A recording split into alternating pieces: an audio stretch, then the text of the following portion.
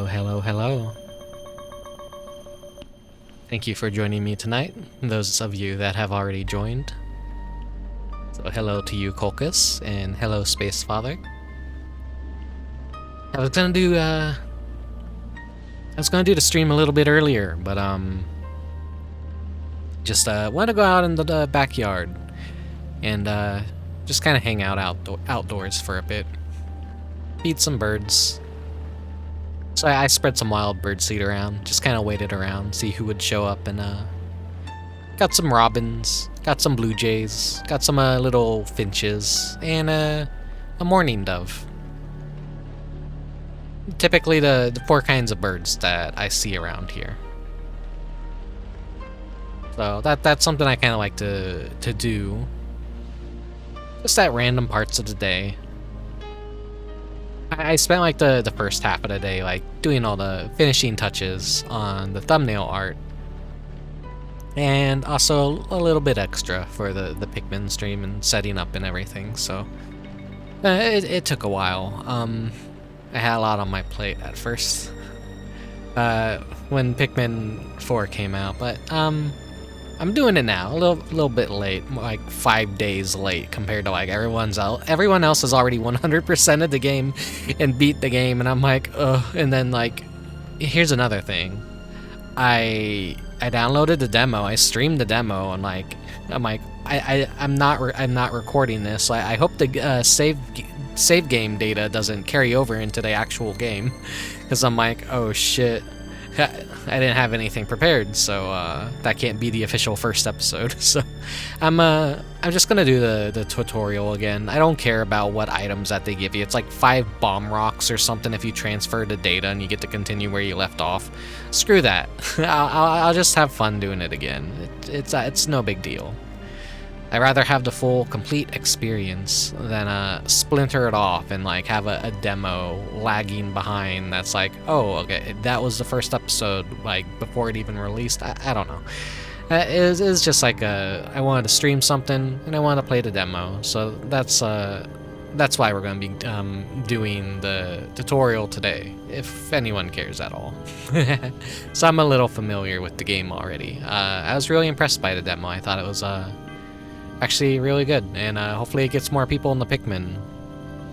See, I love bird feeding. I used to collect cans from my neighbors and use the money from trading them in to buy feeders for the neighborhood. Ah, based.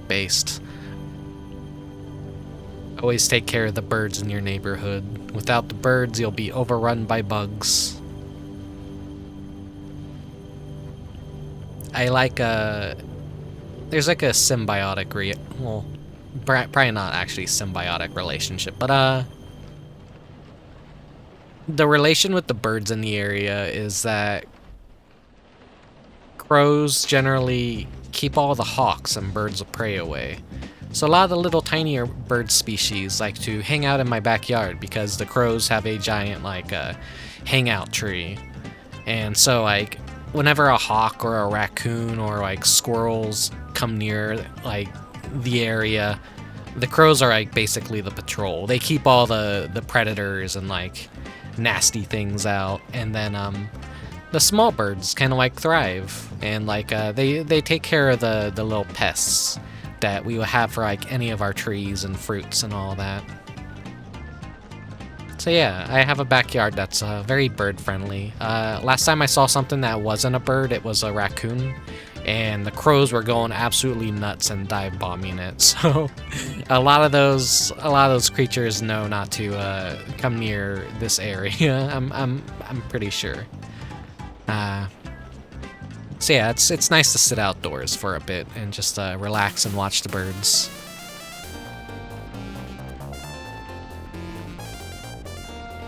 There was one day where a bunch of wild turkeys actually entered the backyard too. I'm like, how the fuck did turkeys get back here? But like then you actually see turkeys fly for a bit, and you're like, oh my god, yeah, they actually can fly.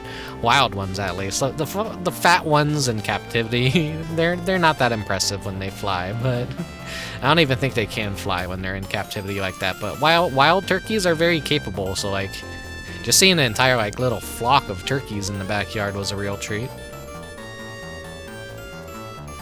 I just like birds a lot. I like to sit and observe birds. But yeah, we will be playing Pikmin 4 today, and Pikmin is a series that I have played ever since it first came out. I was very obsessed with the series. I think I was in elementary school when the series first came out, and because I knew it was like Miyamoto, you know, and Mario and Zelda are like big things for me and all that. I'm like, oh my god, Pikmin, this is gonna be huge, this is gonna be big. It wasn't as big as like I thought it was gonna be. Definitely not as big as Miyamoto thought it would be, but it got its like core little audience and people that understood the game. So yeah, I have Pikmin 1 for the GameCube. Wish I could have played it before this came out, but I'm very slow with the games that I want to play, so, you know, it'll happen when it happens. Hey, Miskell. If you saw an Ochi in your house, would you put it outside? I'd put it in a little cage. That'd be my Ochi. As someone who hasn't played the tutorial and can't play it for another week, I look forward to seeing a playthrough here. Well, I won't spoil too much about it. I don't think I'm gonna get much further from probably where I left off when playing the demo, honestly. So I don't know if I'm gonna like keep the stream like short or maybe go a little bit over 4 hours. We're already starting pretty late tonight. It's like 9:15 p.m.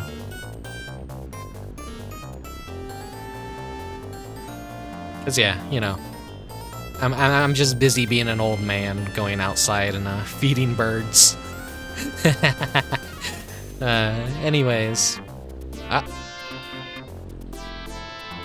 VTube Studio.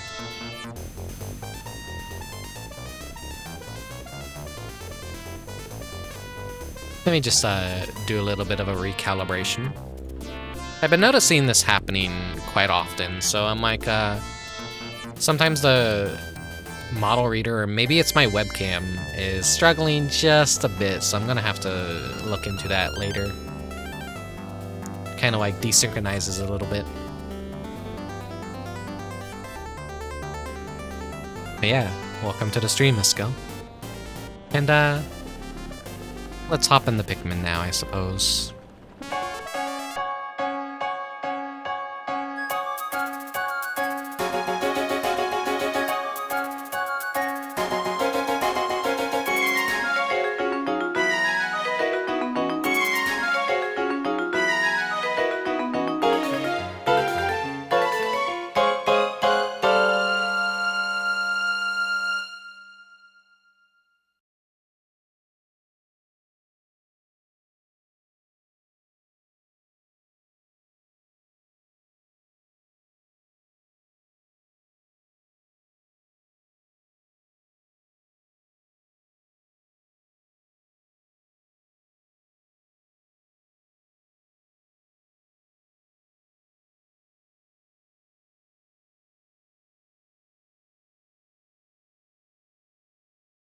Yeah, I was muted for just a bit. I was testing the lip sync because it looked like it wasn't like working for a second. There we go.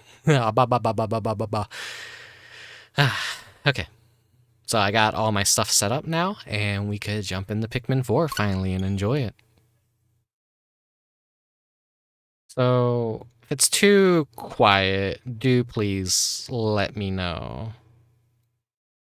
But we're gonna go with 50%.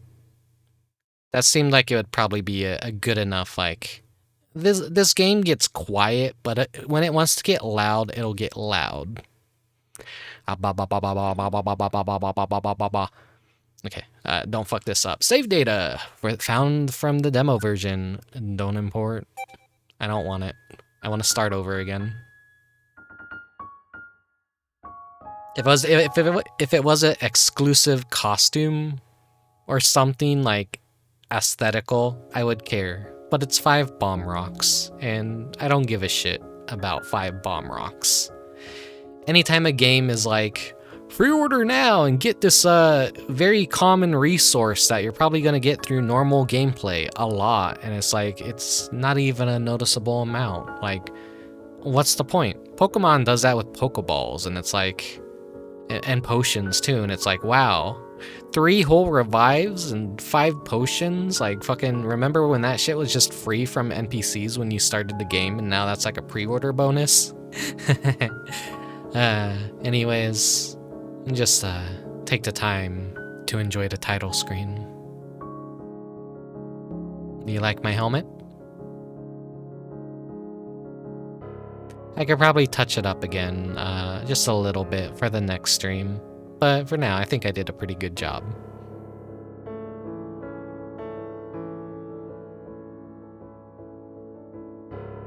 It makes no sense because my hair and horns clip through it. That could technically be fixed, kind of, but we'll see. Such a really great intro screen.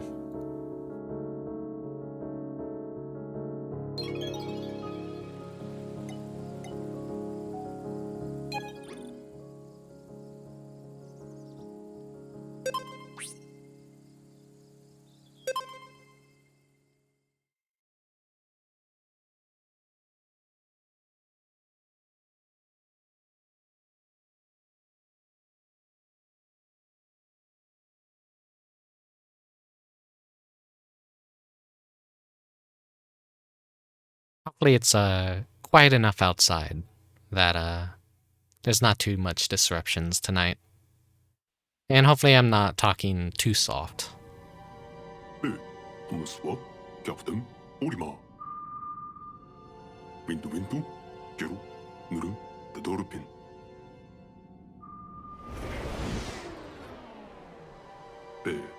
Debris. Imarasto, Dormastoson, Los Deli.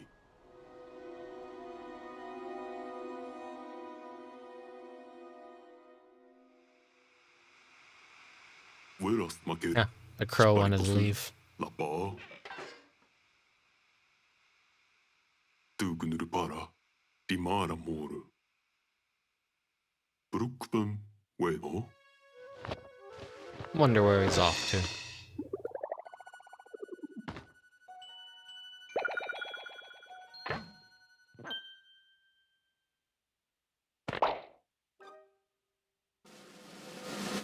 Pukna to Pikmin.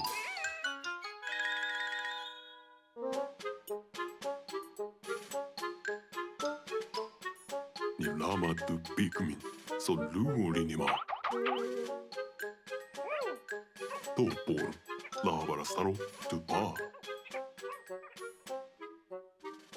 Weba, Belava, Pukna to Lokuru, Nurunto Lava, Tepkunta.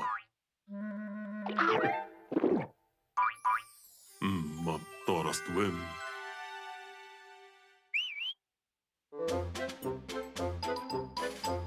So the implications of this intro basically make it sound like Olimar first met the Pikmin here.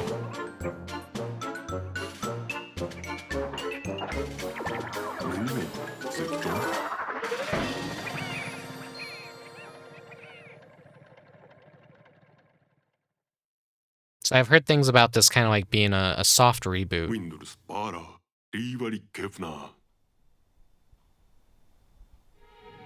Yeah, it's definitely like another canon.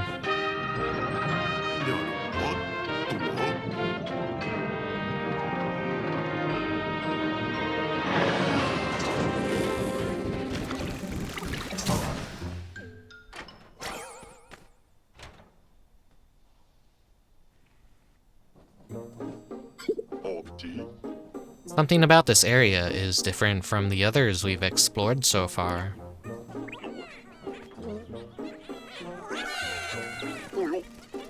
Wait, where are you running off to?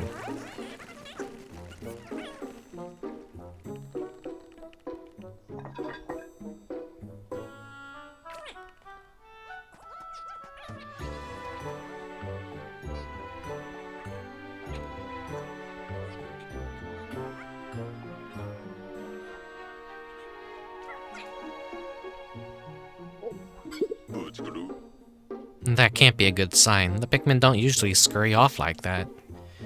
I suppose I'll have to call them back while I search for the missing ship parts.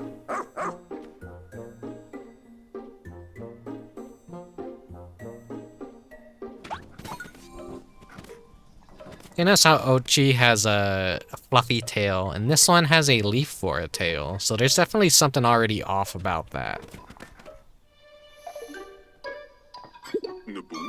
I saw some of the Pikmin head this way. They could be hiding behind those things. Let's break them and see. When we jump, I'll start charging up my pup's strength. You just need to press X and hold down, then take aim. Then she's at full strength, I'll let go and let her rush. That's like what I assumed too, because like originally Olimar had a dog. It's like grub dogs are basically the influence of like him naming Bulborbs or whatever. I think that's how it went. Aha, I knew it. Now I'll use B to call them back to me with my whistle. Toot toot.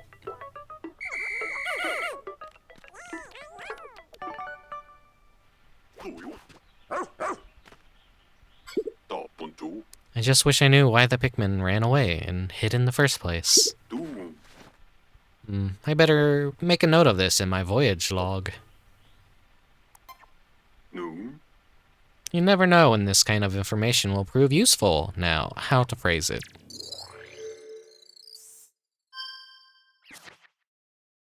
Strange Pikmin behavior. When I arrived in this area, the Pikmin started acting quite strange. They flew out of the onion immediately and immediately hid. I can't find my spaceship parts without them. I suppose I'll keep looking for them and call them back using my whistle.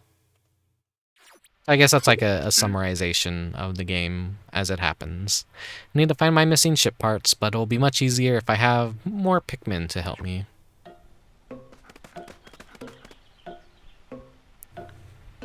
Nintendo, like, they do really good at designing shit. Like, this honestly looks like a fucking, like, all their commercials are just like a family living in a very nice, clean home. And like they sit on the couch right there and they're like playing the current Nintendo game. All it's missing is a Switch and a dock over there.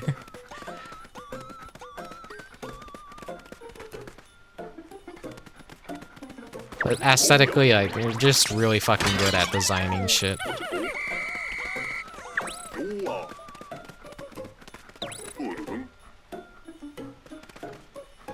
Don't look before you leap. Ugh.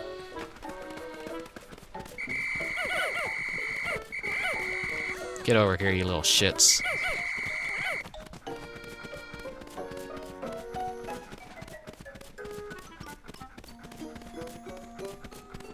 Starting off in the house is like a nice way to introduce new people to the actual scale of Pikmin.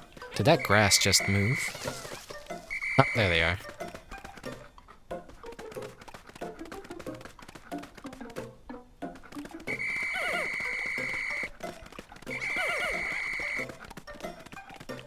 So at least in the first game, it wasn't too obvious, I guess, maybe. At first, that like, oh, you're just basically ant size. Maybe it was, I don't know. It's like, maybe people just thought it was like really big plants and stuff. But I knew it was like always like, oh, you're like very small, and Olimar's like canonical size would be like basically what his amiibo is. That's why like when they were making the Smash Bros. Olimar amiibo, I was excited because it's like, oh, cool, canonical size Olimar amiibo.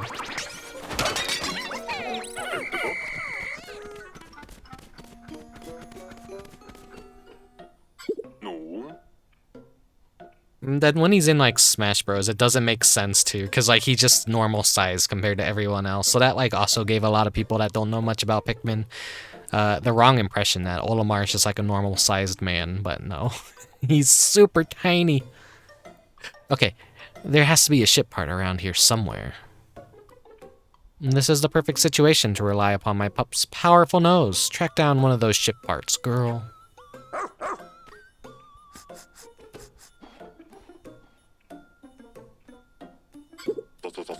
I need to stay on that scent. I'm gonna go gather Pikmin.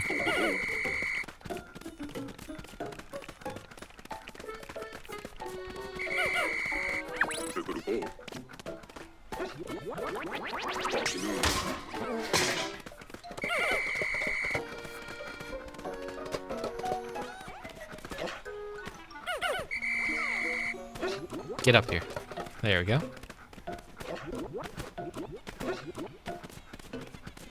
Have you seen a Smash Ultimate mod that makes all characters their cannon size? I have not. I didn't even know that was a mod that existed.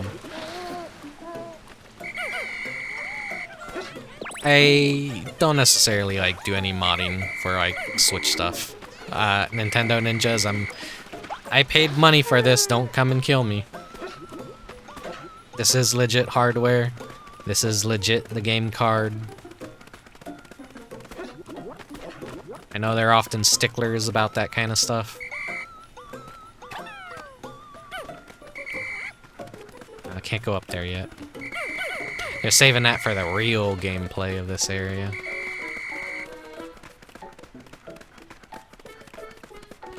Where are their reds over there?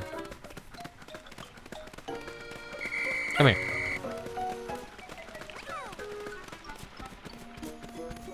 I think that's everything that I could get here.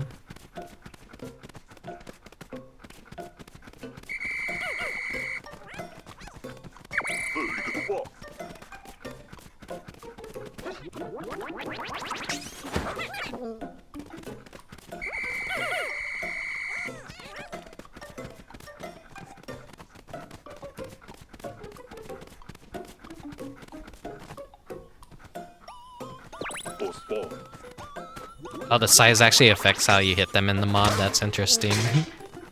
I imagine Olimar would basically be the best character then, since no one could hit him. Here we go. Our first little boss. A creature? That fucking little nose of its.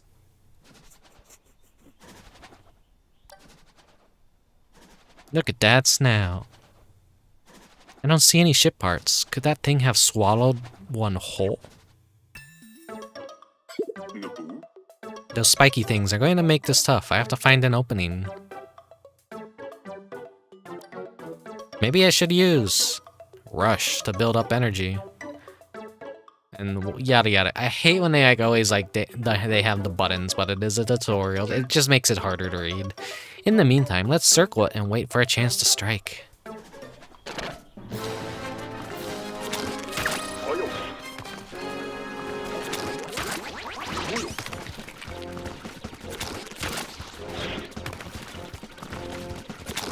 Does it replenish its spikes?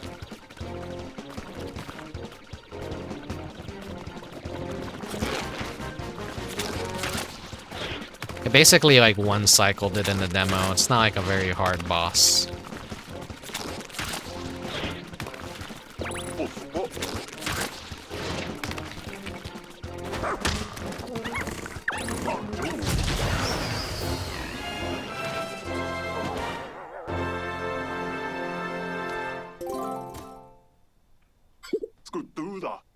It's the interstellar radio. We located it, at last.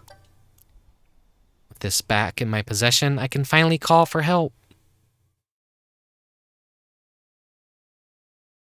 Ochi makes this game very easy, as far as I can tell. So there's gonna definitely be a lot of people that do challenge runs where they don't use Ochi, but because this is like, the game is really focused around Ochi, and like it would feel wrong for me to like try and do that kind of like a challenge run. So I'm just using them the way that the game intends.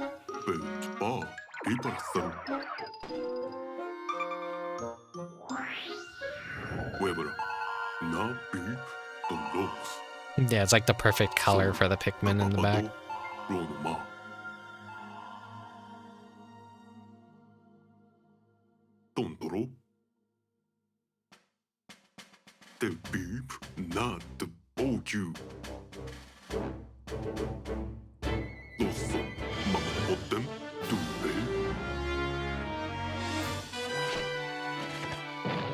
I have to design my captain again.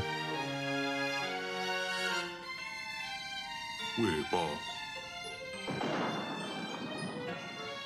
カンマンリスパラリーボノスノン Fucking cursed planet. Just everyone always crash lands. No one can ever land correctly here. ロースロースビモノフ It is the Umibozu. ウェバレバレバドゥパプチルドロンヌブロ That's right. You are my last hope. You, me, it's gonna be me. I'm the main character in this game. Following emergency protocol, all officers were directed to evacuate the spaceship immediately. Finding the dispersed rescued corpse is now your top priority.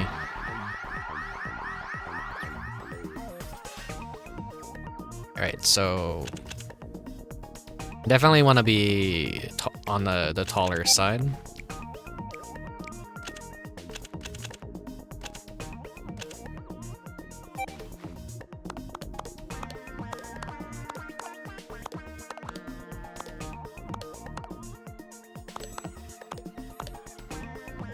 Give myself the dopey eyes.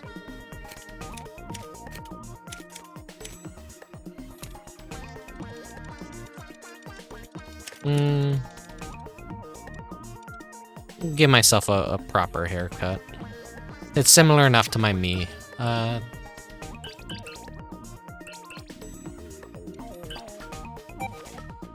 Green.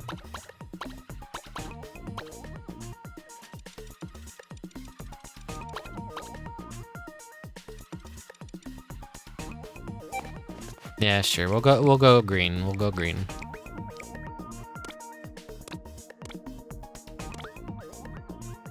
We'll keep the ghoulish complexion. I don't get out much, so I'm pretty pale. Yeah, so unfortunately there's no black suit, so you gotta go with the green.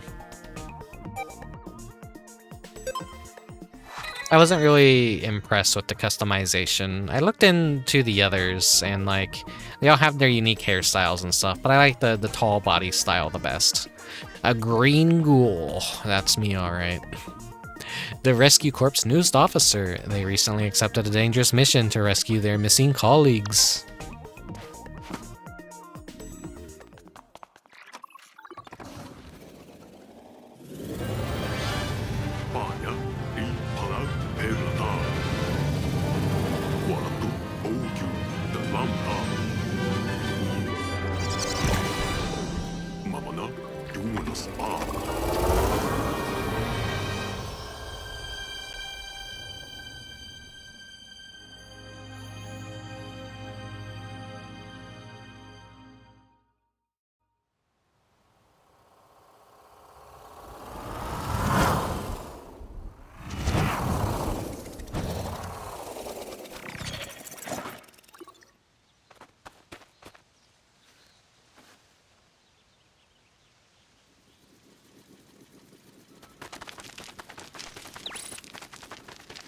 I love the dopey ass run that we do in this game.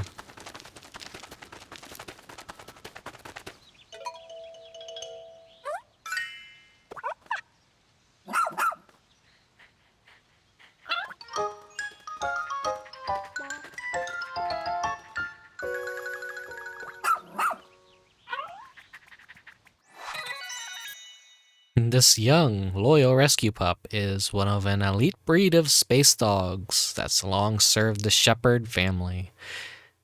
This is his first mission. Little Ochi.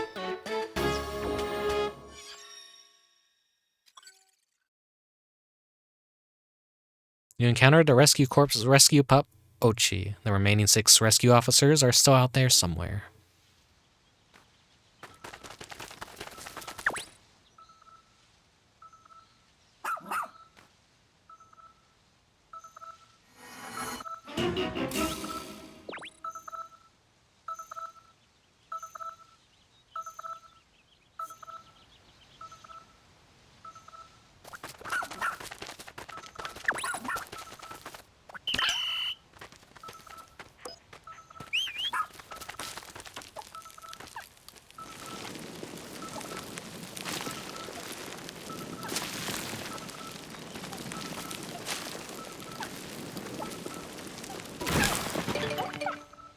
Really nice texturing on the clovers.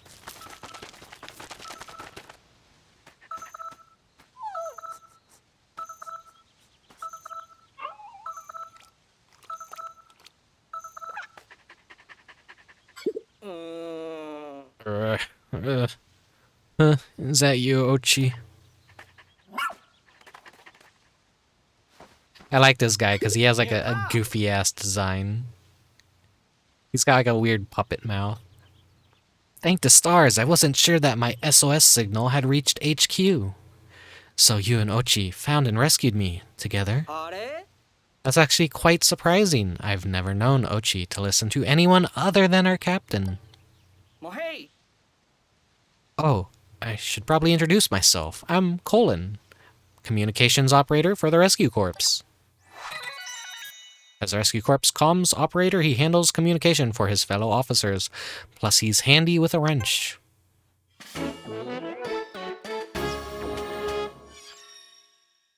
He's got the mouth that the president had in Pikmin too.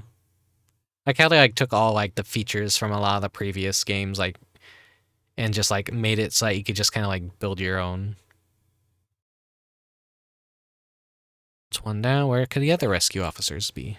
My path got cut off by a small landslide, and when my hunger became unbearable, I decided to nap to preserve my stamina. You're our latest recruit, right? It's Rickubus, isn't it? Couldn't be more grateful to you for rescuing me. As I mentioned before, I was the one who sent out that emergency signal. The rest of the rescue corps, well, it was a rough landing. We entered the planet's atmosphere and lost control of the ship. Oh no. Oh yes, I've spent days sleeping out here in the rough. There were 6 officers on the ship, but we were separated when we ejected from the spacecraft. We came here to find Captain Olimar, whose own ship had crashed, only to suffer the same fate. It's almost embarrassing. I've confirmed that our ship, the SS Shepherd, landed somewhere over there. But I couldn't reach it on my own. Now that you're here, maybe we can find a way back to it. And if we're lucky, we'll come across a few stranded rescue officers along the way. Oh, before I forget, take this. It's an official Rescue Corps tablet. We use them to share information. Thank goodness, I always carry an extra. Tap up on the left side here to open and review your missions. Oh, cool. Thank you for the Nintendo Switch. You can use this app anytime to confirm what tasks are top priority. I have some other handy apps to share, but I'll install them later when we have a moment to rest. For now, just remember that you can always tap up to view missions. But if you press minus and select shortcut settings, you can assign different functions to each shortcut button.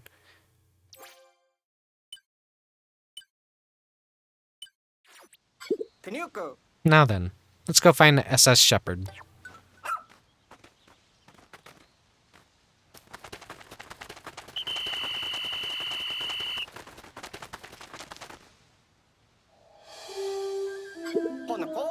And there she is, SS Shepherd. I can see the ship, but I have no idea how we're going to reach it from here.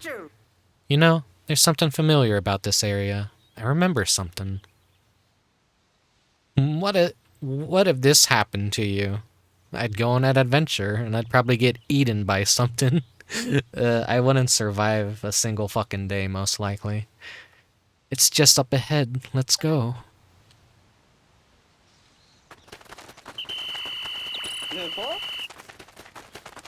The plants on this planet are gigantic. Always make sure the area is safe. Whoa. Look, that's it. See that big hole in the ground over there? If only we could find a way there, then we could finally reunite with the SS Shepherd. It's so scary how the ship has like doofy big toy screw holes in it. I like when things like that are like always exaggerated about stuff. I like goofy clockwork things and like toy like gigantic bolts. Mohei. Ponyanong. This is a perfect job for a rescue pup. They're known for being excellent diggers. Tishnippo. Good pup, Ochi. Yup. Kakto. Almost there. Hey. I like how people are finding these in real life, and they're like, oh my god, it's a Pikmin cave, and like they have little Pikmin toys and plushes, and like they're taking pictures of them next to these. It's like a cute little thing. You can now see why rescue pups are the rescue corps' pride and joy.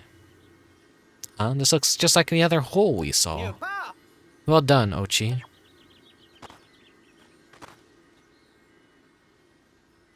Tunabe. Wonder if these two holes are somehow connected underground. Tunkure. It looks pretty deep. We're just going to have to dive right in. Let's do it. Hello, hello. That's a spirit. Here we go. Let's go. Though it does look pretty dark down there.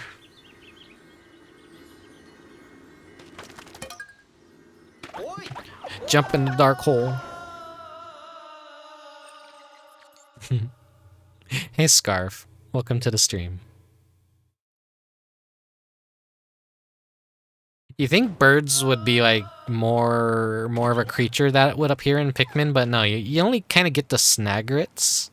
And those are like as close as a bird as you get. And like that one boss from Pikmin 3, which is kind of like a hummingbird mixed with like a bee or something, I think. Hey, hey, what is it, Ochi? He's trying to tell us something. Perhaps another rescue officer is down here?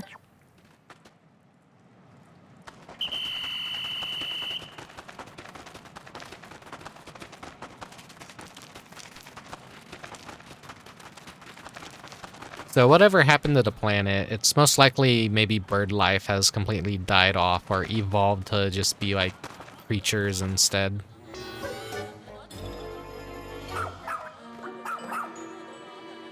No. Oh my, what a place to find the captain. That terrified individual you see over there is the captain of our rescue corps team. Look sharp, Rickubus. Hello. The captain comes from along. This is no time for a history lesson. Hurry up and do something. Ano. Oh no, she's surrounded by creatures. They just melt into like fucking piles of goop. Yaha. Ugh, now we can relax a bit. Ponako. Captain, we took care of the creatures down here. Can you get down? I hope so. My arms are almost numb. I've been hanging on so long. Okay, I can do this.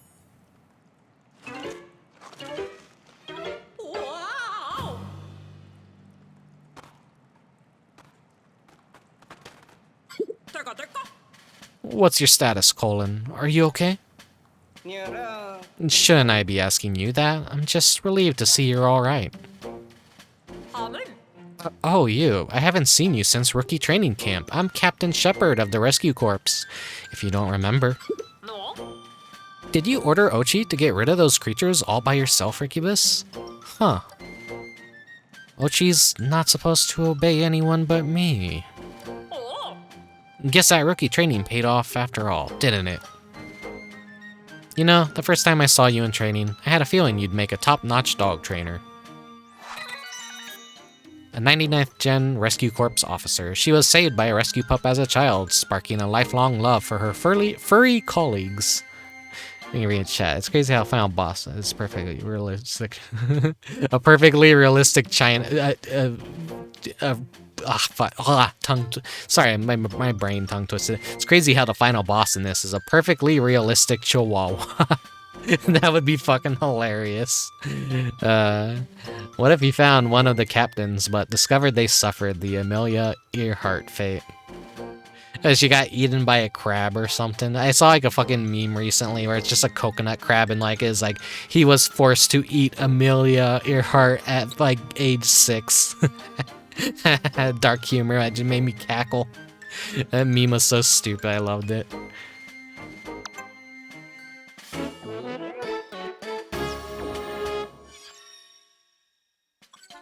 We found Captain Shepard with the captain here. It feels like there may be some hope for us after all. Sorry to interrupt, Captain, but, what are you doing down here anyway? While exploring the surface, I discovered a suspicious hole.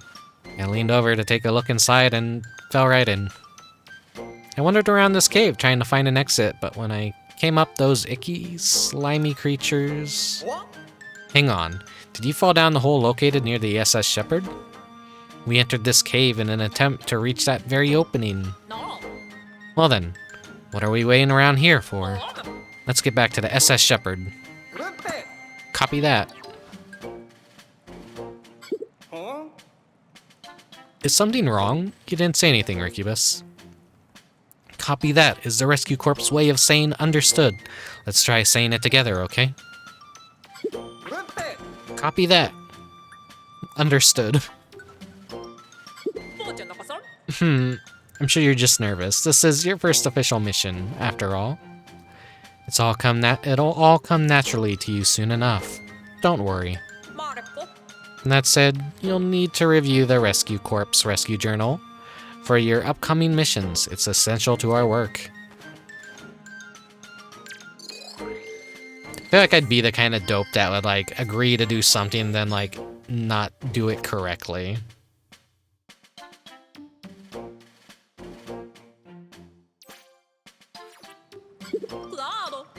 You'll be able to access them via your tablet as the need arises, so put them to good use while on the field. Since Ochi and you have bonded, I officially approve of your partnership. I'll be observing you both to see what skills you have as a rescue pup trainer.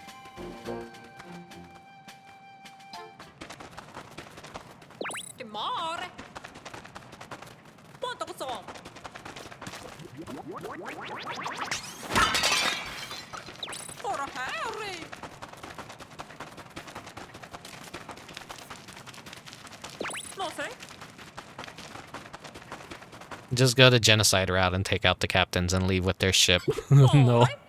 There, that's where I fell in. My word, to think you survived a fall from that height? But more importantly, how are we supposed to climb up there?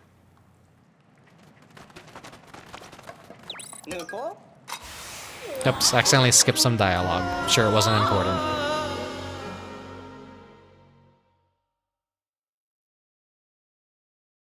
As the audio sounded good, can you hear me over the game, or is the game a little bit too quiet?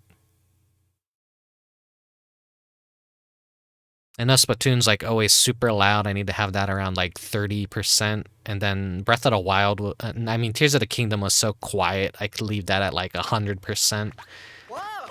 Pikmin's a weird mixture of both, where it's either like really loud or super quiet. Excuse me, Rickubus. I suggest you exercise a bit more caution when encountering something unfamiliar. Maybe don't just touch it. Sounds good? Okay. Thank you. I completely agree, though in this case, your impulsive behavior did get us out of that cave.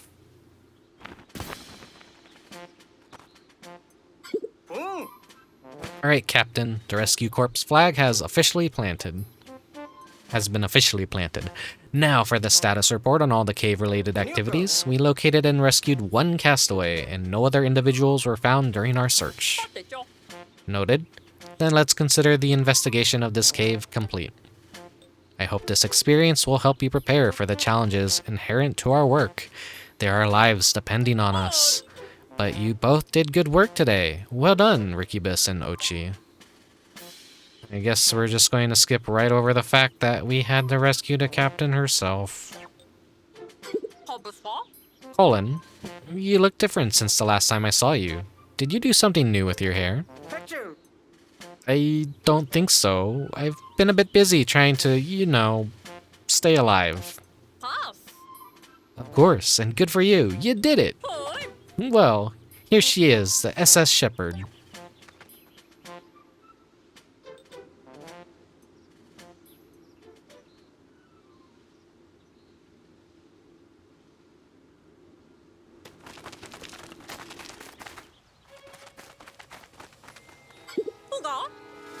Is that smoke pouring out of the SS Shepard? I'll investigate right away. Famous last words.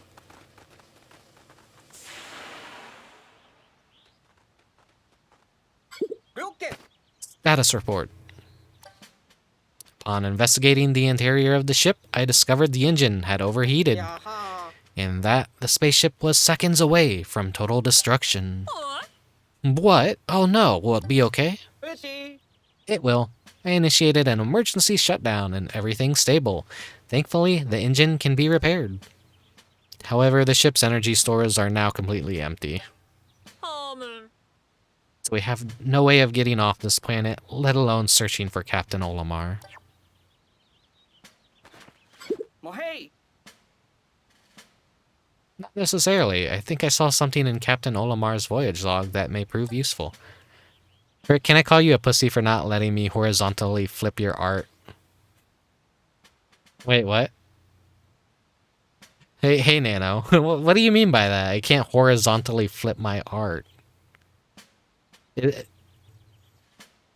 that because of my eyes? So like you're trying to flip a piece of art of me, and then you get the eyes on the opposite ends. Modify emote redeem. Oh, did I have that deactivated? Huh. I'll have to look into that after the stream then. Here it is. Take a look at this.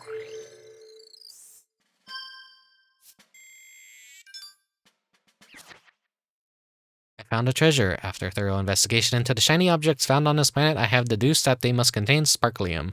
I feel giddy to have found real-life treasure, but my focus must remain on my main objective, finding the missing parts of the SS Dolphin.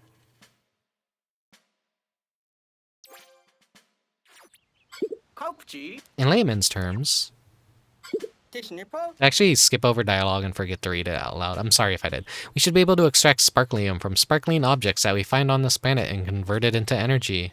If they can be used to restart and restore the SS Shepherd, those objects truly are nothing short of real-life treasures. I'm skeptical. But at this point, we have nothing to lose. Thank you. I made it myself. If I actually did need this helmet, I'd be fucking dead because my horns have broken a hole through the top of it, and my hair is also kind of... My neck is still exposed. Just fucking slapped a fishbowl over my head. But at this point, we have nothing to lose. This may be our only chance. So from this point on, we have a new mission. Find and collect all the sparklium objects we can. Ruppe. And copy that.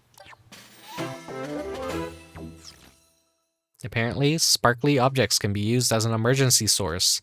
Locate as many as you can so you can restart the SS Shepherd. Tunabe. Once we collect this treasure, we'll need a way to transport it. Tataro.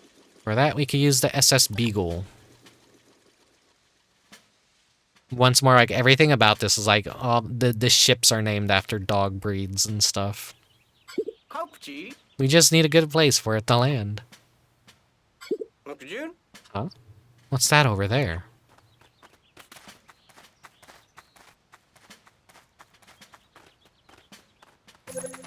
Hocha. It's so shiny. Eri. Maybe it's some sort of landmark, but I'm not completely sure.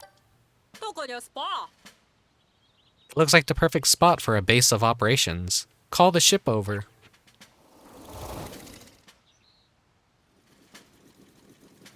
Ho. I mean, Olimar's from the GameCube, and, you know, during that era, the code wasn't, like... Dolphin was either, like, the GameCube's, like, proto-name, and then, like... Or maybe that was the Wii, I forget. It says Beagle, repositioning successful. Because the GameCube was, like, really amazing at rendering water back then, so that was, like, why they, like, named it Dolphin. Dolphin was the cube? Okay. I'm trying to think, what was the Wii's code name then? Or did it even have a code name, or was it still technically Dolphin? Good, our preparations are complete. Let's find that treasure. Since the big focus of this Pikmin game is dogs, because Ochi, then it's like, yeah. They just, like, named everything, like... They weren't gonna call it the SSNX, if you remember, like, Switch's, like, code name. If that ever was its actual code name, I can't remember. I think everyone's forgotten the days of calling it the Nintendo NX. Is this what I think it is? This has to be a treasure. Just look at the way it sparkles. No. Let's check the tablet to see if it's emitting a high energy reading. Alright, rookie.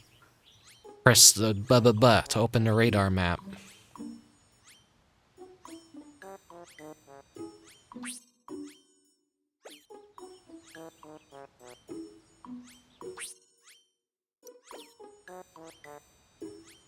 I'm pressing all the buttons. On.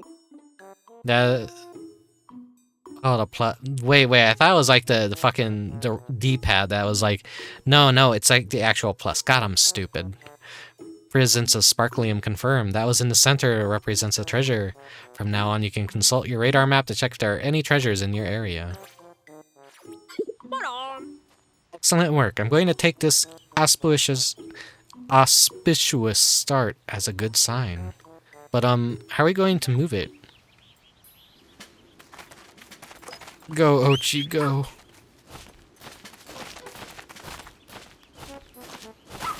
We was revolution. Oh, right. Okay. Now I remember. Thank you for reminding me, Miskel.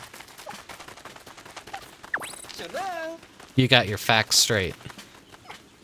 Meanwhile, my facts are always kind of like a mixed bag of fucking...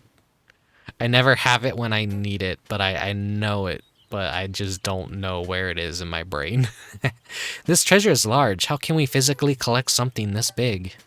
The ship uses a special type of light ray that miniaturizes objects during collection, so it shouldn't be a problem. I'll examine it with the sensors on the SS Beagle right away. Let's hope it contains the type of energy that we need.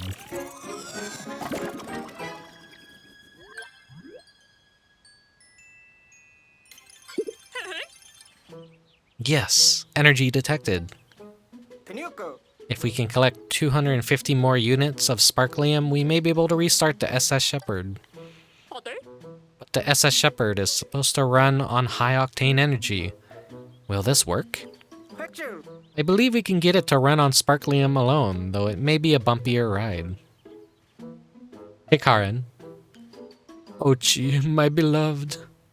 But before that can happen, we're going to need a lot more. Then we need to search the area for more treasure.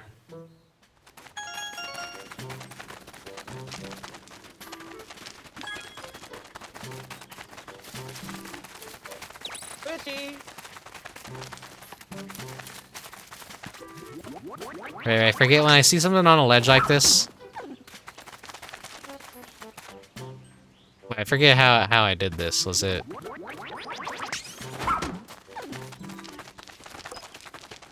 I gotta go up there. Oh, wait. The red Pikmin.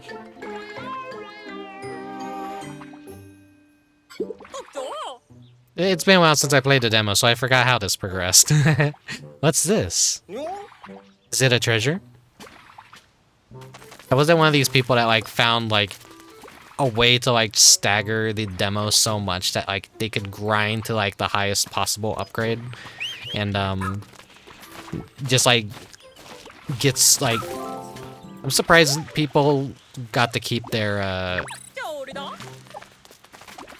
save files, like, after they found out ways to, like, break the demo so much and just grind, like, way too many fucking Pikmin.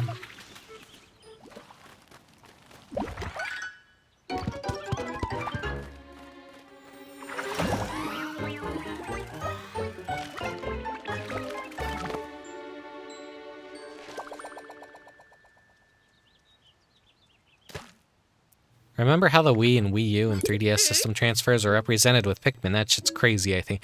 That is always such a cute little detail. Yeah, like, it's from the Wii to the Wii U and, like, the 3DS, too. Like, when you're transferring, like, from a 3DS to another 3DS system, they're represented by Pikmin. And then I think there's also a Wii U that transferred data to Wii U. But they're, like, weird robots and, like, Pikmin stand-ins.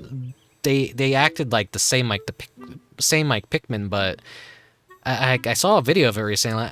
Because I don't think anyone in their right mind ever had two Wii U's and needed to transfer data between the two systems. That just went widely unknown until I saw a recording of what actually happens, and I'm like, why aren't they using Pikmin? It is funny, though. Give it a look. I don't know what phrase to search for. I guess Wii U to Wii U, like, transfer, and you'll probably see it. A friend showed me it a while ago. I was like, huh, interesting. Huh, it moved. I don't think it's a treasure. Bloom. What could it be? It looks kind of like a plant. Could this be that thing Captain Olimar wrote about in his voyage log? Onyanong. He called it an onion. No. If this is an onion, then what is that sprout? Yoink.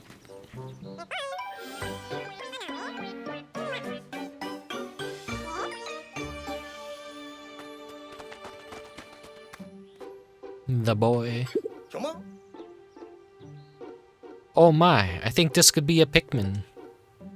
According to Captain Olimar's voyage log, they're friendly and helpful creatures. Well then, maybe they could help us while we explore and look for treasure. Gato. Look at that. Ochi's already bonding with the Pikmin. You should introduce yourself as well, Rickubus. Nyarang. It's like my little chihuahua when I take him outside and like he's afraid of something. He once got spooked by a little mole and like he got like he was just like caught off guard and it was like the cutest thing ever. And Captain, how long do you intend to hide back there? Tunkle. All right. Come on.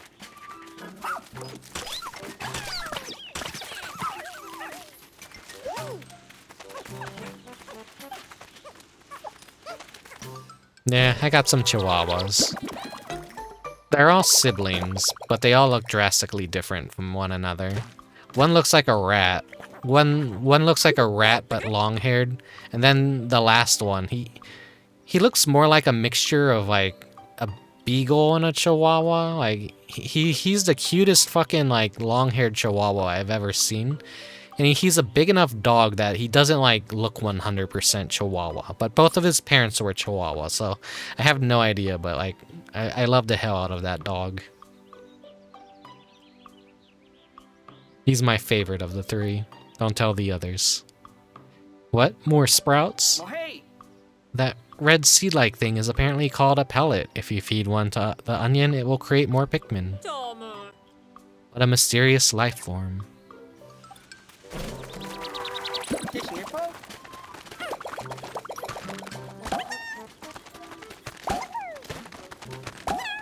Just holding down the button still auto-picks everything for you. So either you can mash it or you like hold it down and I think it does the same thing. And yeah, Snoopy is a beagle.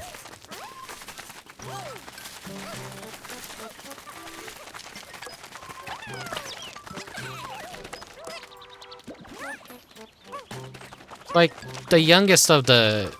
Basically, she was the runt of the litter. Her name is Coco. She looks like a little rat. Like, basically what you would imagine a chihuahua would be.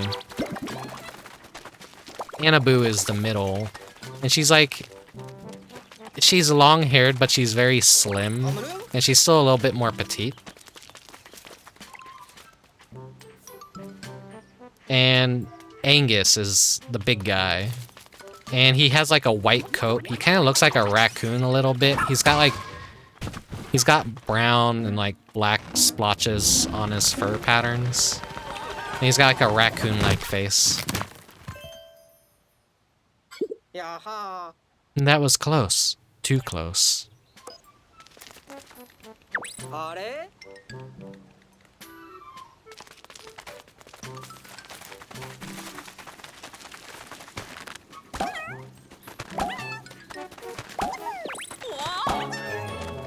Oh, Moikoi, thank you for the raid.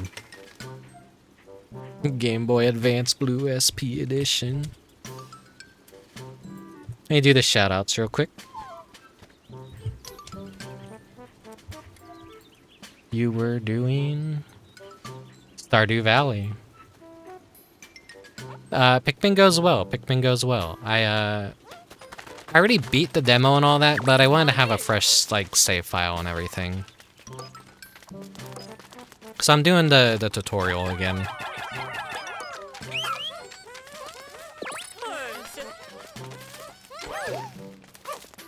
Game Boy Advance Blue SP Edition.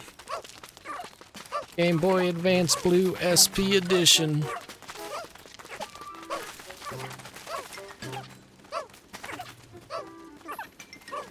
That Game Boy is like either burned into the screen or its battery is just...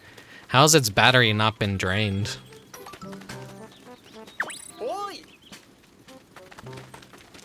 Turnabe.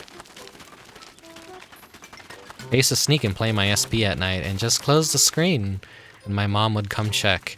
So you're basically like the fucking 9-volt game from the WarioWare for the Wii U.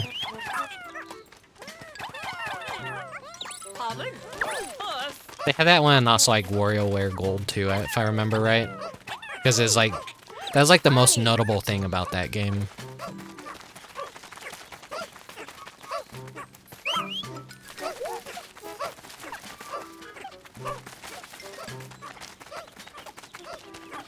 Still have yet to play a Pikmin game, but I've heard very good things about it. Yeah, don't begin with one if you're a beginner, because like that game's gonna like treat you very mean. Like it's the equivalent of like throwing someone into the water, like, and they don't know how to swim.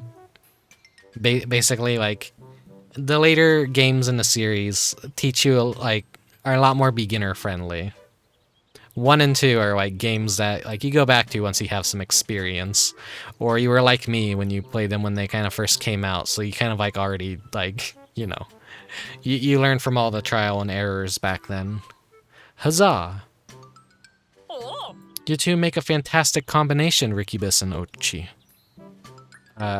Thanks a bunch. Yes. Keep up the good work. The Pikmin are very obedient. They move and work like tiny rescue pups.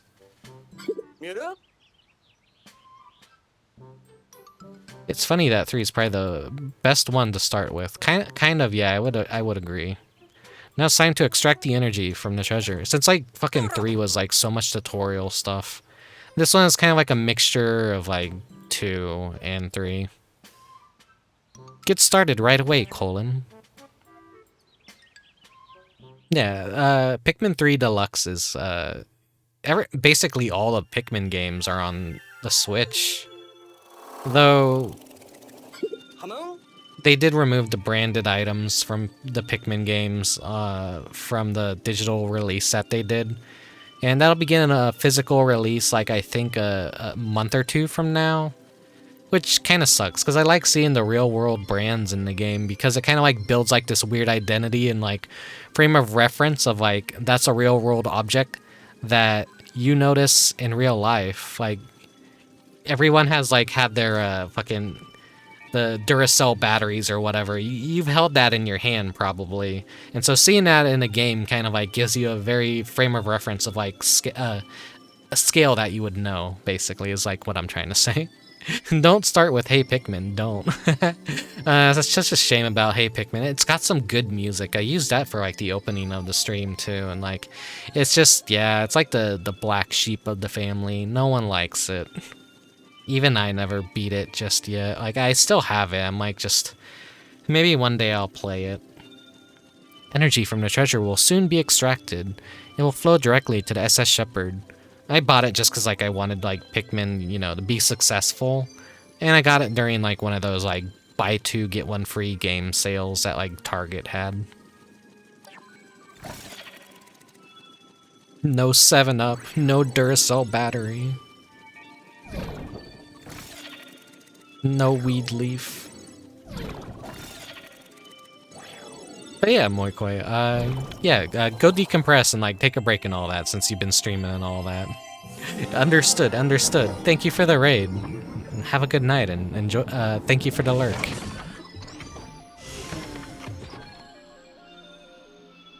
No purple Pikmin carrying back a box of Magnum condoms to the SS Dolphin. Man, I couldn't believe that they put Magnum condoms in Pikmin 2. Like, that's the brand deal of the century. We did it! The ship's back online. We still don't have enough energy to fly, but now we can use the radar to look for our missing rescue officers. Excellent, Colin. Boot it up and see if we could pick up any signals.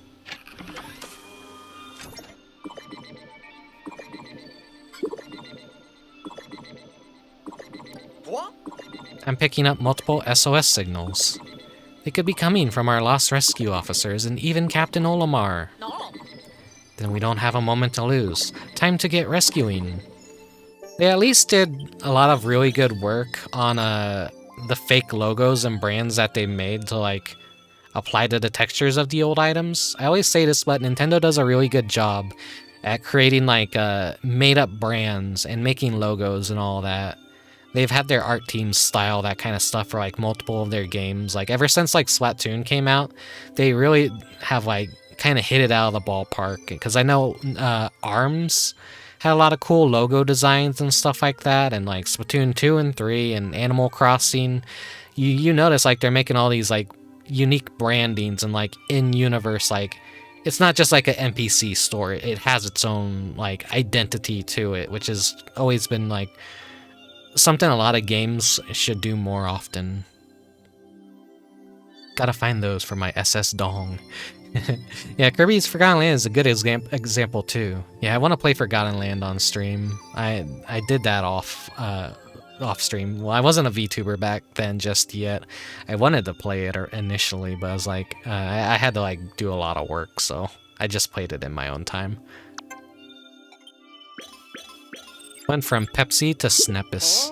That's interesting. The ship is automatically naming objects. The Noble Badent, the Stone of Advancement, and the Path Creator. We encountered unknown objects and elements on our missions all the time, so I had a naming AI installed on our new ships. Apparently it was co-created by a famous appraiser. It's more sophisticated than I expected. Pretty impressive. It is neat, but a backup power source probably would have been more helpful. I was worried when I saw the smoke billowing out of the SS Shepherd. I didn't know how things would shake out. Thank goodness we were able to make the repairs. I've been roughing it for long enough, but there's something to be said for finally having a properly prepared meal. And you're sure we have enough emergency rations, Colin? We have no idea how long we'll be stuck on this planet. I counted our stock 3 times, but I can do it again. Excellent plan. Now tomorrow we'll focus on recon, so you and Ochi need to eat and get lots of rest, Rickubus. But don't forget to review your missions before heading to bed. She advances on my stone.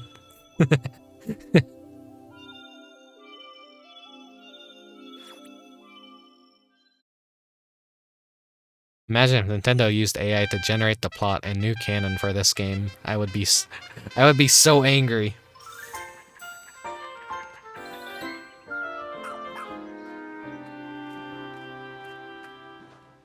Right, me and my fucked up little dog are ready to go on a mission.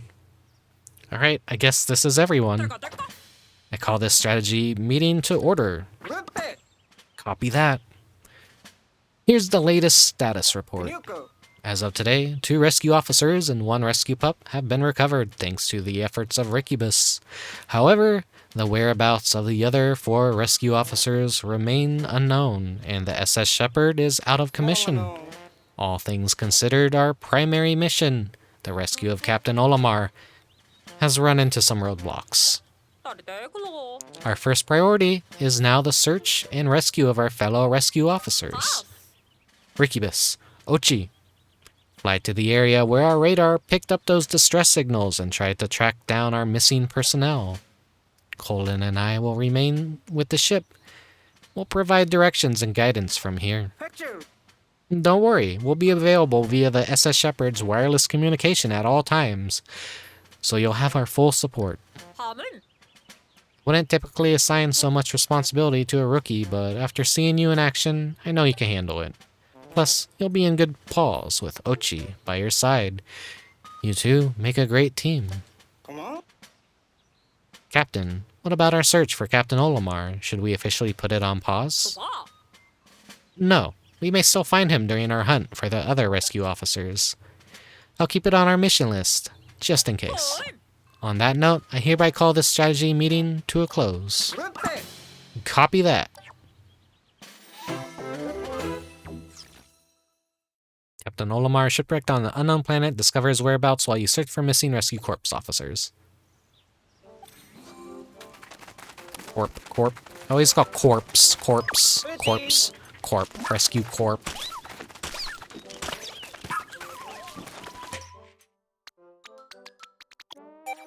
Let's get some extra Pikmin before we go.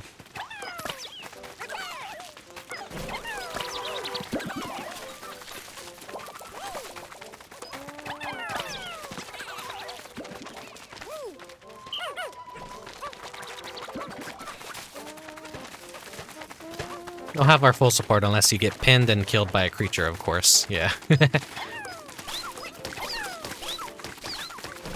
like how the plants, like, they squeak. We're killing living creatures.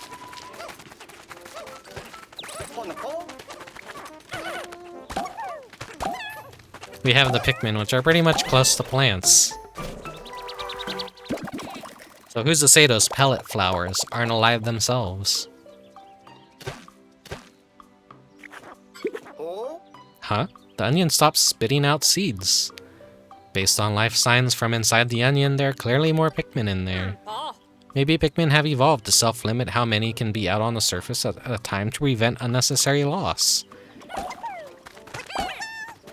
That corp was pronounced core. Maybe.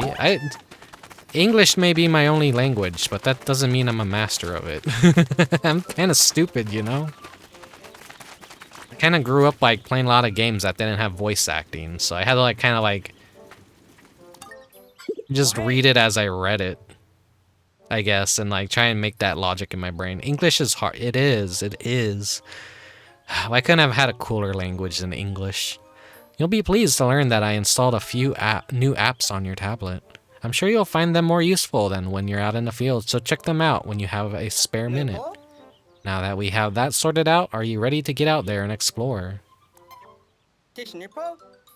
Which area would you like to explore?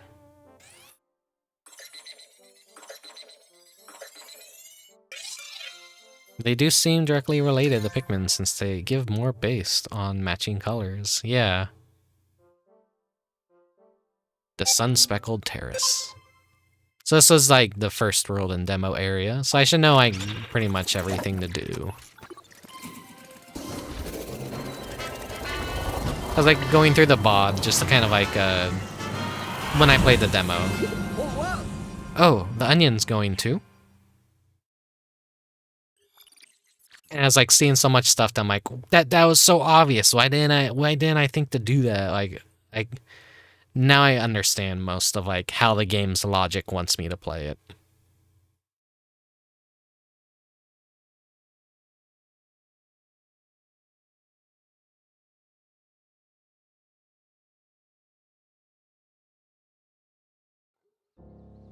Now I don't gotta worry about the limit either.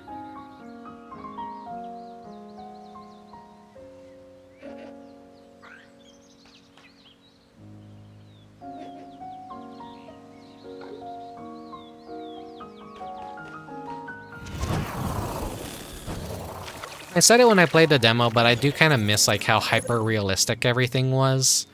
This is still realistic, but it's a stylized realism. So it's still very, very good. But I feel like 3 just had a lot of expertise on like making the plants as like realistic as possible.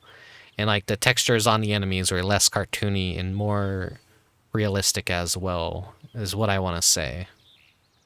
Come in, this is Colin. Looks like you made it there in one piece. And I say why I like the realism in Pikmin is because it's like very nature focused, so like going above and beyond to create something that's believable when it's just like a bunch of like goofy little things that don't even actually exist in the real world for contrast, and trying to make organic sense of that kind of stuff. That's what's like really fucking cool, in my opinion. Hang on, I'll have the captain explain how today's rescue operation will work.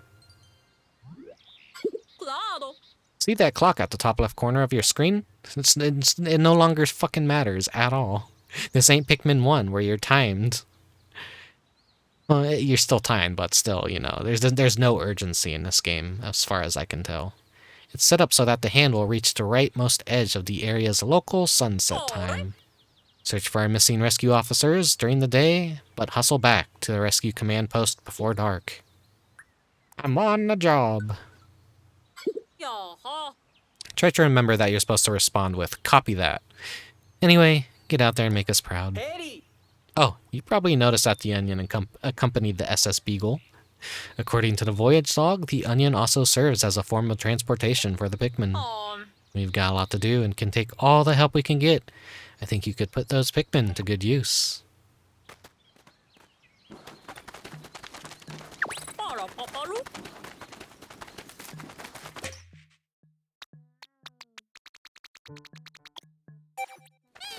Heard a lot of people don't really like the hard cap on like the Pikmin that you can have out, and I've heard something about there being like a limit to like maybe 3 types of Pikmin.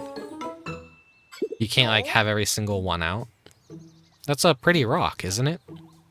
Doesn't seem like treasure, but it might be useful. I'll check Captain Otomar's voyage log.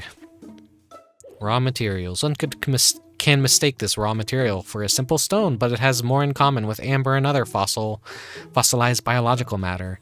When heated, it melts into a brown clay and becomes malleable. I should be able to find many applications for it. あれ I'm a fair hand with machines, but I don't know much about materials science. We had our scientist back, I bet he'd be able to make good use of this. Collect it for now. He'll be excited to have something to work with after we find him. Come on.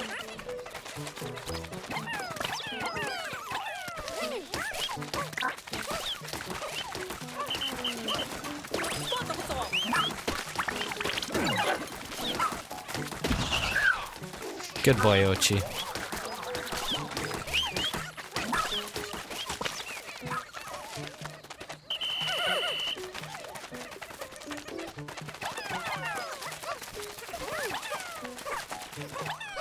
It screws me up that we still don't have the C stick to go to, because I missed that. That always felt so good to do and like made me feel like I had more control of my Pikmin. Oops. Accidentally stopped them.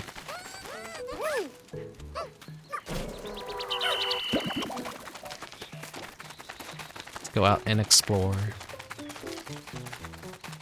Probably fair since there's like 8 types in Ochi now. Yeah, it's a lot to keep track of. And their whole thing is like they want more people to play Pikmin and less people to be intimidated by it. Come in, Rickubus. I forgot an important detail. That is, you're going to need Ochi's help when it comes to searching for the rescue officers.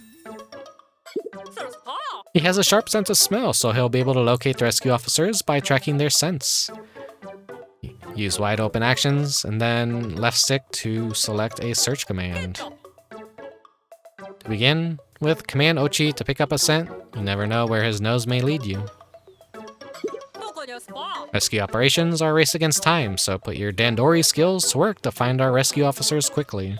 けど You look a little confused. Have you never heard the term Dandori before? I've seen all the memes of like, Dandori issue. Get good. Dandori issue.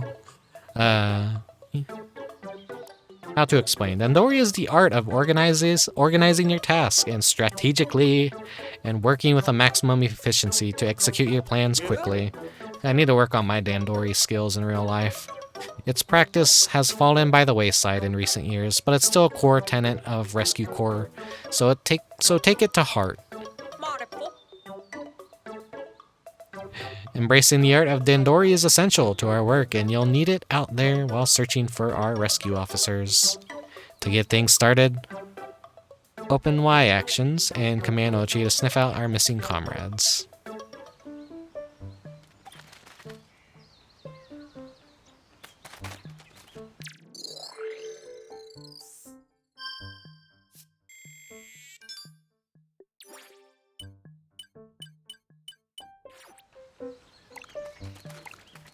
What was that? Why? Okay, there we go. I was pressing it, but it wasn't working.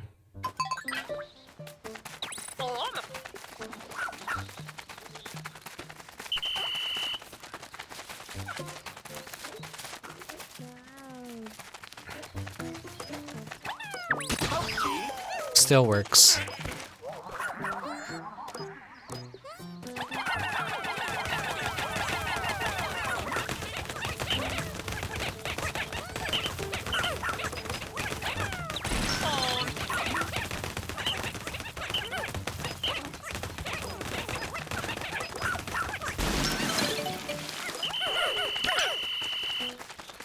Boom. Watcha. I want to walk around with 12 of every Pikmin to hear them all sing. Yeah, that sucks that that's going to be gone. Look, there's a cave here too. This area is crawling with creatures. Our rescue officers could have retreated into the cave to get away from them. Yamo? Well, we should probably take a look inside. Yeah, I know before I do that, Are?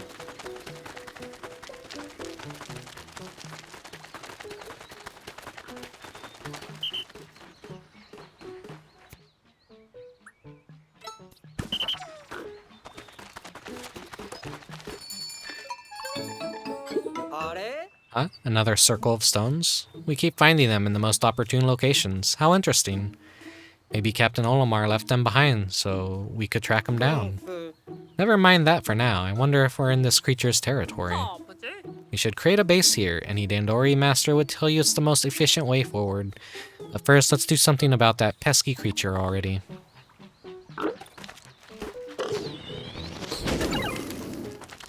Now, I wanted to do that because, maybe I have to get the scientist first for it to actually, register. But it would give me an upgrade that would, like, make me immune to fire. Quite potentially.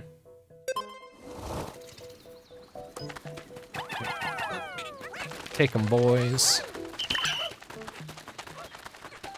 Let's go back here and, on a mission to just kill as much as possible.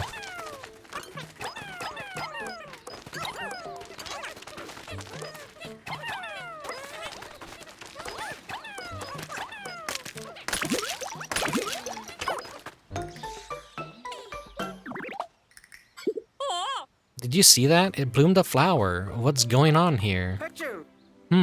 That substance is called nectar. When Pikmin consume it, it stimulates their growth, apparently. The voyage log says that the more they grow, the faster they move. They really are mysterious creatures.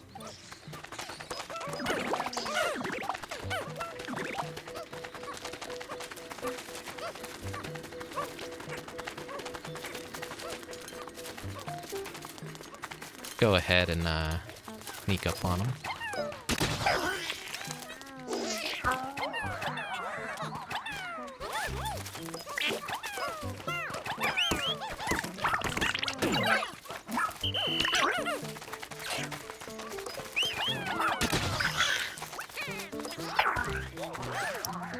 Because it snaps onto them, they're a little bit more difficult to properly, like, get that one-hit KO on the little bastards.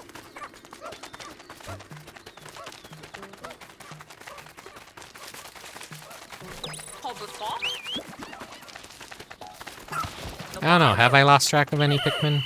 I don't think I have. But the game would be telling me that if that's the... Oh yeah, I see him over there. Okay.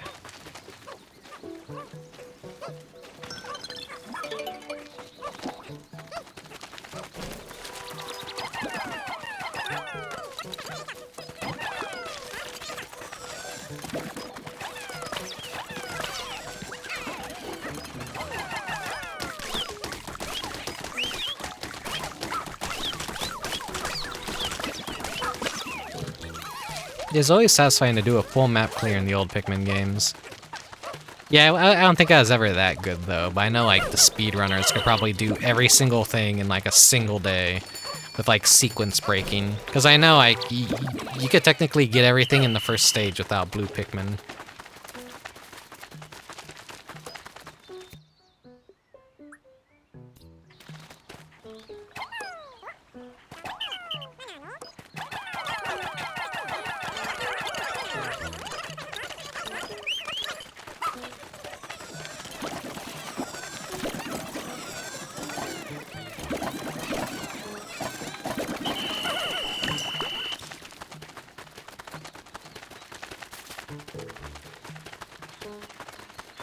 I didn't let Ochi finish, and then it despawned the thing. Interesting, interesting.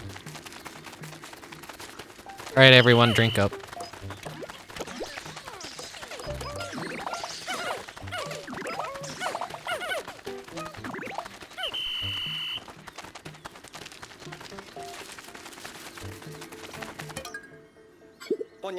I wonder if there might be a voyage log entry related to these coordinates. Yep, here it is.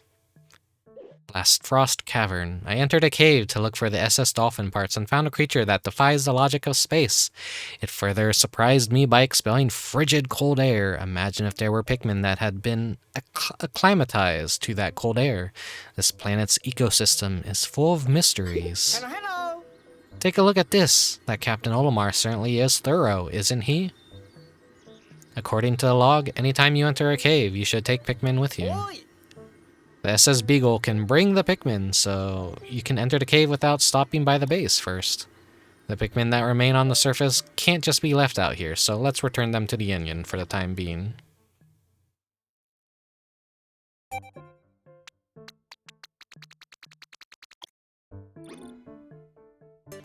Oh, I'm dumb. I already had out the maximum number.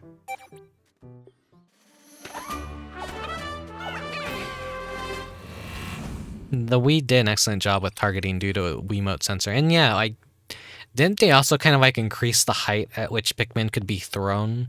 So yellows kind of became a little redundant because the new motion controls added just a little bit of extra height that I think you could actually cheese things even more. So the Wii versions of Pikmin 1 and 2 were kind of actually better than the GameCube versions. Good boy, Ochi. He picked up a castaway's scent. It has to be one of our missing rescue officers. Time to get them back to safety. I think I recall something about that. I'm not 100% certain, though.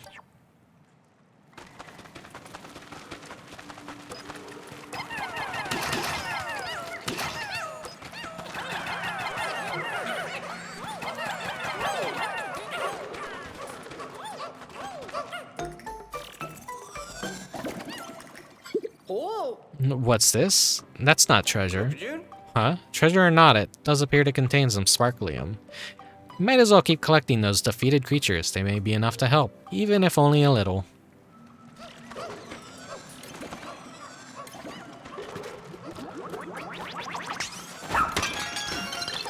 I don't really quite know why it is. I think it's just yeah, I guess maybe it is because it just it let you aim better. So that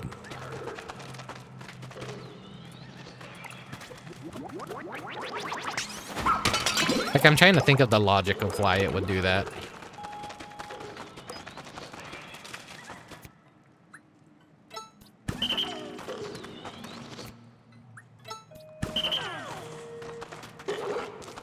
Mano.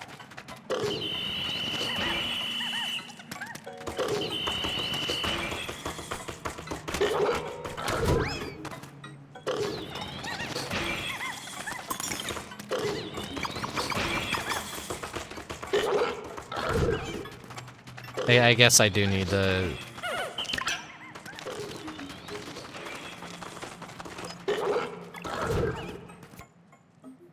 Go whoop his ass! Go whoop his ass!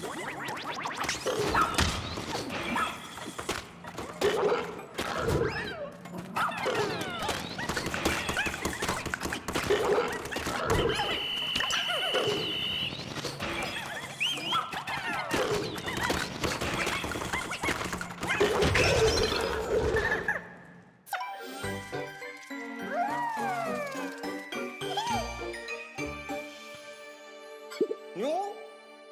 The ice Pikmin are still really strange to me. Are these Pikmin too?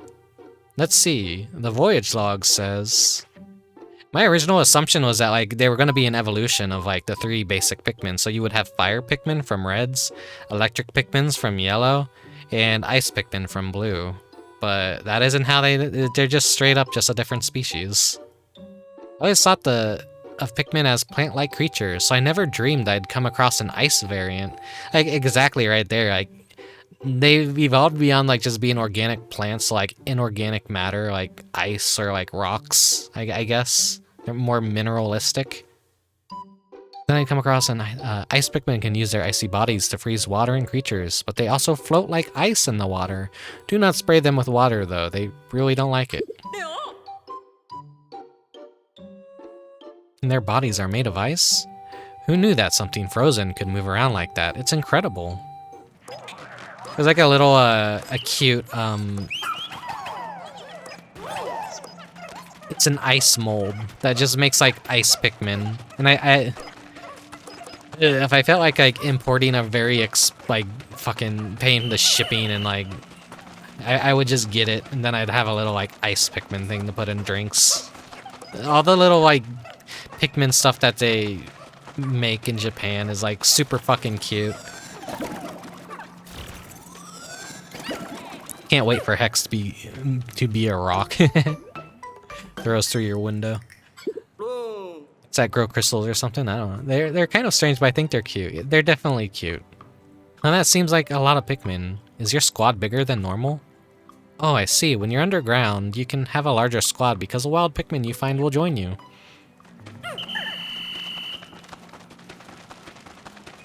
Alright, boys. Sip up.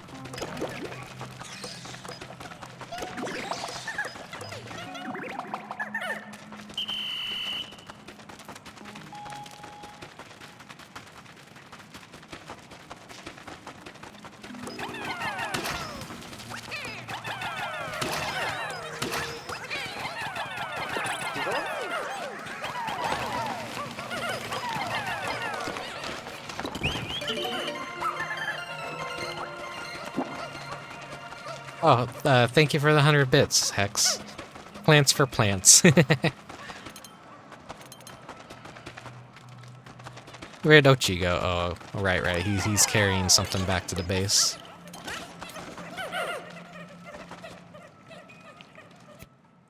Didn't he have a command?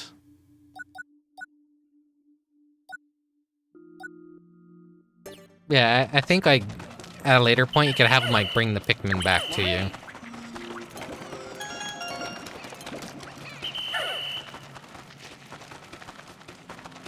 I was like, did I hear the Mischief Makers thing? And I'm like, oh, right, because like I have to have my desktop like a little bit lower than usual because capturing Switch footage is always a little bit of a pain in the ass. This dog is messed up, bro. He's releasing an official Autosheet plush too, and I was super excited, but his face just looks like he's gone through so much stuff. Yeah, like that's why I opted to like draw him as like sleeping for the thumbnail, because like his eyes always, they're hard to get right, really hard to get right. I barely got the Pikmin right. Huh? No use beating their head against this problem any longer. Just like that, frozen solid. I bet you can break it if you hit it now. Give the order to the Pikmin, or Odachi. Ochi. Not Odachi. I think I like accidentally kept pronouncing it Odachi in the demo. I'm like, oh, it's oats, like oats.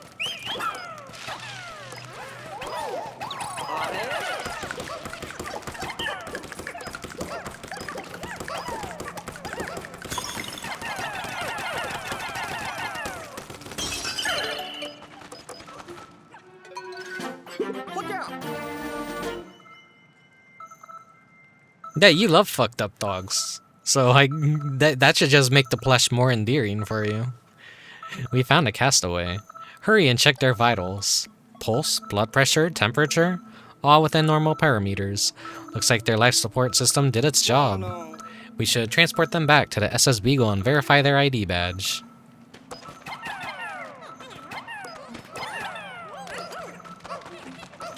I think that's everything in here. Wait, no. I need Ochi.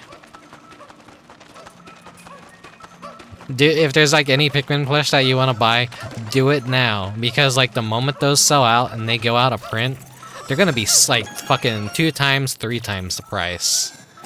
I was watching another streamer like go through like all the Pikmin games before this came out, and they really wanted Pikmin plushes, but like all the official really nicely made ones, like they were complaining like how fucking expensive everything is now. Just I'm like, yeah, they're out of print. That's why they're like fucking 3 times the price. And like Pikmin are like the perfect thing to get plushies of, because they're totally throwable. You could throw them at people, and it's like it's just like in the game. So it's always fun to collect Nintendo power-up plushies and stuff, like the shells and blue shells. Yeah, if you ever have guests over and you want to be a nuisance, just, you know, chuck a blue shell at them or a red shell. Or bury them in Pikmin. You did it. Let's take a look and see what the ID badge tells us. Come on. Hey, this is Russ. An inventor, material engineer, and lover of all things science. He can develop all kinds of useful gadgets, but with the right raw materials. Throwing your Pikmin plush anytime you see a spider in your... No. No. I hate seeing spiders. Oh, thank you. Thank the stars he's alright. This is Russ, the scientist in charge of repairs and upgrades for our spacesuits, and SS Shepard. His technical knowledge will be beyond helpful during the rescue mission.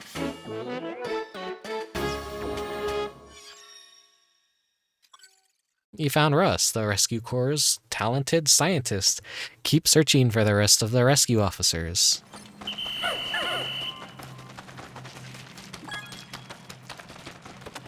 We gotta go get that.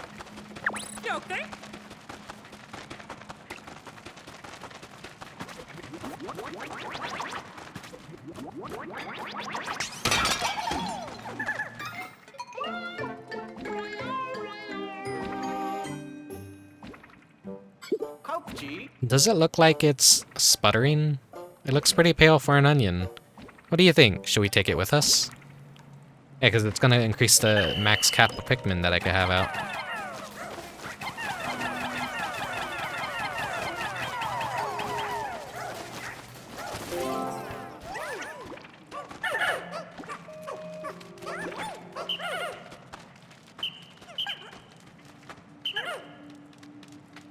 You come back.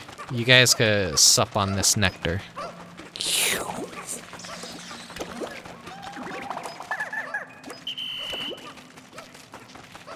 Should give you anemic Pikmin. The little mushroom fellas. I wondered if I should have like maybe hid one in the thumbnail, but there's already like a lot of, like, I had to draw all the different varieties of Pikmin. Those have never been in a game since the first one. Huh? The onion is different somehow? Because they're just like a gimmick for like the mushroom boss.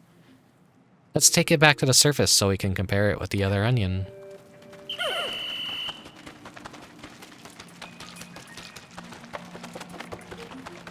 The vampiric Pikmin are technically just bulbmin though, aren't they? It's like, because it's like a parasite within the bulb orb.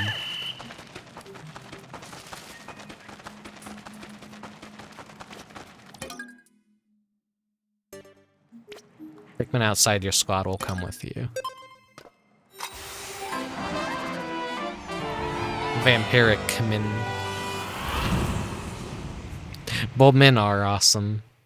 I'll be sad if they don't show up in this game at all, but I doubt they'll show up.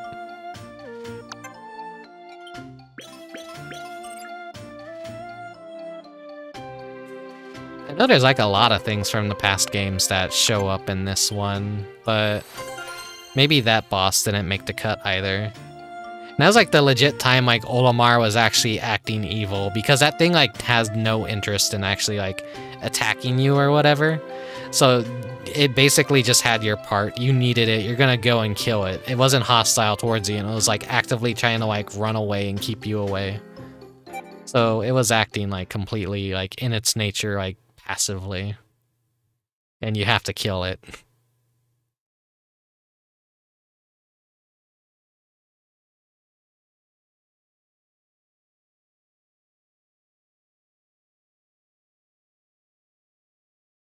Everything else is like always like trying to kill you or like eat the Pikmin and all that. That thing, no. It didn't really, it was just nice, and you had to go and fuck up its entire day.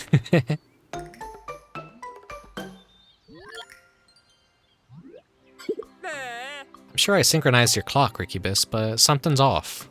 Oh, I calculated the difference. It looks as if about 1/6 as much time passed on the surface as you spent underground. Time seems to move differently in the underground spaces on this planet. Nani? I'm not sure how it works, but I suppose that means you could take as much time as you need to explore the caves. Bread bugs are nice too, but they do mess with you to some other degree.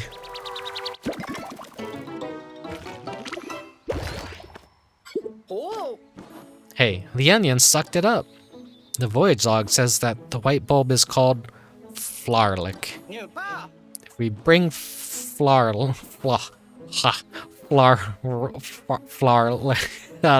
Why is that tongue twisting me?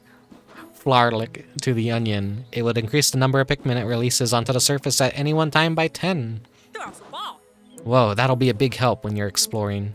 Try taking out more Pikmin. Gave like 100 Pikmin for killing it, but... Oh, wait.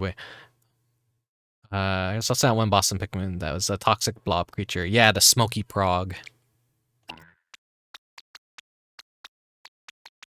No, I already have 30 out. Explored 100% of the cave. There you are, Ochi. I was like, hey, I'm short a dog. Where is it?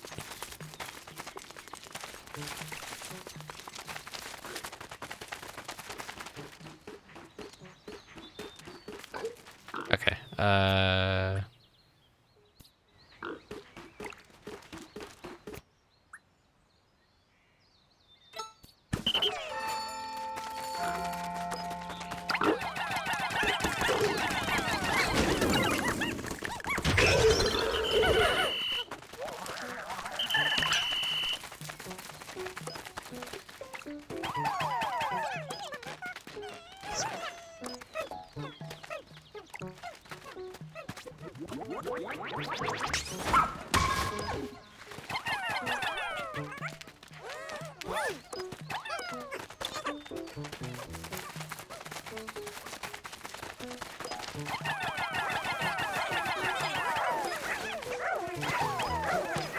Give me those raw materials.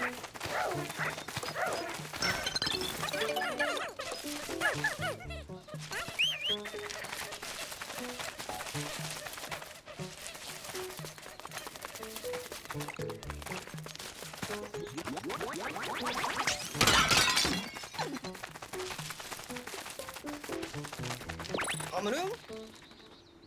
Onion produce different Pikmin? Kishnipo? So the onion color determines... Okay, there we go. Oh, there we go.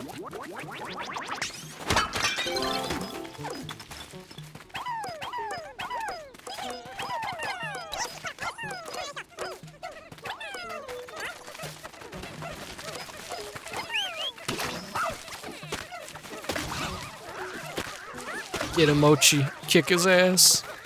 Beat him.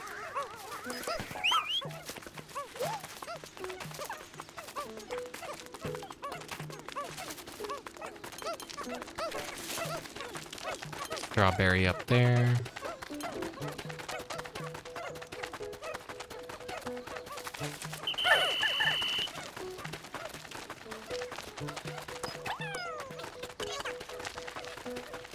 Can't take you guys in the water just yet.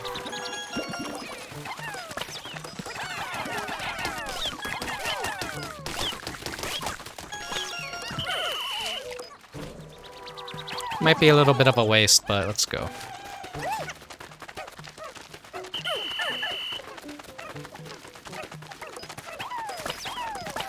Definitely need more ice.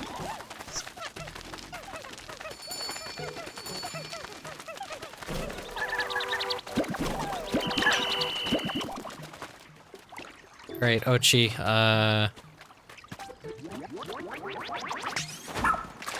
sorry we have to do this. This is bad. Ochi can't swim. It's me to call him back to shore with your whistle. Alright. That'll just speed up his ability to learn how to swim. Oh, okay, I see how it works. I need, like, at least 30 of them. Ochi, no! It had to be done.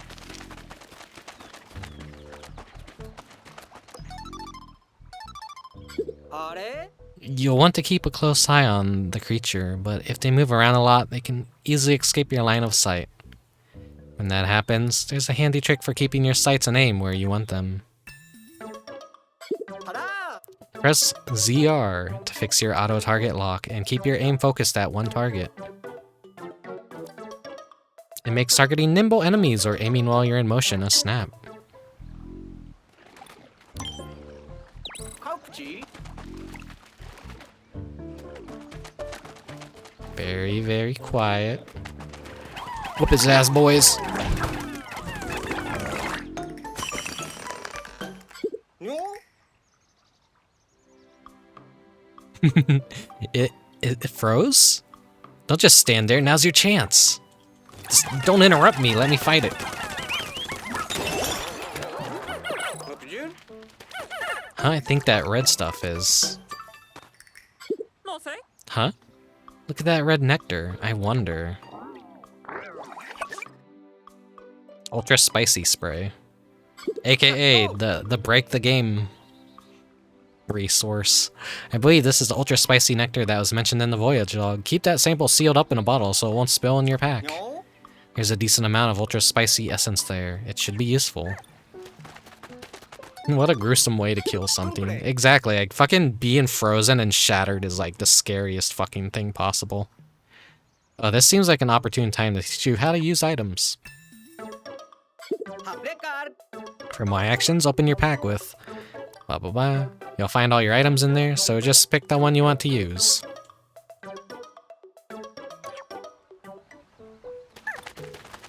So when they're ice and you shatter them, you don't really get any items afterwards. Which is a downside to like cheesing things with the ice Pikmin.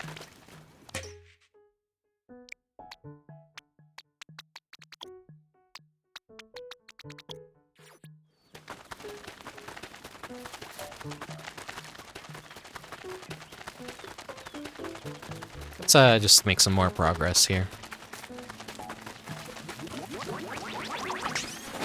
Kick his ass. That didn't go how I planned it, Ochi.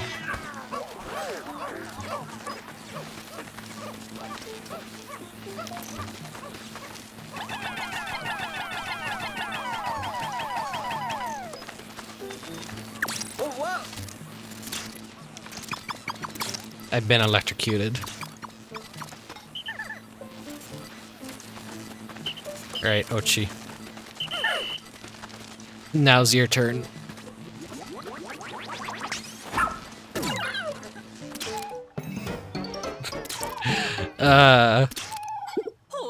Ochi got zapped. No time to waste. Call him with the whistle to snap him out of it. He's strong. He'll live. As long as like you and Ochi like take any sort of elemental damage, it is a it gives you the ability to buy an upgrade later on. That'll help a lot to make you immune to it. Gotta torture the dog.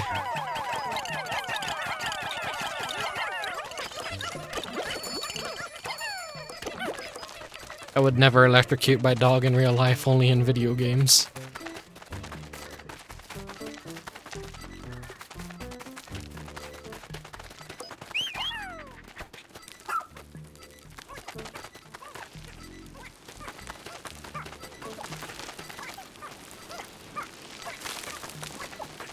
Ochi permadeath. No, he doesn't have permadeath. He just gets knocked out temporarily, as far as I'm aware.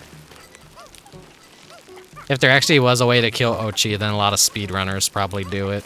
Or like the hardcore Pikmin players that hate that Ochi is even a thing.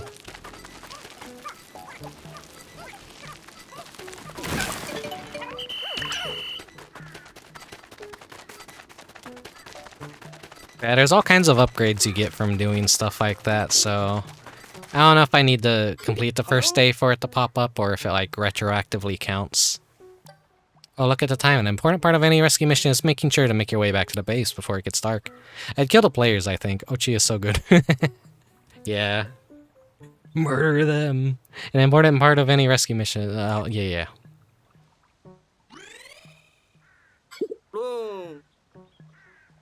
Karen would throw ice Pikmin at the players, and throw a rock Pikmin afterwards. Yeah, ice and rock probably like mixed together is like probably a really brutal way to like kill most enemies in this game. According to Captain Odomar's voyage log, Pikmin will be safe as long as they make it back to this area around the base. It seems the creatures get even more aggressive at night. If any Pikmin are separated from the squad, you better collect them now.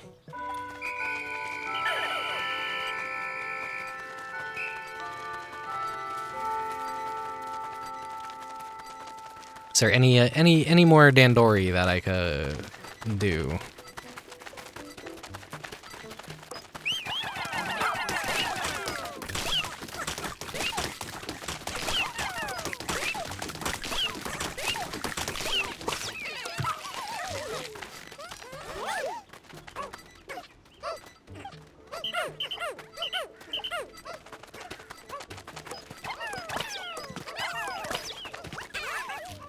They should be fast enough.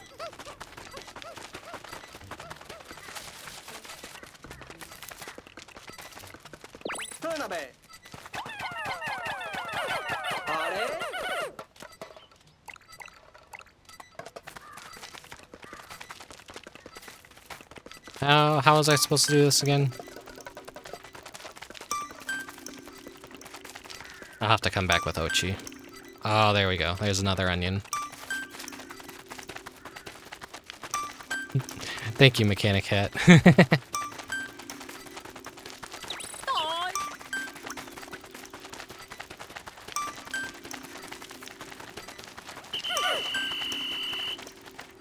Got all my Pikmin.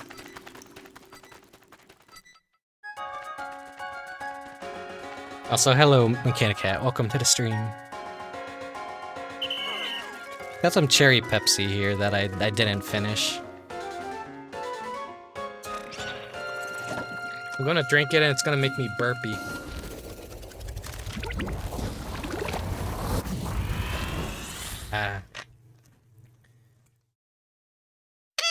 I'll chase it with some water. Thank you, Mechanic Cat.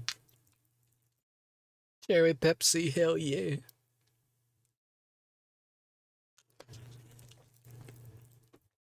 Cherry slime is my favorite slime.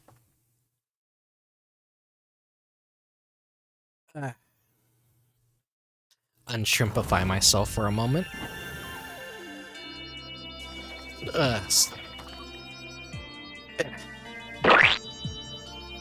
Drinking Snepus, huh? Yeah.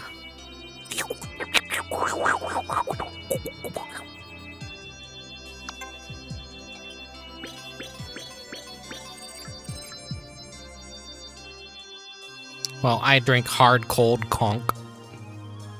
There's a mango flavored one here, and it's so nasty and artificial tasting, but I love it.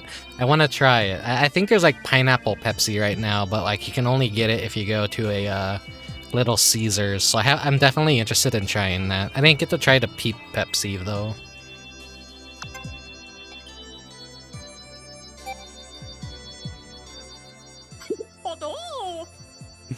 I want to feed it to a Victorian child.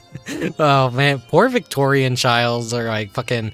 The moment time machines are created, like everyone's just gonna go back and like kill every single Victorian child by feeding them like fucking weird food that we have today. Welcome back, Russ. Glad to see you made it here in one piece. Of course, Captain.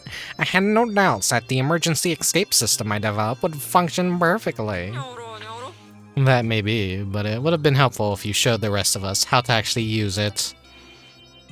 One would expect an emergency escape device to be a bit more intuitive to use in the event of an emergency. Anyhow, now that you're back, Russ, can you tell us if you came across any rocks like this before we found you? Oh, Colin. Not only did I see them, I've already completed very thorough research on this material. I discovered that when heated, the rocks become soft and malleable and can be shaped into any form you desire. Its base properties can even change when exposed to different stimuli. It's quite a versatile raw material indeed. Oh.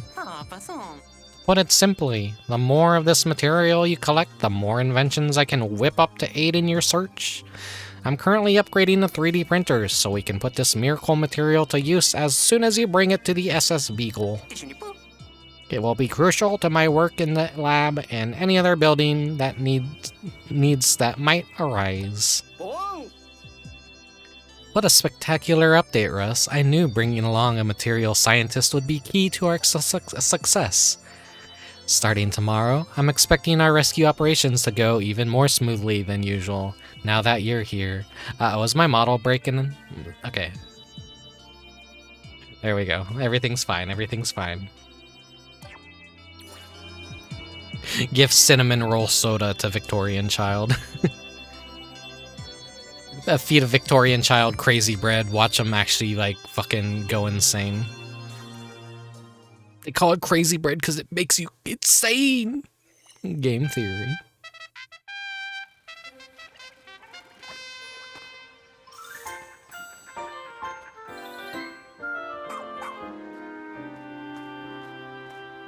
He's big now. He's big. Mano? Wait, is it just me or did Ochi go through a growth spurt overnight? That's actually quite typical for his breed. It's a sign that he's now fully grown and qualified for more rigorous activity. Oi. The Pikmin sure are playful today. Yes, they appear to be letting their guard down now that Ochi's come into his own. Honey. I'm just glad to see they're getting along. Right. Another benefit of Ochi being fully grown is that he could build up his pup drive while completing missions. And with regular training sessions, he can learn new skills that will be useful for everyday rescue operations. From the looks of it, Ochi is ready as ever to fill up that pup drive. This happens in Metal Gear Solid 5. Alright, officers, to your stations, please. And copy that. I now call this strategy meeting to order. First things first, Russ, please update us on the improvements being made to the SS Beagle. It would be my absolute pleasure, Captain Shepard, because they're done. The SS Beagle now has the ability to transform any raw material collected into the field into all-purpose clay. With this functionality, we should be able to easily build on location. Excellent. Of course. I'm not quite sure what we'll be building, but good work nonetheless. One last thing. Let me bring raw material. Bring me raw material and I'll be able to whip up exciting new gear and items for you in the lab. I have no doubt they'll be useful to you while out in the field. Sounds like we're not only collecting treasure now, but raw materials too. And don't forget about our missing rescue officers. We're counting on you to find them, Rickubus and Ochi. By the way, come talk to me later when you have a minute. I would like to discuss Ochi's training. I hereby call this strategy meeting to a close. Copy that.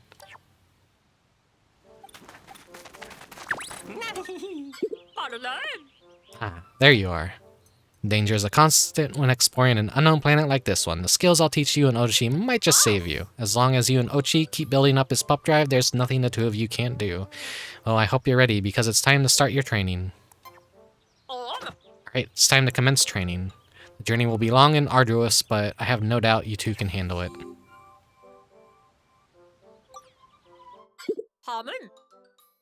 This rescue pup's training curriculum has been passed down through many generations. If Ochi's pup drive has built up sufficiently, he can train and learn new skills without problem. As for what skills to learn and when to learn them, that depends on the rescue approach you two want to take. Go the buff path if you want to carry heavy things, or go to chomp path if you're taking on creatures as your priority. But keep proper Dandori practices in mind and think carefully about what will help you carry out your duties efficiently. He'll recover.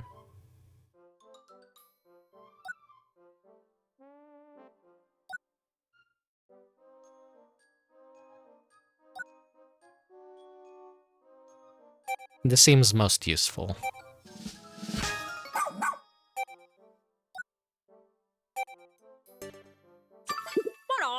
Great work, Ochi. I've got just a reward for you. Going forward, every time you complete the training, you'll get a scrummy bone. Give it to Ochi as a reward for me. I think that restores his health too. Allow me to introduce myself again. I'm Russ, the resident brains of the Rescue Corps operation. I use the raw materials you find in my handmade components to create all kinds of items and gear for you to use in the field. I can proudly state that all my inventions have been perfectly perfected. You could even say I have it down to a science.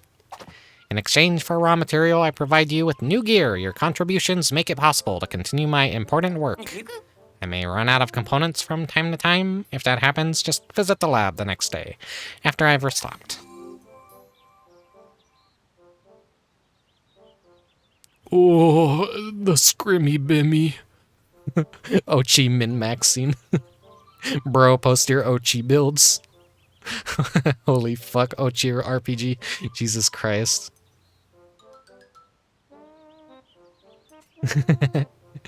Always invest full damage build Ochi. My Ochi's maxed out, he's a beast. Sounds about right. Okay, here we go. This is why I electrocuted him, right here. The anti-electrifier. So now he won't take damage. He's been taught. And the Scorch Guard.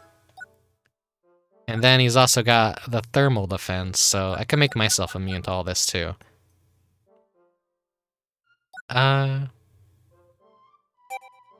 We definitely want this.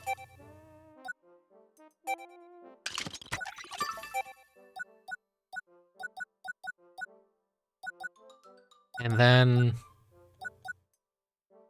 I don't know what element I'll be dealing with, so I'm not gonna buy that just yet.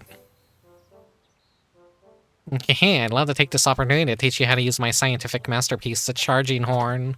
It's actually quite simple. Just press X to blow the horn once and order your Pikmin to charge.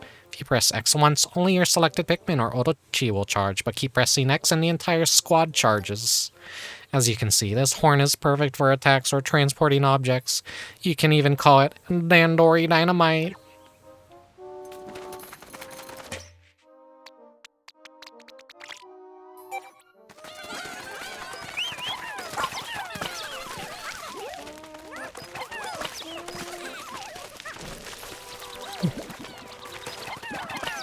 Who up optimizing a Ochi. Here's an official comic where he poops and has a funny poop face. Oh jeez, I haven't actually been reading the official comics. I just keep seeing people post like the default captain, and she's just like going ha ha ha ha ha. It's just like he's got some like evil deranged face.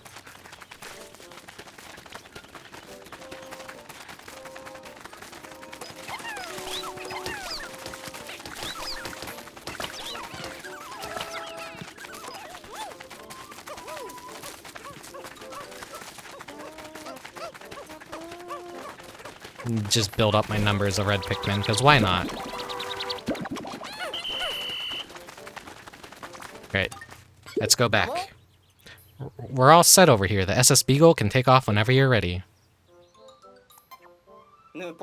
Which area would you like to explore? Take me back to the Sun-Speckled Terrace.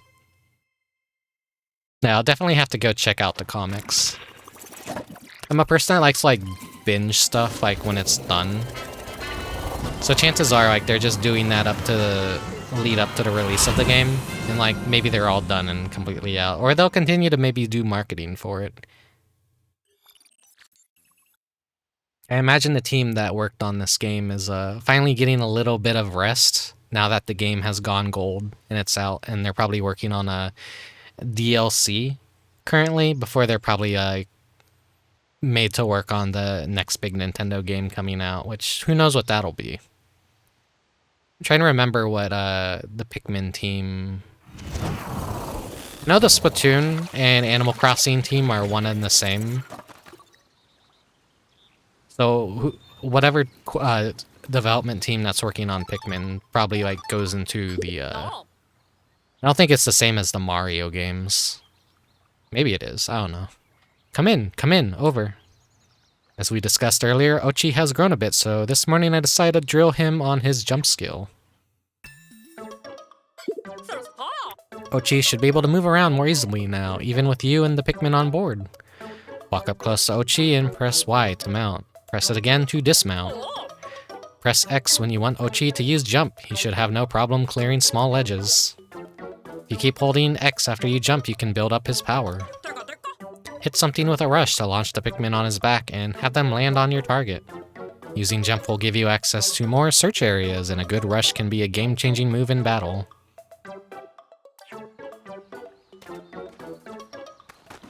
If Ochi was real, he'd be like a little grape-sized pet.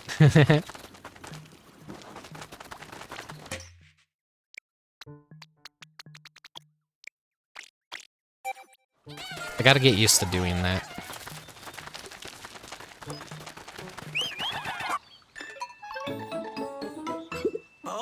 I believe we could turn this partial construction into a vital asset. We'll process raw material into clay at the SS Beagle and use it as a building material to finish this structure. These raw materials are only valuable when brilliant minds give them a higher purpose, after all. Once you're at a construction site, simply direct your Pikmin and Ochi to start building.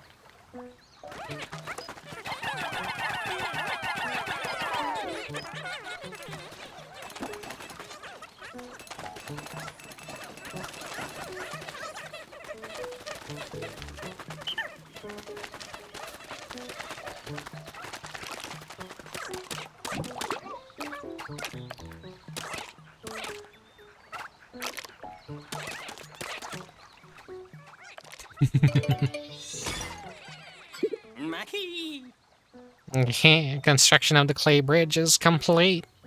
Now you can come and go as you please. Go ahead, cross it, admire the impressive craftsmanship.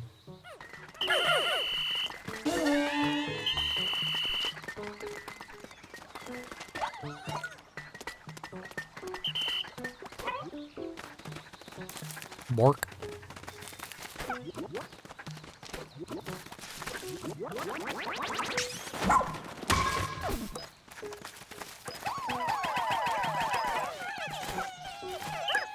I got the horn now, I forget.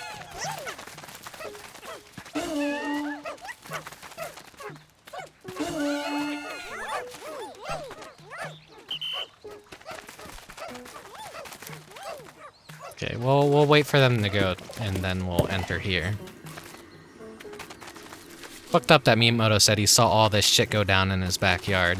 Right, because, like, he got the inspiration, like, he's a guy that loves dogs and gardening, so, like, Pikmin was apparently, like, he was just in his backyard looking down at ants, and he's like, I'm gonna make a game about this. And then Pikmin was born. Hectic Hollow. Someone or something built a rough wall inside the cave. The Pikmin and I were unable to scramble up, but Moss was unable... the Pikmin and I were able to scramble up, but Moss was unable to climb up the wall. I'll have to leave her behind for now and hope we can find a way or place to meet up.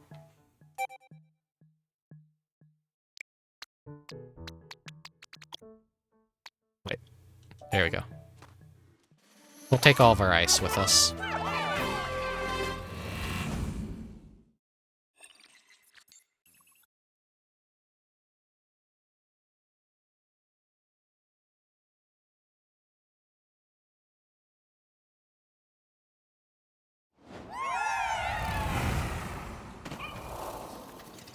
I love Ochi's little falling face.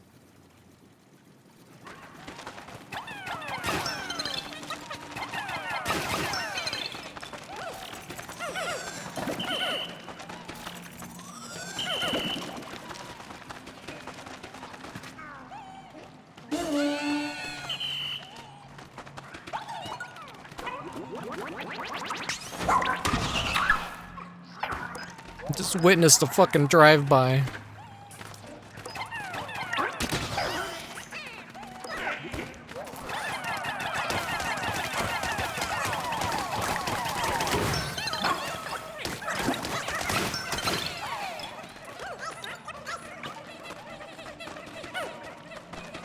It's cute, he'll carry you back if, like, you actually, like, fucking,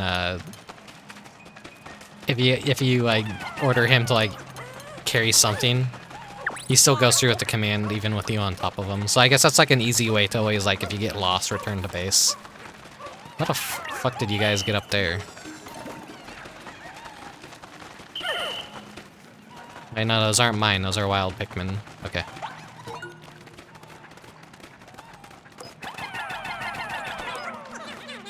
Wait, can I order...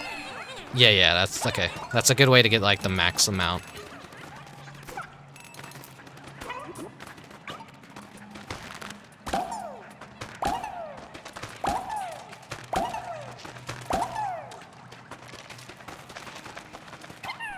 Yeah, he's got a goofy face when, like, he's carrying stuff in his mouth. Can you swim yet, Ochi?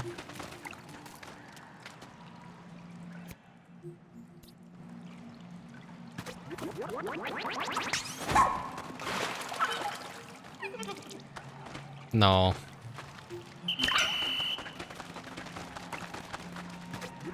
Is it dependent on how many times you put him in some water that he'll kind of learn to swim? Can't remember.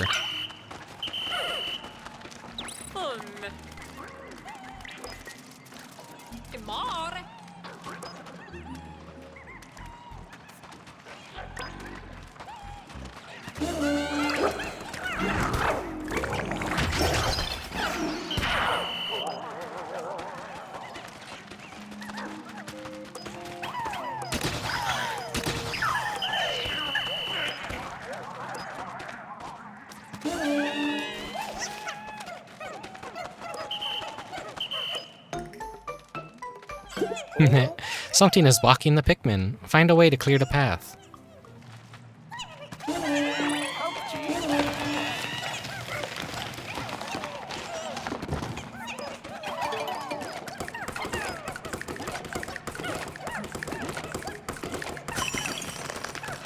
Oh, hey, Ink Sheepy.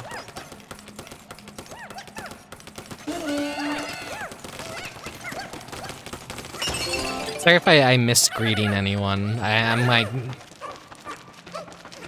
I'm usually not used to my chats being too active. This is a skill I'm gonna have to learn going forward.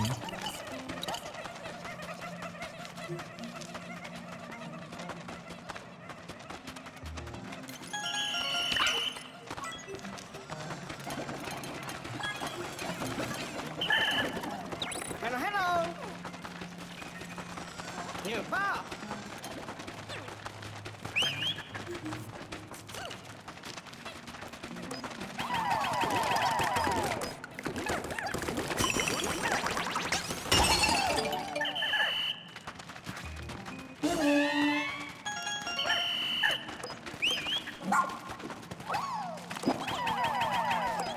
You guys go take that back. Now go fetch everyone.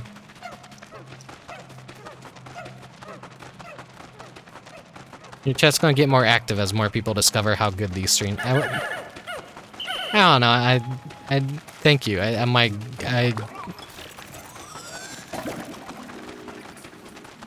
always like kind of like wondering like, are my streams worth watching, or like am I interesting enough, or like I'm not really like too funny of a person, or too... I just like to play video games a lot, and I like to share video games and stuff.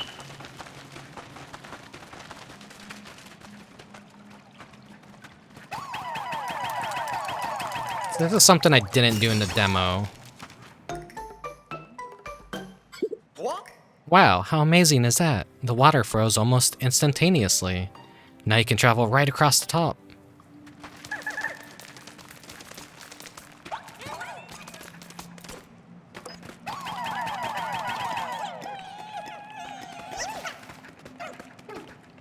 I'm glad you guys enjoy them.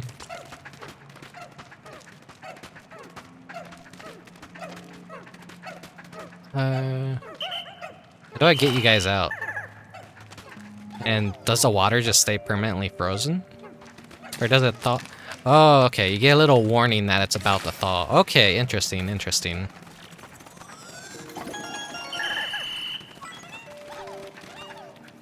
Have all my Pikmin. New gear is available.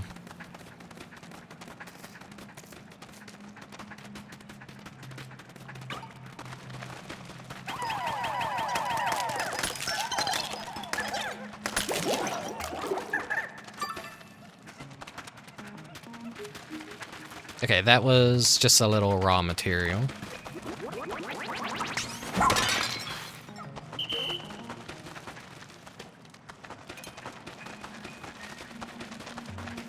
Good, because I'm not much of like an overperformer or anything. I just play video games and talk. All my efforts are just put into theming the streams and drawing assets and like thinking about how to like deliver something that's at least nice to look at and easy to watch.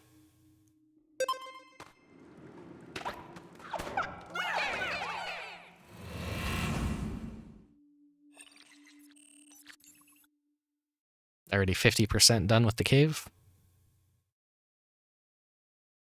And I need 30 ice Pikmin to freeze the pond outside. So hopefully this final floor has some more ice Pikmin for me. I'm guessing they kind of like, they have to work like white Pikmin and purple Pikmin.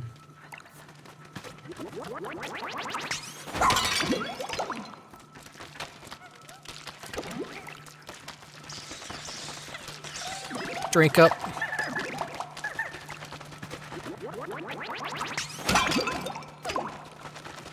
I think when I played the Pikmin 4 demo, it was like very early on in the day too. So I'm still always like trying to figure out what hours work best for me to draw. I mean stream, which is usually like late at night seems to be like the best time for me to stream, I guess. But then I know like a lot of people on the East Coast like have to go to bed super early a lot of the time, so. No. Fucker. He actually ate 2 of the ice Pikmin. I killed that guy before he had any like ability to do anything in the demo. God damn it. That would have been all 30 I would need, and I would be able to get the blue Pikmin, because I know the blue Pikmin are over there.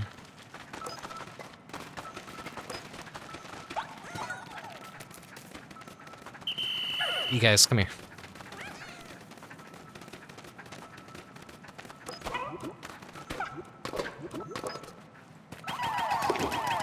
Maybe there's some more over there.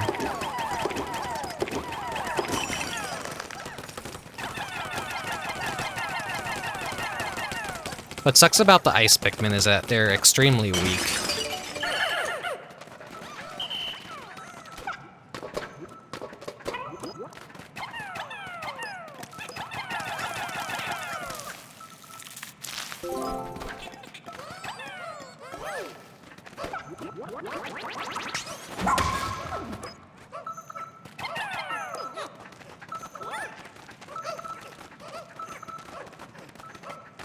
Rick, let me remind you that opposites attract. I would hate watching someone who's too high energy. I know you like a lot of the normal VTubers, and like a lot of VTubers are like so high energy. So I assume you just like a lot of like a nice variety of streamers and such. I think we might have found another rescue officer. Let's hurry and verify their ID info. Schnoz. An acclaimed treasure appraiser who's traveled extensively. His unique techniques were used to develop a leading appraisal AI. Watch out! Hang on, this is no rescue officer. Who is this and how did he get here? The ID shows that he's a treasure appraiser. What's he doing on this planet? I wonder. Schnoz. Schnoz. You remember the voyage log that arrived with Captain Olimar's SOS signal? Perhaps there were others who picked up on a signal, saw the log, and decided to come all this way in search of treasure. I think the most high-energy person I enjoy is Misko, but his fits come in bursts. Like the one you fucking posted about, like the fucking, what is that? The Mario, like the Amazing Machine-styled game where he has a bucket on his head. And Miskell got so angry there was no bucket on Mario's head and quit. or something like that. Maybe they ended up like Captain Olimar too. Shipwrecked and stranded. That's my hunch anyways. I'd like to think this appraiser is the only one, but we should keep an eye out for more civilian castaways and be ready to rescue them too. Chances are they're in danger. Mario and Wario extra stages. Yeah. I'm officially adding this to our mission list. Got it, you two?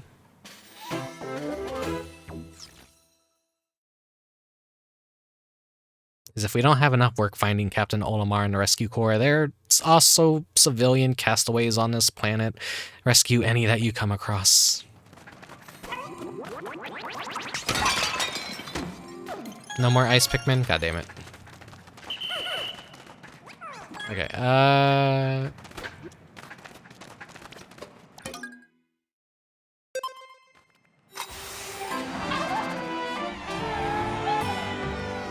but this time is nice for European folks too, because this is right when I wake up, so it's comfy. Yeah. I'm always bad at, like, knowing, what European times work for people. There's, like, I know, like, a bunch of, like, other European VTubers too that I would like to raid occasionally, but, like, they always do their streams at night too, so it's like I'm never gonna be able to, like, raid their streams unless they're up at ungodly hours, and it kind of sucks.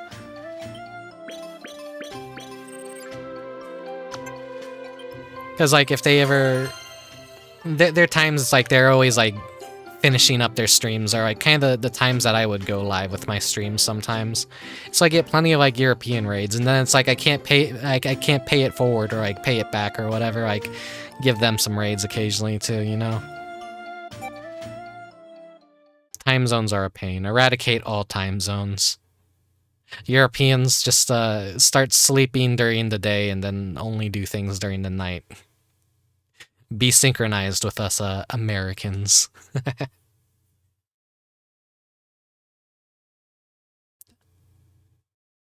Doesn't the sun also, like, work very differently in, like, some parts of Europe where, like, you just have nothing but daytime and you go to bed during daytime? I know it's like with Sweden or whatever, like, winters are, like, absolutely miserable because it's always dark 24/7. What's the problem? Oh, I see. The Pikmin won't follow you onto the surface. Yeah, there are limits to how many and what types of Pikmin you can have out on the surface at any one time, but don't worry about the rest when you choose which Pikmin to take. Any remaining Pikmin will go back to the Onion with the SS Beagle. I don't know how I'd be able to function if I was just, like, in eternal night for, like, several months of the year. Maybe I'd find it comfy, but I don't know. I'm lucky to live somewhere where it's just lucky to live somewhere where it's just like it has a very pleasant cycle. Canada and Alaska are like that as well. Are they? I don't know much about Canada or Alaska.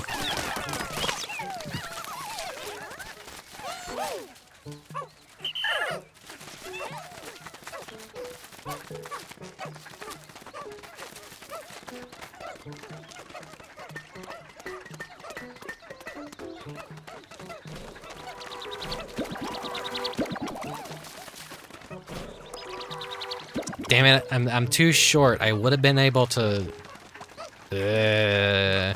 Maybe another dungeon has more ice Pikmin for me to take.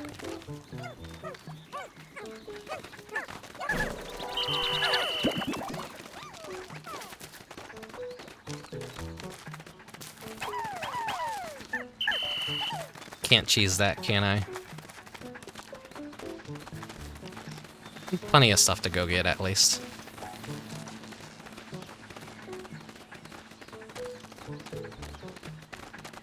The sun emits cold instead of heat in Europe.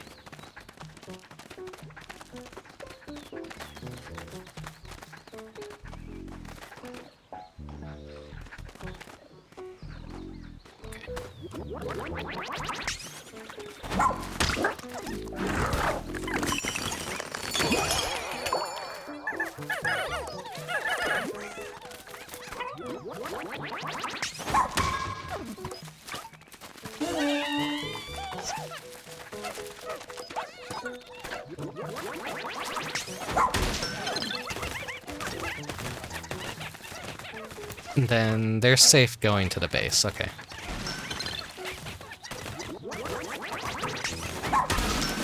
Yeah, I think that's Sweden that you're talking about, Mechanicat, because, like, I watched Joel, and, like, everyone knows Joel is, like, the Swedish, like, the #1 Swedish streamer, I guess. The other ones don't count, only Joel. Like, he's always, like, kind of, like, talking about cultural share stuff like that. I know a cold German and British person whose sleep schedule is the complete opposite of my stream schedule, so whenever I do see them pop up, I activate.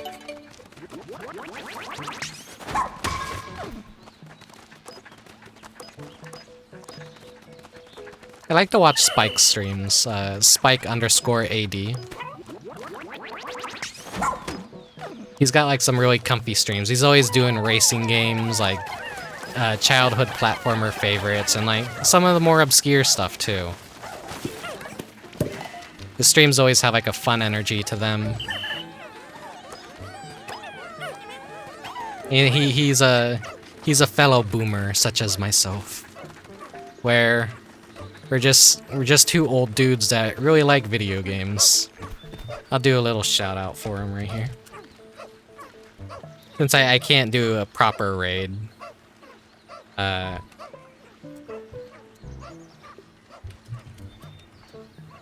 Go give Spike a follow and like check his streams out.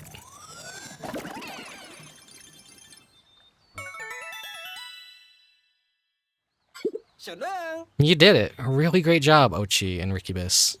Shout out to old dudes. Yeah.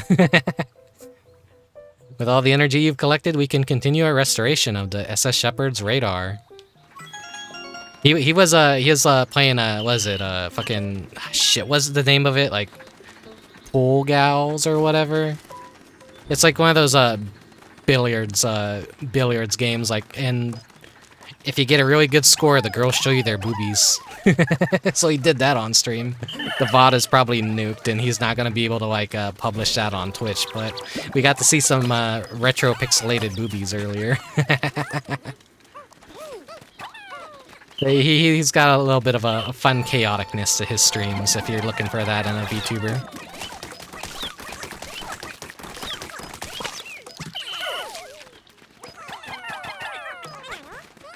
Boobies, yeah. Boobies.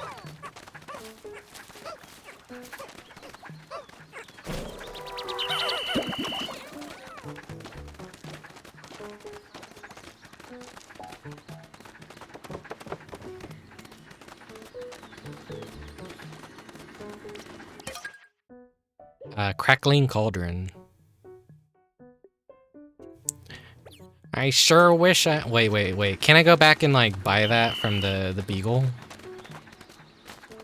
Actually, no, Wait, do I have enough? I think I do.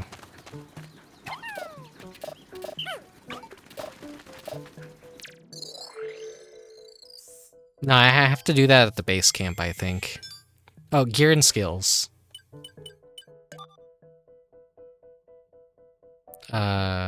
Oh, this is like... Okay, you got unequipped it. No, I don't think I could actually make it. Okay. Oh well.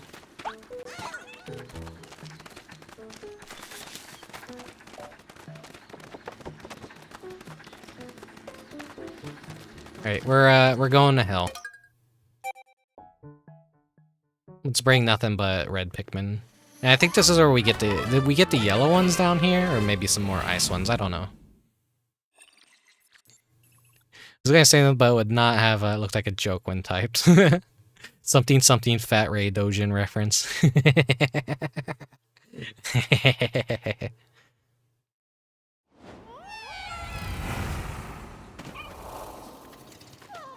$18 Fat Ray Dojin.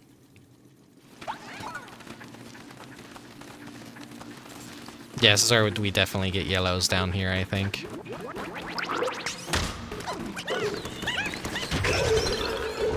That Ochi charge is like so fucking overpowered. It's gonna like trivialize a lot of challenge in the game, I feel. And there they are. Gotta take care of these bastards first.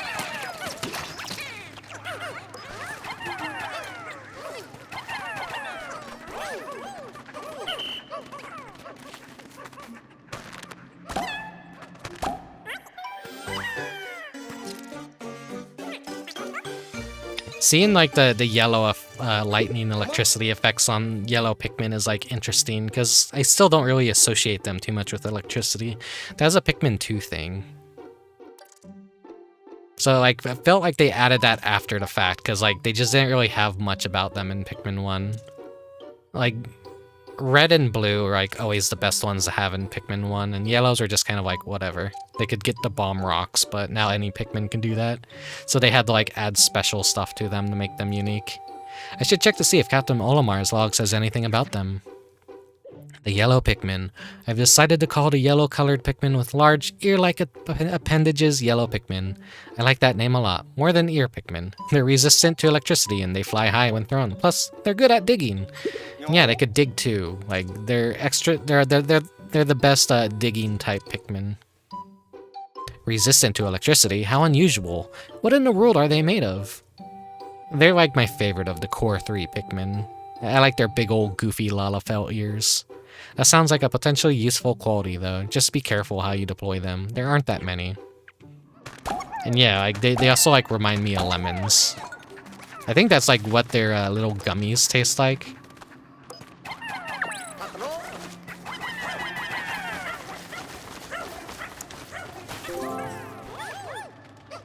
Like if you weren't aware, there were official Pikmin flavored gummy snack candies that Nintendo released.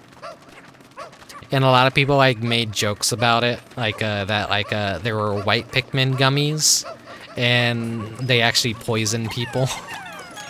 they were like, what was it? Like they were inflicting salmonella on people and they had to do a recall of the Pikmin gummies. It's not true. It's not true. It's just like a joke people were making because they made like a poison Pikmin gummy.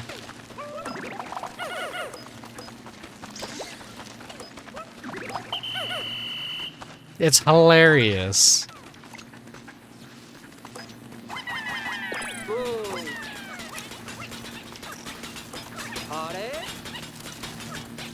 I found a box of them for like $50 and almost bought it. Part of me would like, I would have the same train of logic, but that's very expensive for fruit snacks. If it does well enough over here in the United States, we might get Pikmin flavored fruit snacks, but they won't be the same. I think it's like, red Pikmin tastes like strawberries, blue tastes like grape, and then yellow tastes like lemon. And then like their leaves were also maybe I think green grapes? I can't remember.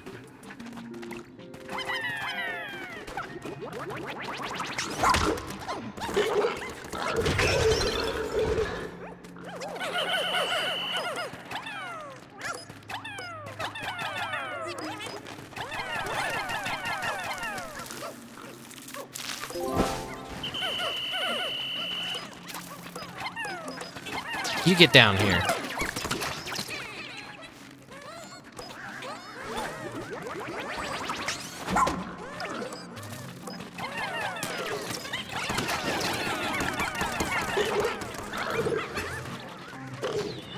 Okay, they're safe.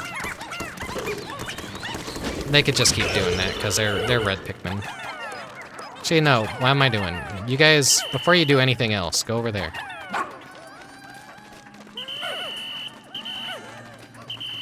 You guys get down. You're part of my squad now.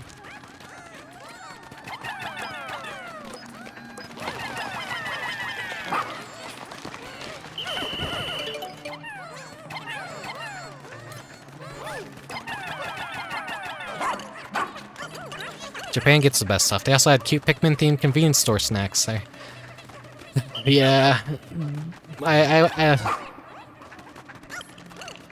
I am so envious of like all the cute little crossovers that they get to do with like Nintendo properties and just any video game stuff in general.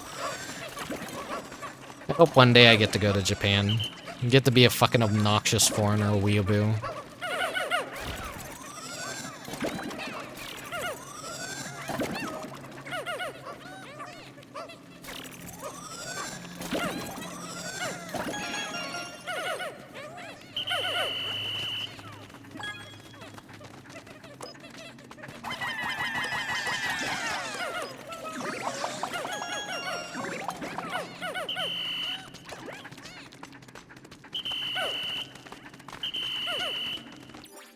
That's everything down here, I think. Did I look in those little corners?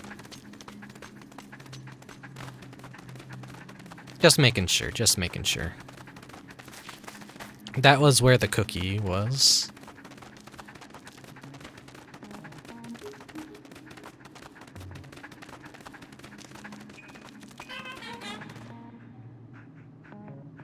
They made noises.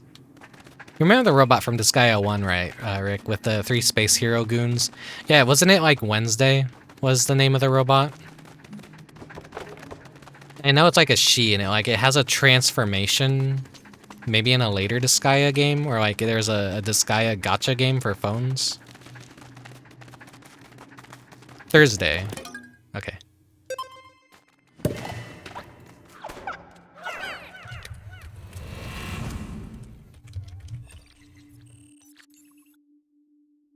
I know the robot. I'm grabbing something real quick. It's a really cute character illustration.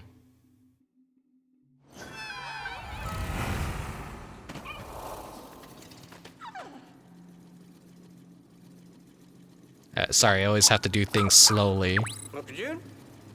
But yeah, here's Thursday right here in a humanoid form. And it's cute, because, like, he's got the little mouthpiece on the bottom, and it's like, it's still the same shape, basically, as the robot.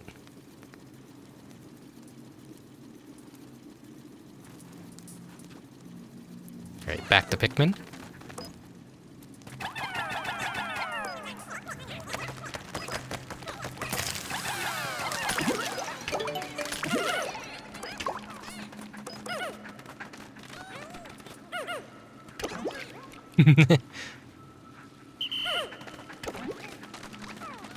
Okay,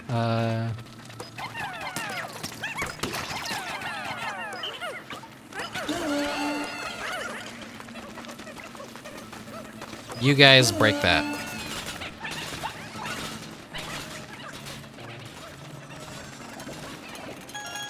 Anything down here?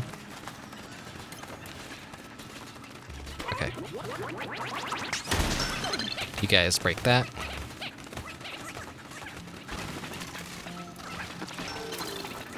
Okay, I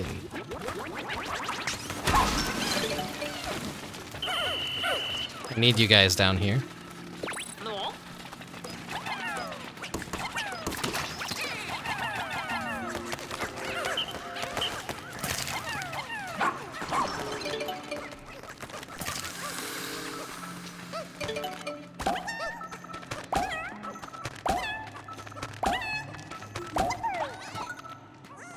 Yeah, I think in like the Japanese version, it was like more apparent that Thursday was supposed to be like a female android, kind of like a female robot voice.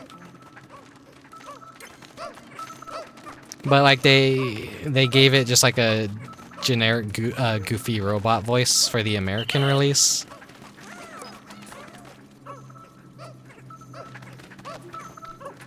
I can't remember. It's been years. It's been years since I played the original Disgaea.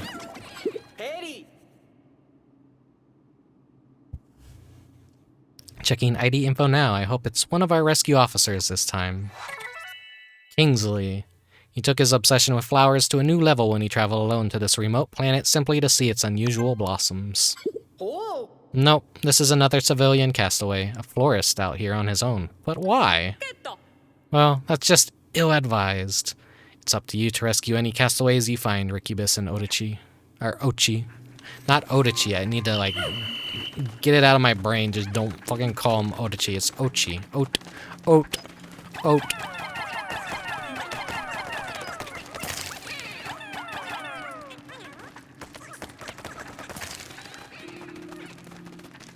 Okay, their AI is smart enough to, like, as long as there's, like, more pigs in the lava, they kind of go for it. Right?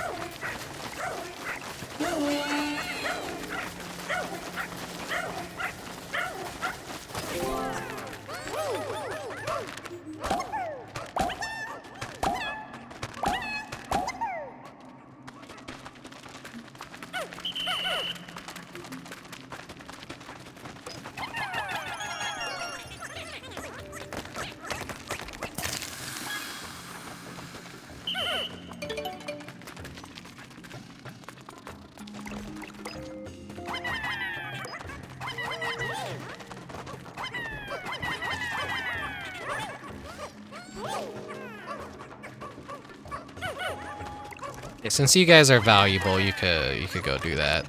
I got plenty of reds. One of you guys could take that back. How did this guy go again? Okay, get away from that.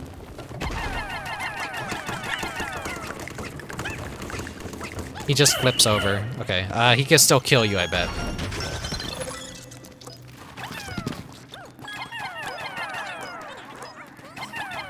You take care of that first.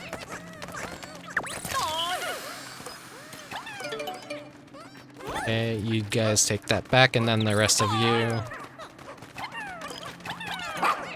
Gotta get those raw materials.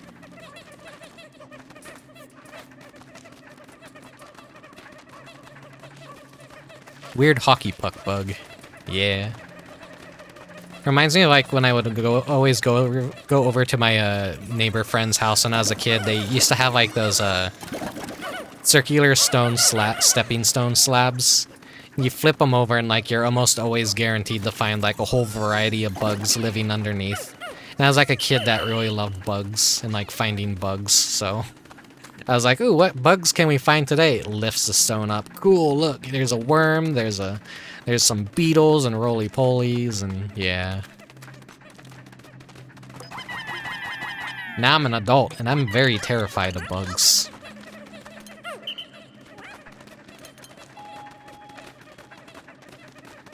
I see a spider and I freak out.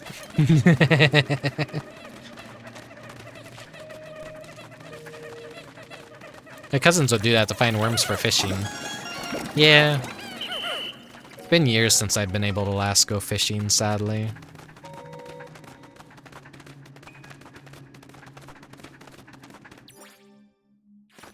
Okay, I got a 100% here.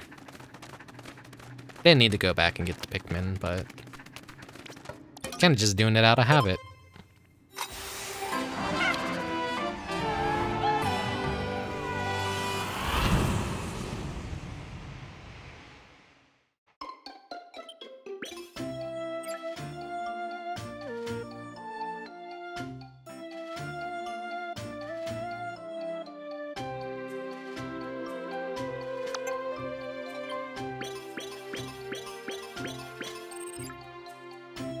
Let's see. Deceptive Snack. Illumination Goo. Dusty Bed. Daughter of the Earth. SS Chocolate. And Cookie of Nibbled Circles.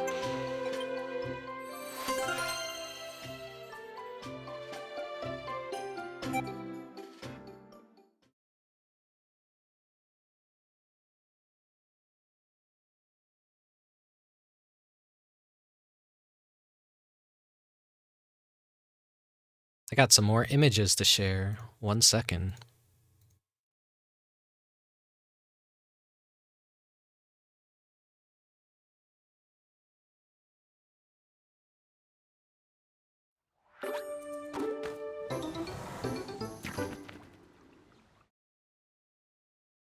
Okay, before we return back to normal gameplay, here we go. So actually the what is it? The purple Pikmin is like a Concord grape, I think, or the blue Pikmin is Concord grape. Then like it's just forget the white grapes are what their leaves are flavored after. So red Pikmin is apple, yellow Pikmin is actually orange. And then like they didn't have them all at once, I guess. Now you can like get a it comes in the 5 varieties of like purple, blue, yellow, red, and white. And then what flavor was the white again? I think maybe white was lemon.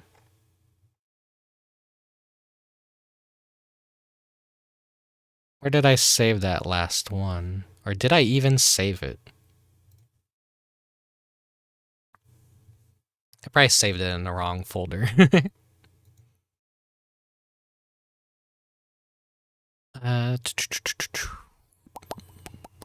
Or else I'm just blind. Yeah. White was the most interesting because like its top was actually strawberry and its body was lemon. So one day I'd like to try these snacks and get salmonella poisoning from the white Pikmin.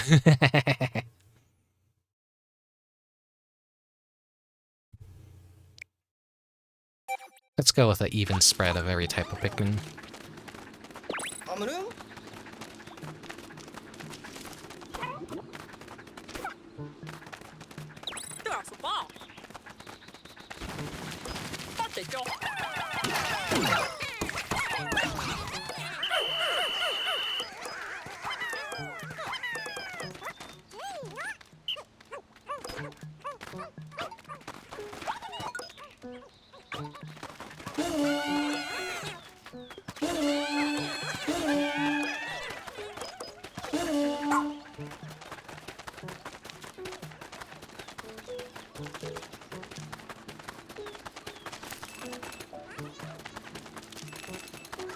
Actually, spiders aren't bugs. I don't know how to use the nerdy emote.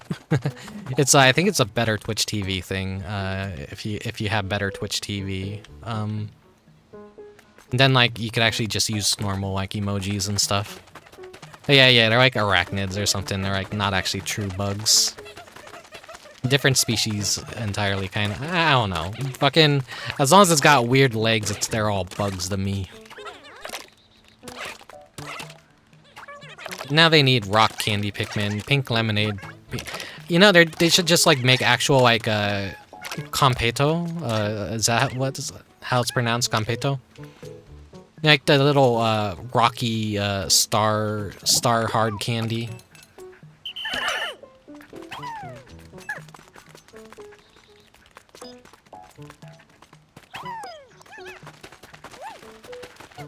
Yeah, I think it's Competo. Or they should just like make rock candy styled after ice and rock Pikmin. Though I don't know how easy it would be to like make that in like an actual Pikmin shape. But I think like the night segments of this game, they actually have things that are like styled after Competo or Compite. I'm very bad at pronouncing things. I'm sorry. You're collecting those, and people are like, "Oh my God, you're collecting star bits from Super Mario Galaxy," and I'm like, "Actually, it's based off of a real candy. Even in Mario Sunshine, they're based off Competo." Competo. I'm sorry, I'm stupid. I don't know how to English.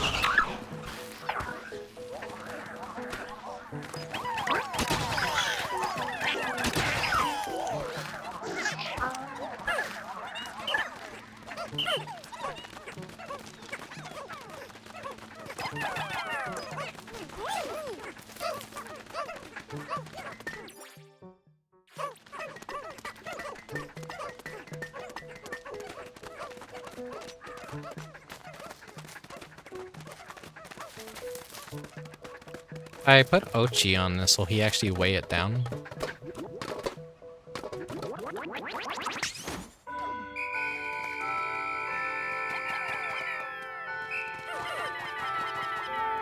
I think I just need heavier Pikmin for that.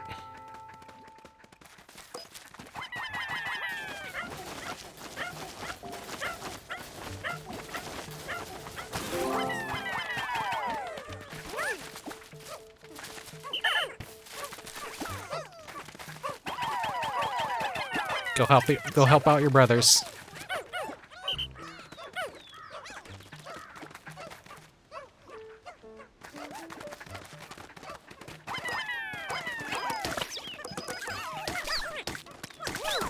Now, does it still work the same where like when they take it back to the onion, does it I think it only produces the red Pikmin still. I have to actually find a yellow onion on the above ground.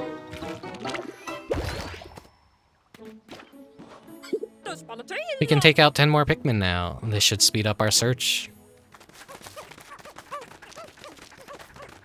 So I at least got that completed now.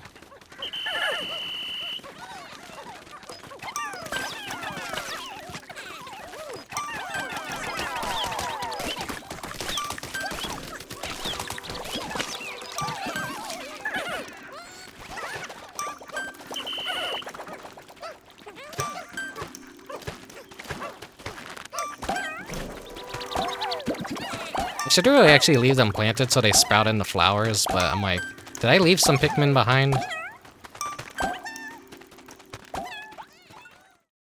I think I left some Pikmin behind somewhere.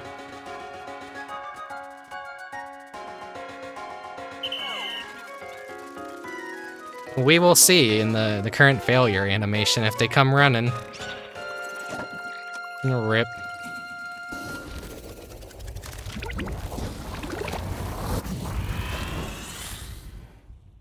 No, there's an ice. No. Rest in peace, ice Pikmin. How do I get more ice Pikmin? I just you lost 3 Pikmin. Nah, I'm fine with that. End exploration. If I go back into caves where I found ice Pikmin, can I get more of them? My Dandori skill issue.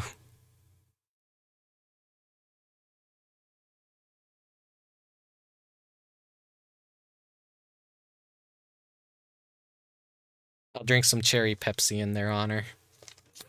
I'll lose a lot of Pikmin eventually in the future.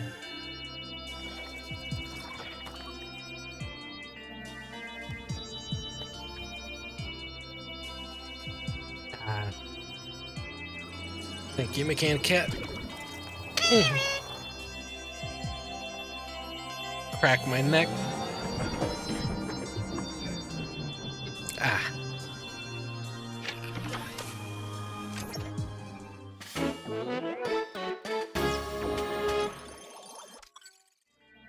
If we're going to restore the SS Shepherd's radar and expand our search area, we need you to go out and gather more sparklium. So expand our range and help us pick up distant SOS signals. Let's give it a spin. You don't think it? Okay. So there's probably another way to get ice Pikmin that I haven't been aware of just yet. Maybe there's like candy blossoms for them specifically. At least the Bulborb and its children had a nice treat. Yeah, it's an icy cold treat on a summer's day. Almost done, and huzzah! We've detected multiple SOS signals. I hope this gets us closer to finding our missing officers and Captain Olimar. Make a record of that area right away, Colin. Schnoz. Orb of Destruction. Okay, well, we got a lot of stuff to read. Pretty good day. They got Orb of Destruction, Empty Vase, Mama Doll Head, Aspiration Ritual Pole, Temporal Mechanism, Double Dragon-Eyed Scope, Deceptive Snack. Reminds me of Illbleed, the delicious stick, Deceptive Snack. I'm still shocked that Captain Olimar isn't the only castaway on this planet. Wow, Olimar's SOS signal was transmitted across the entirety of outer space, so it's not completely unexpected that the messages would capture the attention of adventure seekers and draw them here. And as the Rescue Corps, now is our duty to rescue every last one of them. I love the enthusiasm. Of course, the more rescues we make, the more crowded the rescue command post will get. Colin, I need you to further develop and expand the rescue command post. Copy that, Captain. My list of job duties just keeps getting longer and longer.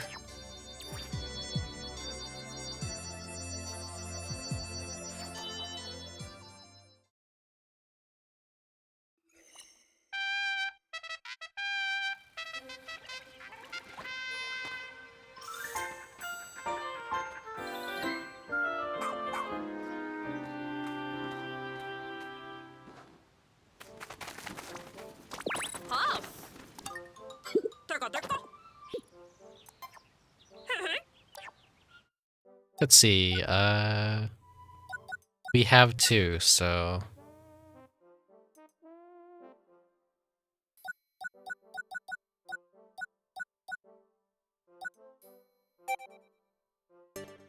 No, I think maybe attack will be better.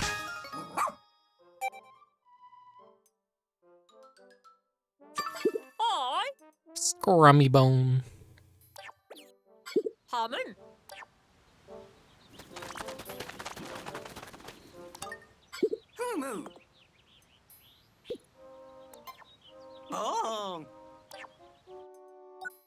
Let's see, Headlamp.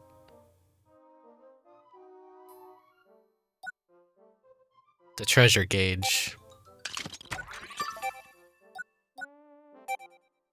And... let's get the Headlamp. Gotta get that DPS improvement.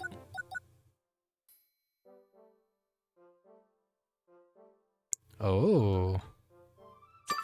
Hoppino.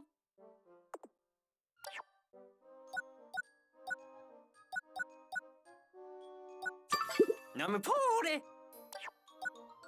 I remember, it gives you a little prototype to try out just one before you buy more. There are plenty of Pikmin carrots in the pantry, but some are duds and way too bitter to be considered edible. By us anyway. But the more you feed to the creatures, the longer they'll stay out of your way.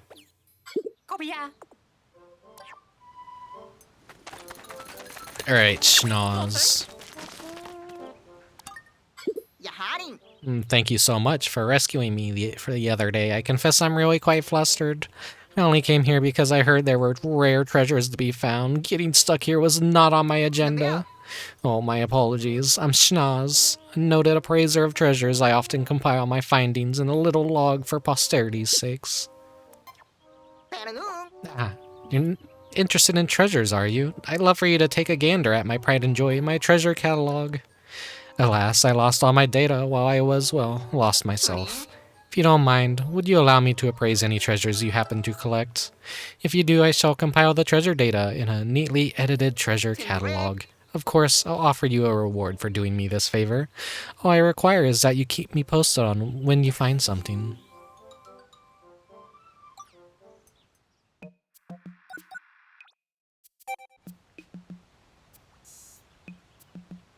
Cookie.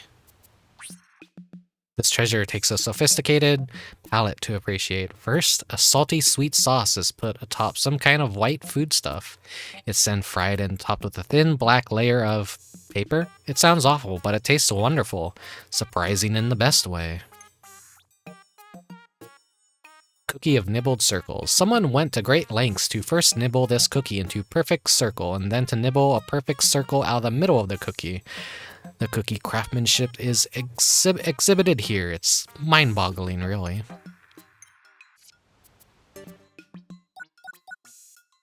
Let's see, the SS chocolate. It was this adorable ship's yummy smell that lured me in. Then suddenly I was taking a bite. Lo and behold, I found the ship to be edible. In fact, it's chocolate flavored. It's still not quite sure what to make of this discovery. All I know that it's a delicious one. So I had some of these recently. They're pretty good. I'm forgetting what they're called. Fuck. But yeah, I think it's like the first time well, no, it wasn't the first time I've had some, but it's been years since I last got in to eat one. There's something about this orb that makes me want to hit it with a stick in a moment of joyful abandon. Not a cookie, but like the fucking, they look like little hamburgers. They got like different textures too, like there's a flakiness to it, there's a softness, a creamy cookie, and then like the cream in the middle, and then like a crunchier exterior. Of course, such behavior is sure to spell trouble. I can see it now, the orb sent flying through the air only to crash through the window of a neighboring home. Then the neighbor, failing to appreciate the gleeful innocence of the moment, unleashing a good old-fashioned tirade. No matter how fun it may seem, do not send this orb sailing through the air. Lesser mock bottom. It's true, the rounded surface of this fruit is smooth as a baby's bottom. Meanwhile, the pale yellow flesh inside offers a refreshing flavor profile that is at once sweet and also sour. Really, as fruits go, it has much to offer. My grandma used to have like a tree that would like grow these, and like I would eat them all the time.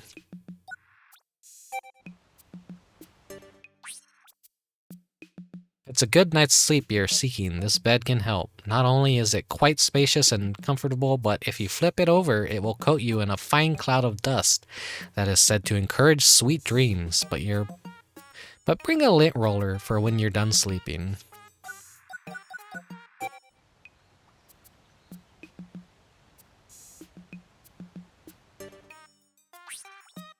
You want to see the face of a parent? Well, here it is. It's a commanding visage, no? Yet somehow still warm and inviting this doll. In her infinite wisdom, knows she must strike the perfect balance between strict expectations and internal love. Look at this enormous vase, like a parent who's given too much to a child. It's completely empty. Is this all that remains of a sad story? Maybe, maybe not. Only that parent can say whether giving so much brought them disappointment or the greatest joy. How deeply philosophical.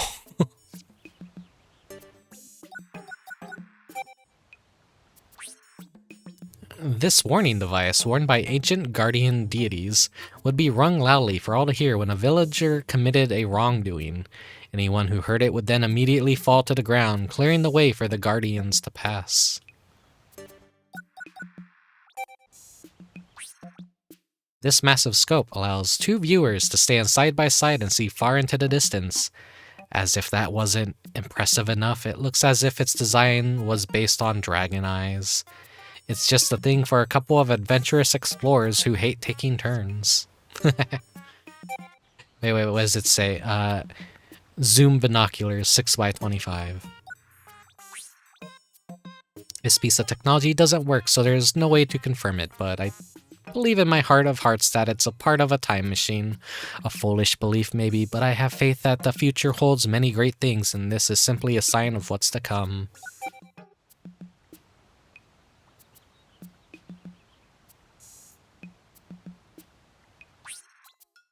This astounding device indicates which direction fate is flowing by reading the magnetic fields found on planets, and in living organisms alike, it can read one's fortune. The science is too complex to explain, but whether you go north or south, do heed its guidance.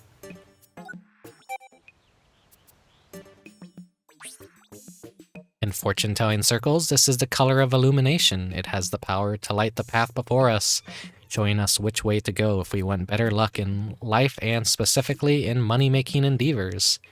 I hope the illumination goo will light my way. Illumination goo. This is neither the color of the sky nor the color of the sea, though it is nearly the color of both. No, as blue hues go, this one is a cool splash of water on your face, or like shaved ice on a summer day, or like the calm surface of the swimming pool after my love swam away for the last time. Oh my, I fear I got swept away for a moment there.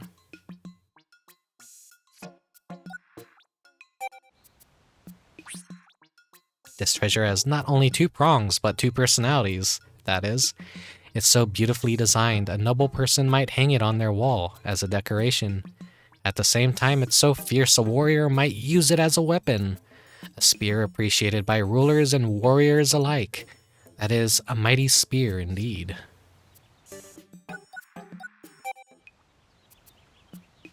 Game Boy Advance SP Blue Edition. Notice how resplendent the blue of this slab is. It's called cobalt blue. The pigment is extracted from an ore renowned for honing one's intuition, intelligence, and reflexes.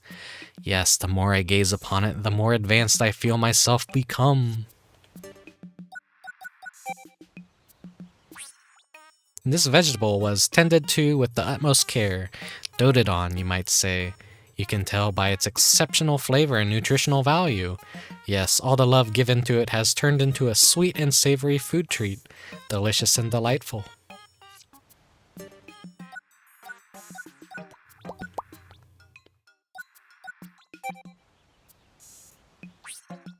These balls were an integral part of a ritual performed during New Year festivals.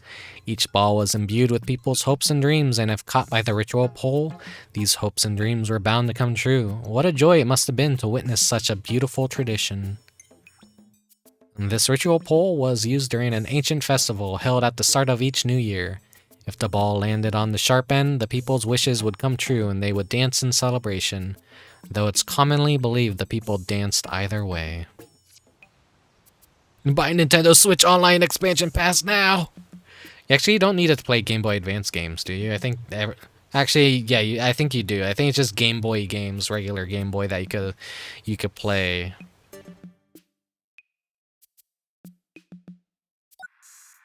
I ain't on no family plan. I pay for it myself. I'm all alone. Do drop by anytime you like to peruse the treasure catalog.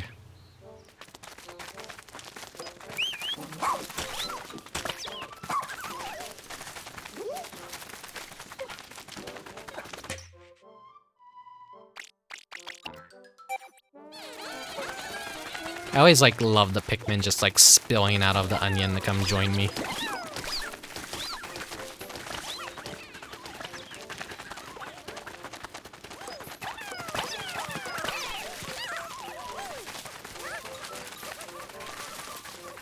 Always take this opportunity to just grab all the pellets and just get just a little bit extra Pikmin.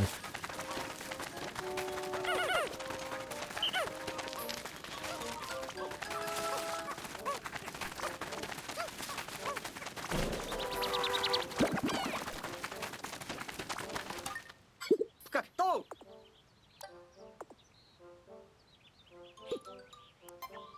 Picture. We're going back to the first area. I'm gonna try and 100% this before I move on.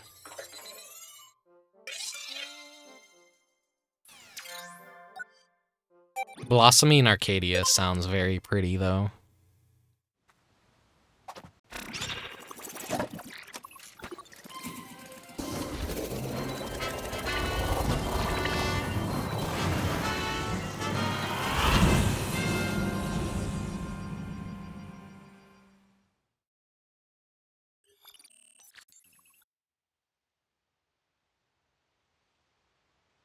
Dandori is the art of organizing your tasks strategically and working efficiently to execute your plans. Try to practicing it in everyday life.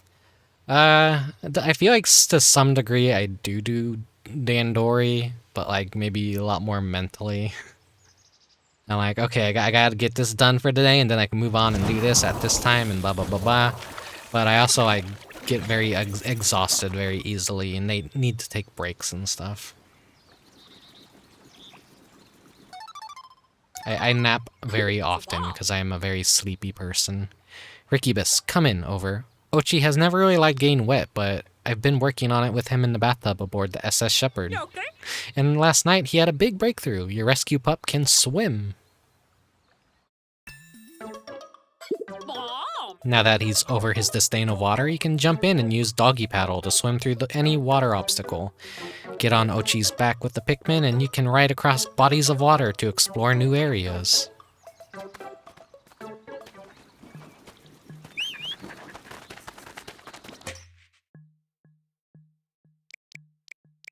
I'm very sleepy. Not right now, I'm perfectly fine right now. Just as a general thing though, I am usually pretty sleepy.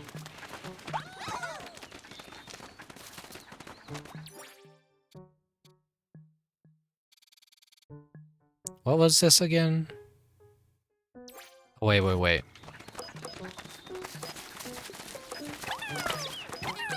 A little extra won't hurt.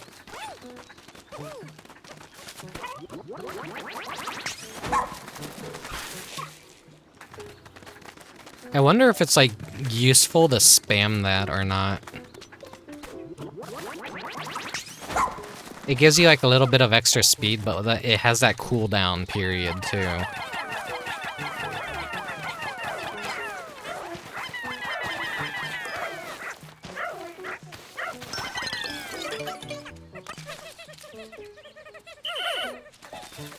There's insane people out there that just collected so much of the raw materials that they could basically just buy everything the moment the game came out.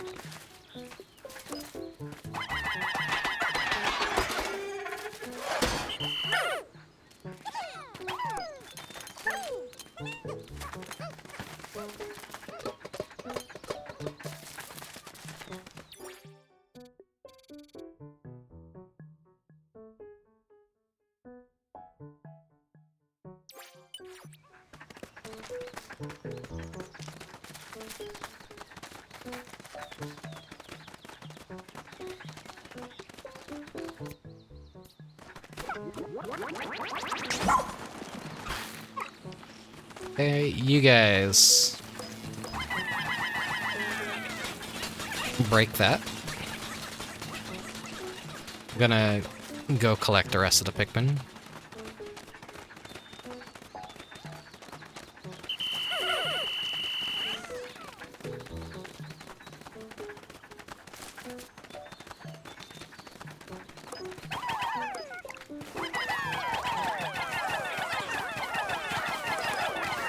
Some delicious raw materials for me.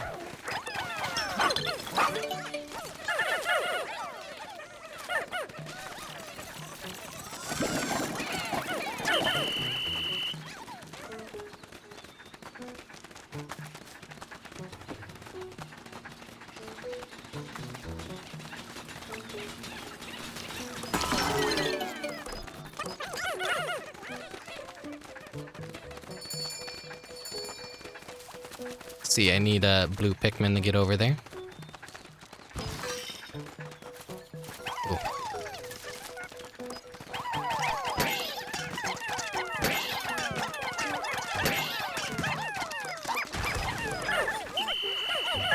They actually made those fellas very rewarding now.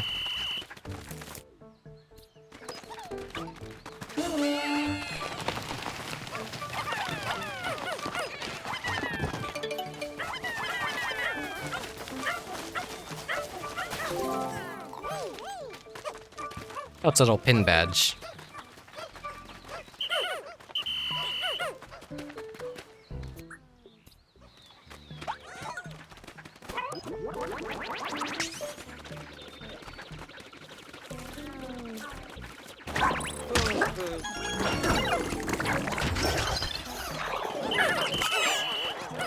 No. I think I saved it. I think... Yeah, I saved him.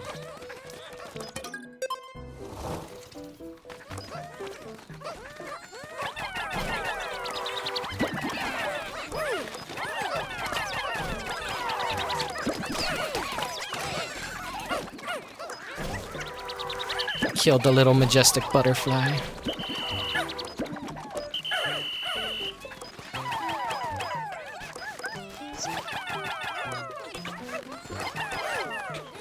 Some nice crystal meth for the captains. It does kind of like...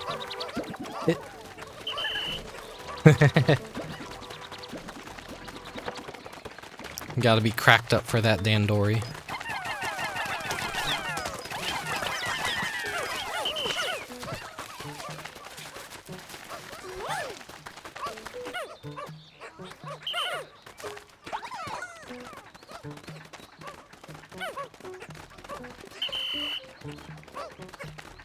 There's some raw materials up there, but not a whole lot, so...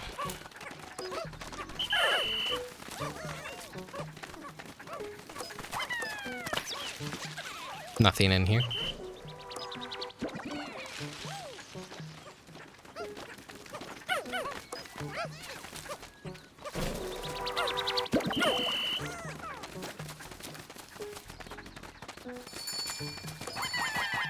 More raw materials. This is the way that, like, I'm gonna assume that they keep, like, making it respawn, so it's like an infinite resource.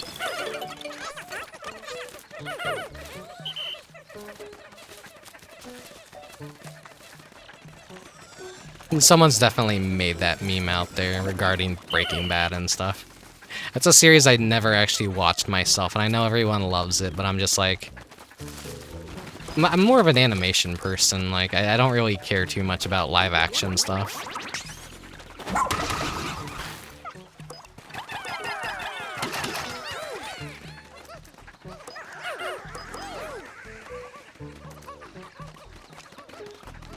I think, like, media has, like, gotten so, like, bad and boring, too, that, like, a lot of people went back and, like, watched a lot of older media that they missed.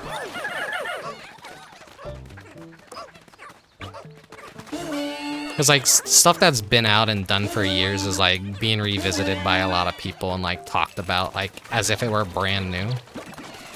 I guess also, like, spin-off series have happened, so that probably also explains it.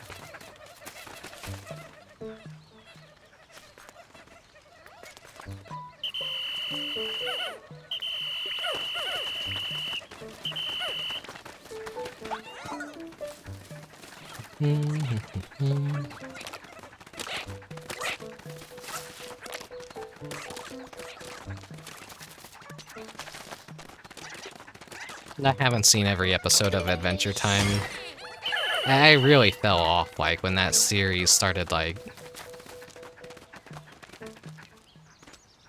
I didn't like the direction the series was going.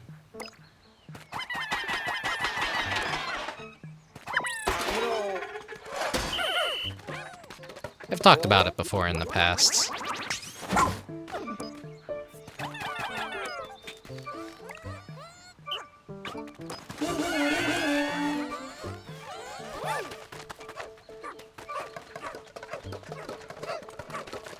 It's just like, it ended up being a little bit too weird later on in its life. And I see that over there, and I'm just like, I'm gonna ignore that.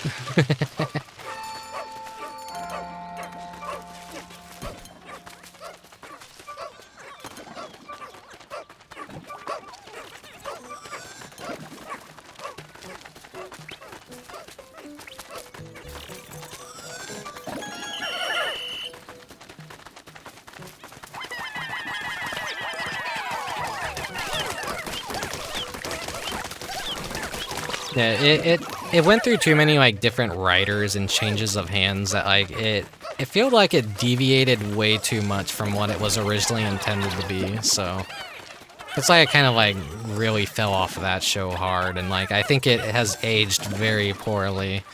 But clearly they're still milking it for money because they're making new series of like Adventure Time stuff.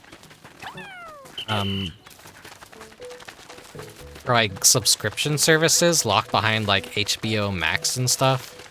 And you know, I'm not gonna go pay for some fucking sub fee to watch some fucking spin-off of like Adventure Time. They already lost me when that shit was on like television, so.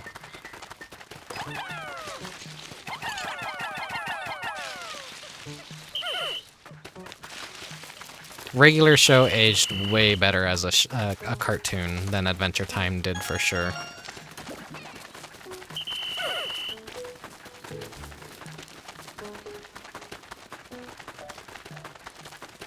I'm still seeing people make memes about regular show, but no one fucking talks about Adventure Time anymore.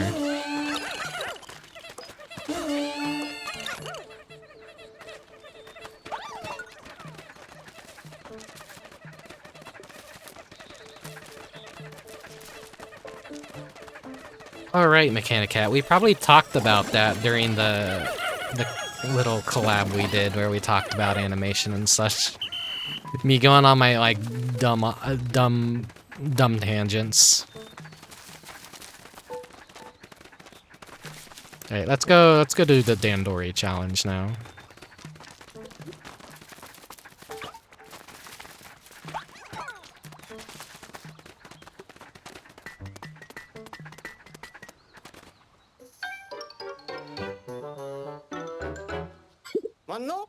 Red alert! I see something, or someone. And who is that next to them? It doesn't look like any of our rescue officers.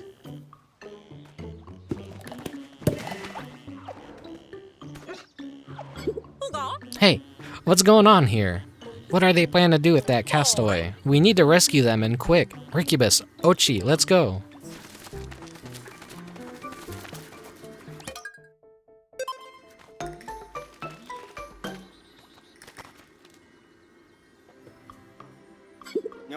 Huh? What's going on here? The Pikmin aren't following for some reason. Guess you two are on your own. Good luck, Rickubus. You too, Ochi.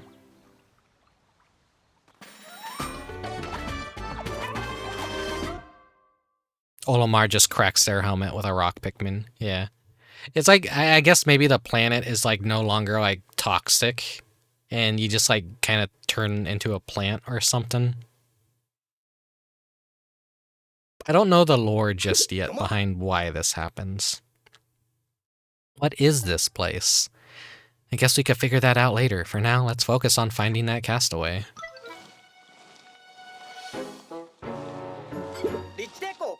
I see them, over there. What? What in the world?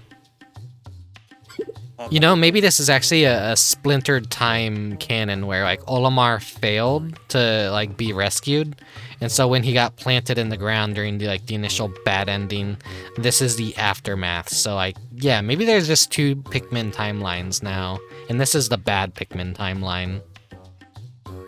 Those who do not embrace Dendori cannot survive this planet, but if they grow the leaves, they will thrive. You, skin-having one, do you believe you do not need the leaves? I will test your abilities to see if this is true.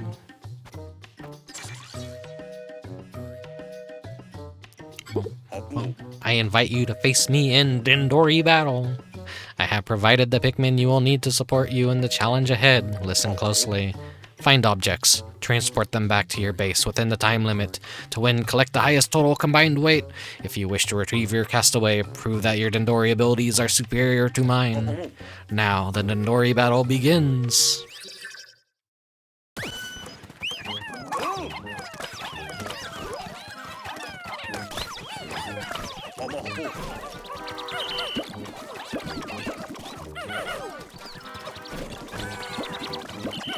It's nice that you don't have to pick them in this mode.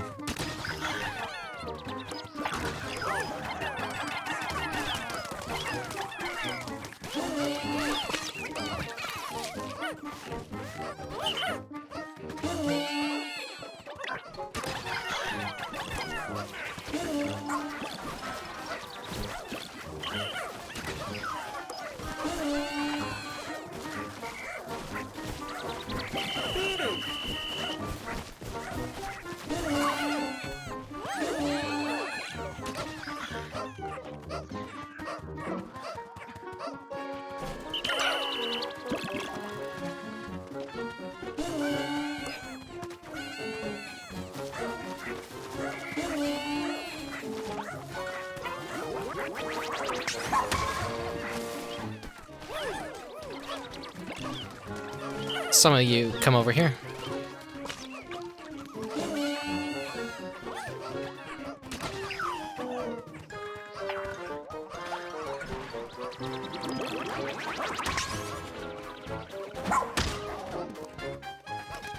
Attack the enemy Otochi. This is a good match.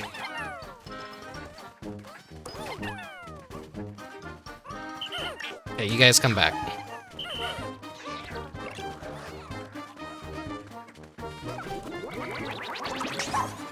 I scared him off from collecting this.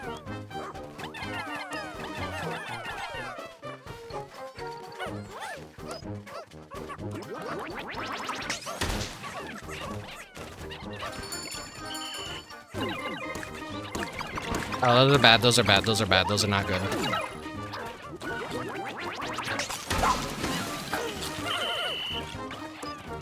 Go collect it.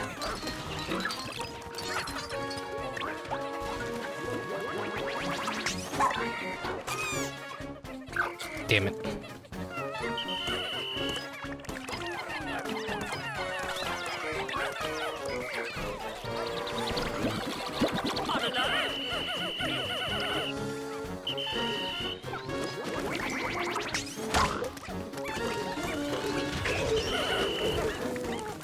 He's not very good at managing his own Pikmin.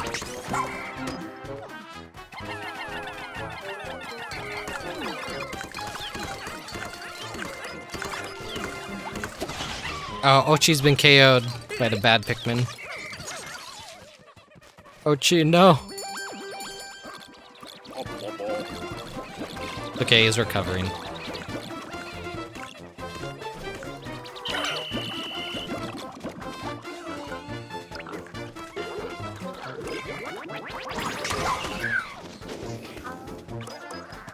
Okay, you guys go get that.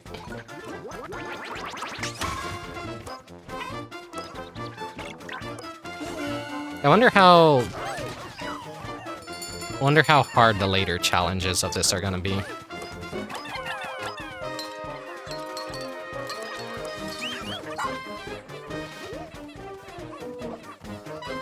I imagine they're gonna get really hard down the line. You don't know that's Olimar, that could be anybody. It's gotta be Olimar. Unless like they do like some stupid strange twist, then that'll actually be a little funny.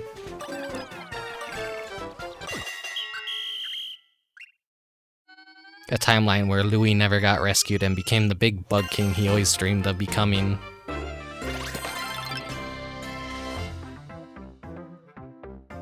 Don't tell me there's gonna be gold medals to get. The strength of your Dandori power is magnificent. I will return this one to you.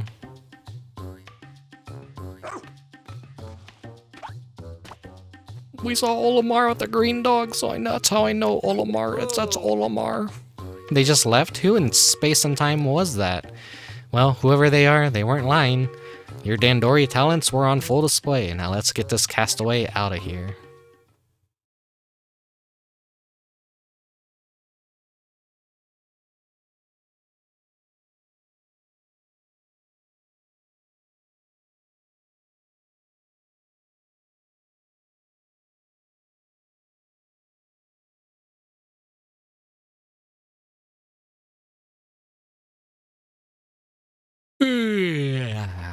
It's only 12:36 a.m. I feel like yawning. Huh? They are growing leaves out of their head. They seem to be suffering from the same condition as that leafy individual you just challenged. Transport them back to the SS Beagle right away.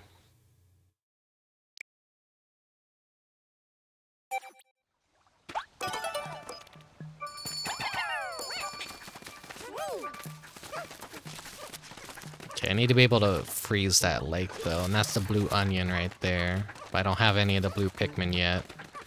I held off on doing that one underground dungeon, so I should head on over there and get that taken care of.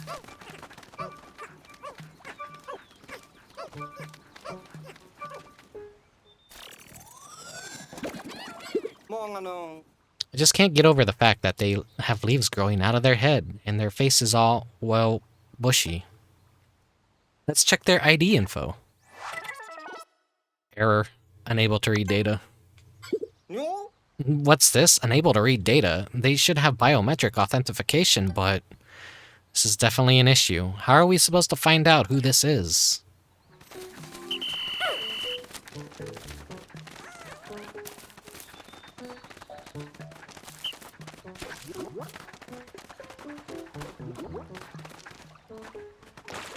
It scares me even with like having Pikmin that good.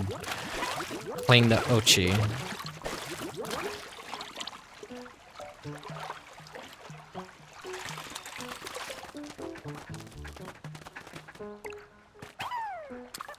Okay, I need you guys to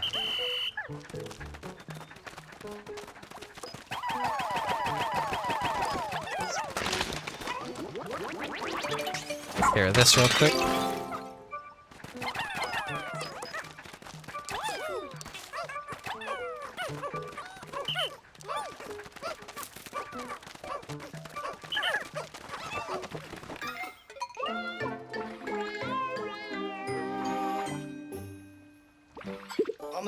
Look at that, another onion. This one's a different color from the first one we found. Will it also move on its own after we transport it?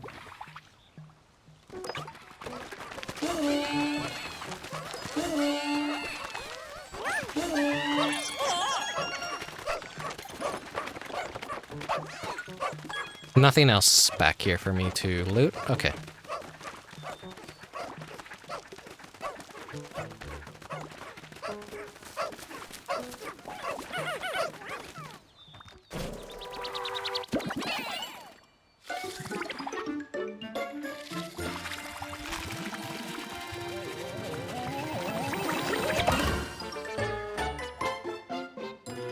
I want to bite into it. It sucked up the other onion. That was unexpected. You don't think that's going to be a problem, do you? Unbelievable. The onions fused, and now there's just one with two colors. Wait, do you think it will be able to propagate Pikmin of both types now?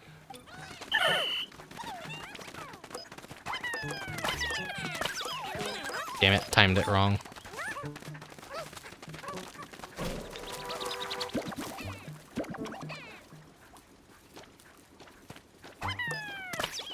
There we go.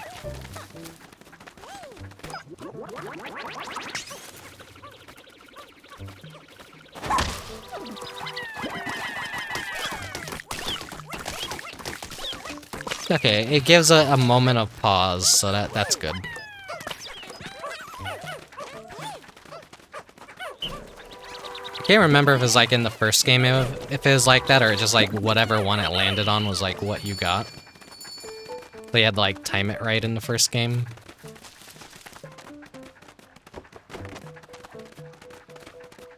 Curse my red-green color blindness. That yellow onion looks so green next to the red one. This one looks better than the Pikmin 3 swirly onion. Yeah, I didn't really like the onions in Pikmin 3. Master Blunt Passer. Thank you very much for the follow. Funny name.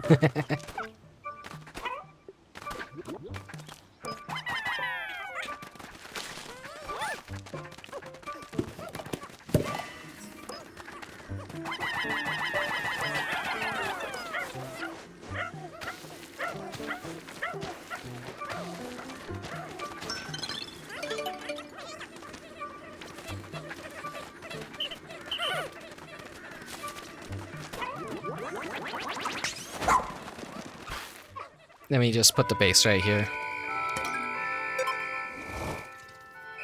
Right, come here, guys.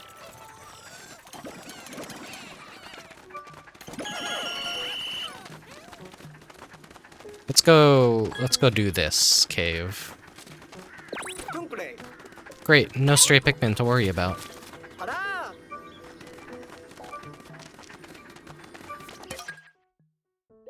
Industrial maze. The ground, it started moving.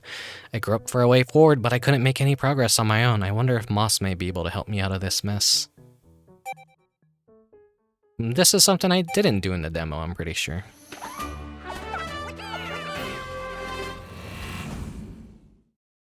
Oh, Crow wants to join again. There he is.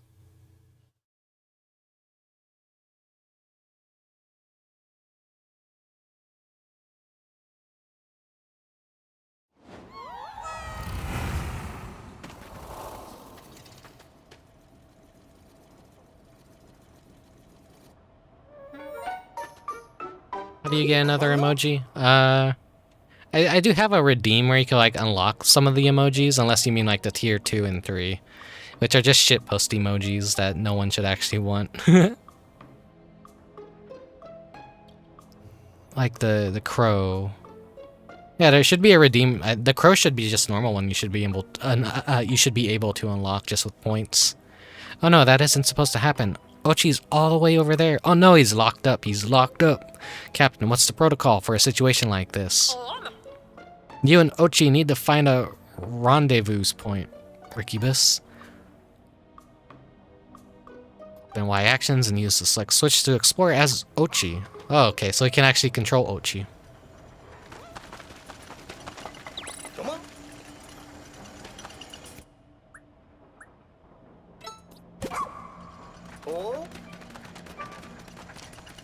Borf, borf.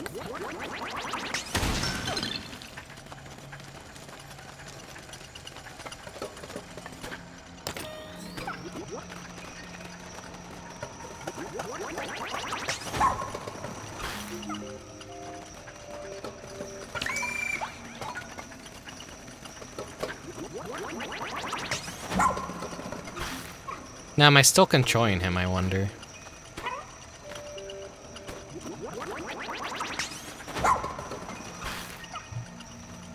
Let's see, choose an emote to unlock. You should be able to get the crow, unless you mean the little kiwi, then you can't get the kiwi, unfortunately. Unless I have to, like, go and manually, like, add which ones you could get, but they're just normal emotes, so they should work normally. Pikmin are having trouble. Oh, I see, I see.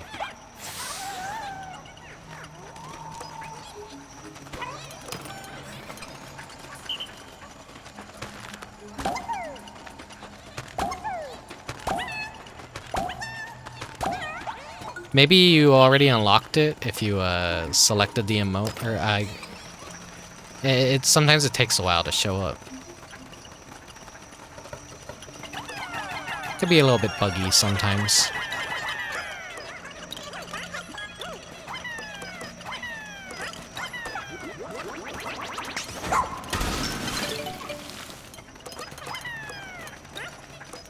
You gotta be careful not to throw him off at a stage.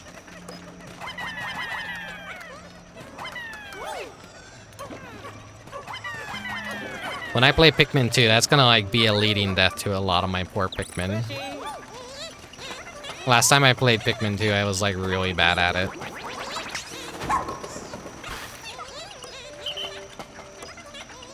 Like, I had a friend watching me and they got like really angry that I kept letting a lot of Pikmin die, because they're the kind of person that plays the game and they do the challenges where like they don't let any Pikmin die. Yeah, tech deck.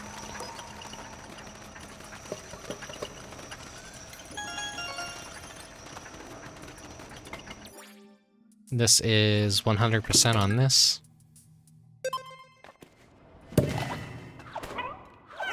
Are we gonna get separated again on floor 2? I wonder.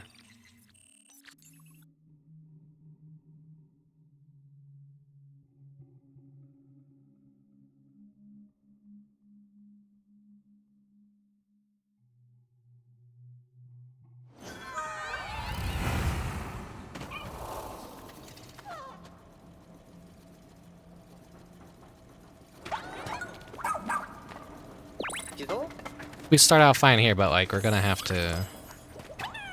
No. Rest in peace. Very dangerous little trap right there. They're all flowers, anyways. Sorry, Red Pikmin, you died in vain. Duck.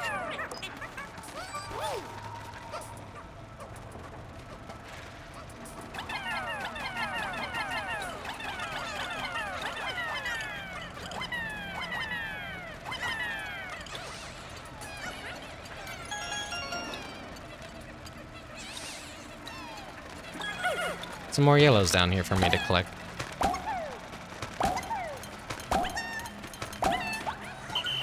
Is that a laptop cooler?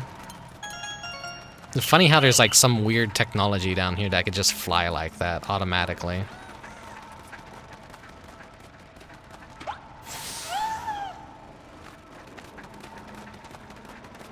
Let's see, let's see.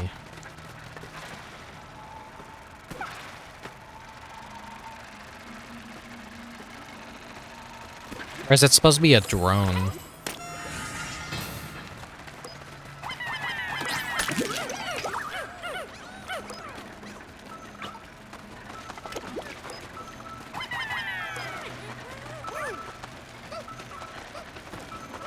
No.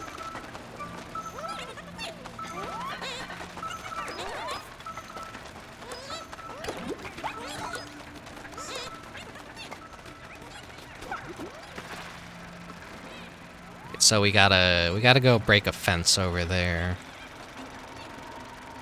Gives me an opportunity to go back and get my Pikmin.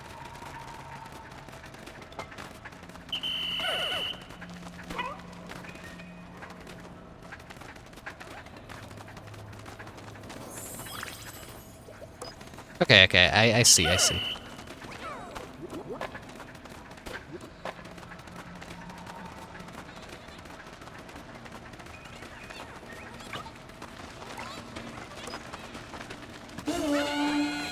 You guys push that. You guys attack that.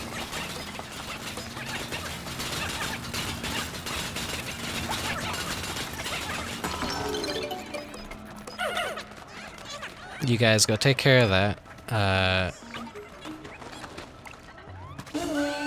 Dig that up.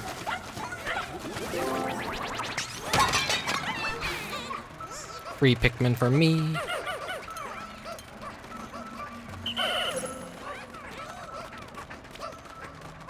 I can move the base, but I'm not gonna.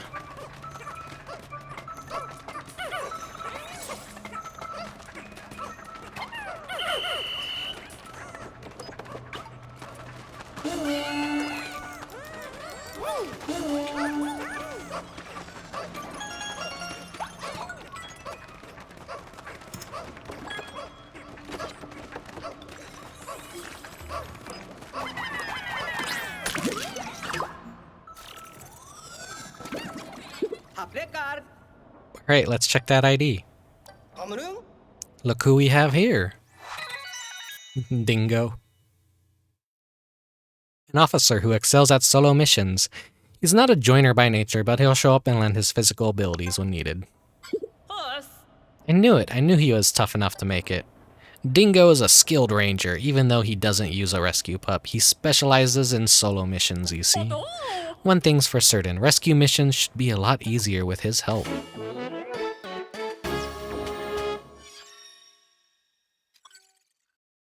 You track down our ranger Dingo. The only rescue officers still out there are now the doctor and the pilot.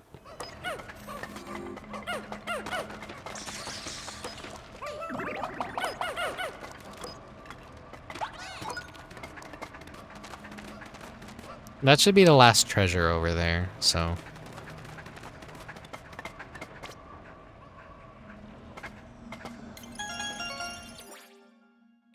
Yep.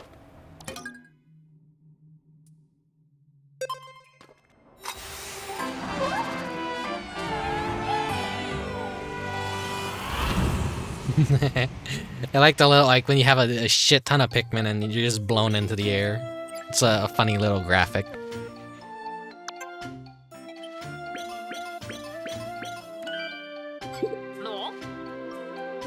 Oh, what is this star-shaped metal? Just tinkered with the appraisal AI. Now you'll be able to see what you've collected, all the treasure in a series. There's a resonance in the wave patterns for treasures of the same type that lets us extract even more sparklium. Can't say that I get the science behind it, but it sounds like we should try to collect complete series. Let's see. Memory fragment, top right. Personal injury plank. Stately rubber cutie. Unlimited locomotive. Detective's truth seeker.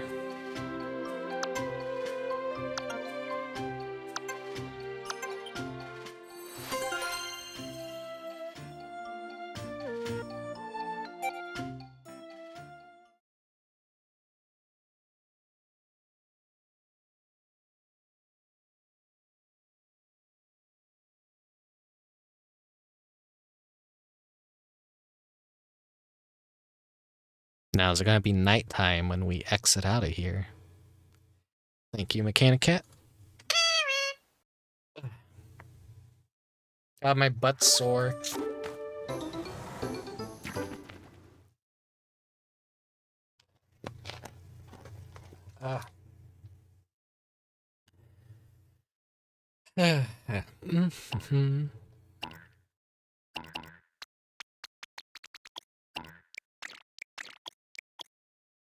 You guys all go back into the base.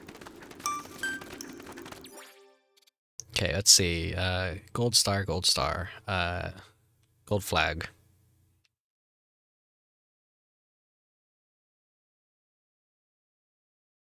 Okay, up there I think was where the blue Pikmin were, but I didn't get them yet.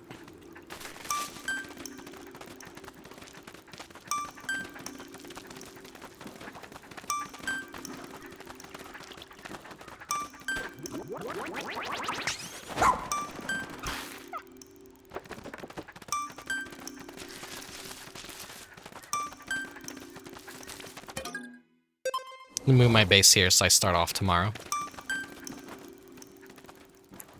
That's top Dandori skills right there. Made it just in the nick of time.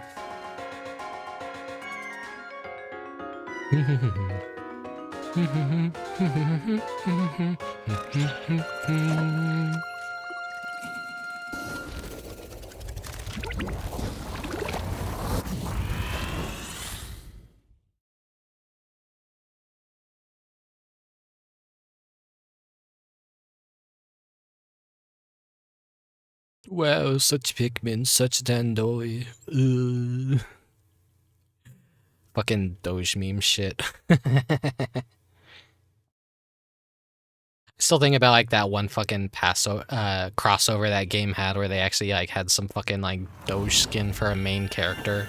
It was like the most cringiest shit ever.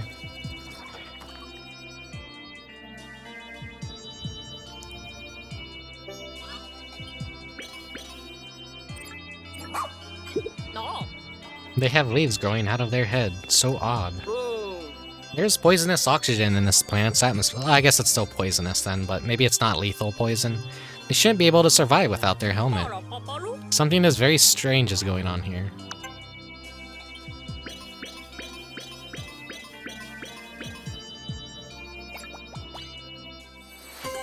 Great Adventure series.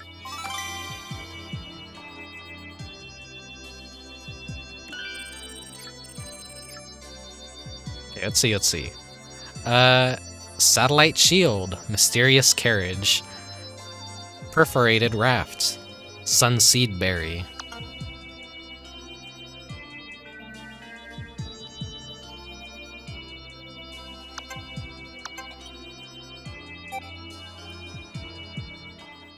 Hello, hello. Well, Captain, we did it. We finally found our ranger Dingo. Can't believe I had to be saved by the newbie. I'm losing my edge. Oh, he's the tryhard. We're just glad to see you made it back safe and sound, Dingo. Are you hurt at all? Not at all, Captain. I'm just, touched that you care. This table does not seem to be structurally sound. It's missing screws. But Science Guy could stand to worry a little more. That reminds me, Captain, I have some information regarding our pilot. Really? Do you know his whereabouts? Great work, Dingo. What? No, that's not exactly. You must be exhausted from all that forced sleep you had. We'll go over the details tomorrow. Go get some rest. Huh? You got it, Captain. She cares about my physical state. That means she cares. Oh, he loves the Captain. Hello. Oh, before you hit the hay, please be sure to review all the details related to our rescue mission so you're fully prepared. Is that really necessary? On another note, Colin, do we have any updates on that castaway we picked up today, the one with all the leaves?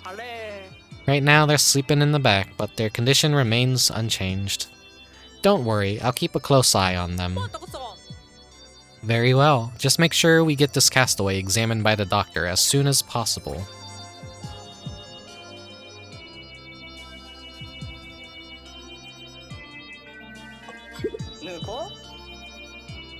Oh, I see you use the pin, so then I guess you don't need to tell you that. It says, easy as selecting a mission and pressing A to pin and unpin it. I commend your instincts. Pinning a mission is a great way to keep track of your objectives and progress. I think Sunseed Berry is what they were called in Pikmin 3 as well.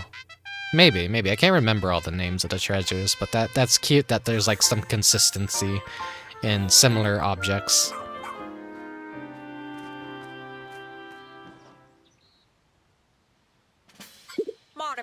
Dingo, is it true that you encountered our pilot while stranded?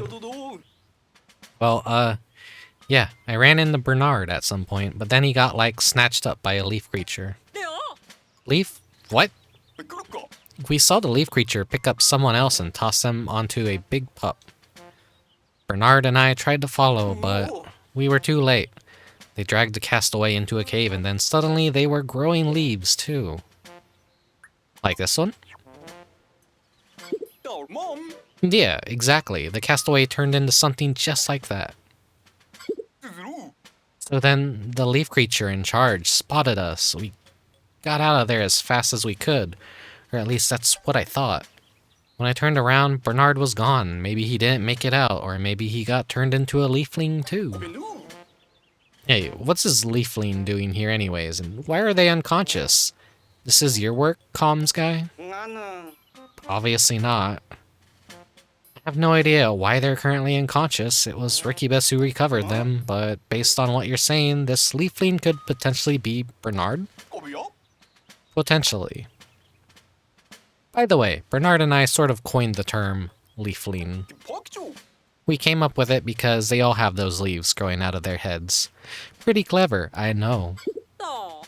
This castaway may be our pilot, but undoing his leafy state is beyond our expertise. We need to rescue these leaflings, but without a doctor, there's not much else we can do. We need you to find Yanni. Stat. Officers, to your stations, please. Copy that, Captain. Kanya spa. Ani. But But can we train Ochi?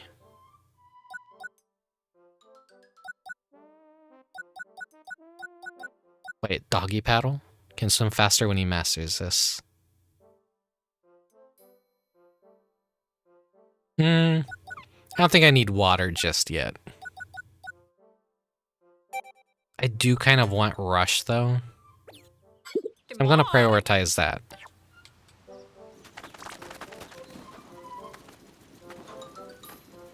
He's got that meme pose. You know the one. You fucking know the one. No, I had to do it to him. Mohei. Tatlo.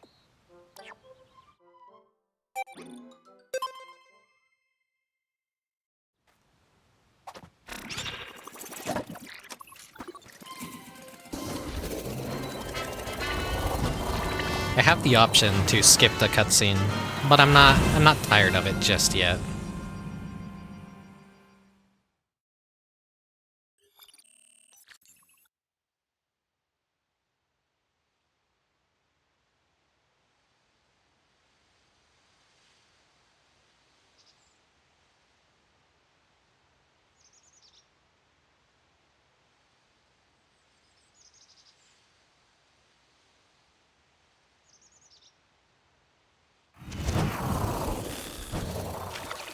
Alright, so I'm gonna begin by getting Ice Pikmin and do the Dandori challenge over there.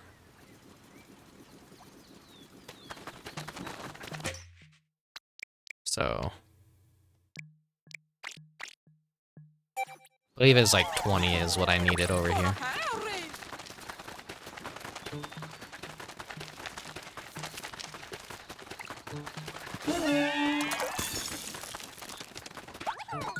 On Ochi.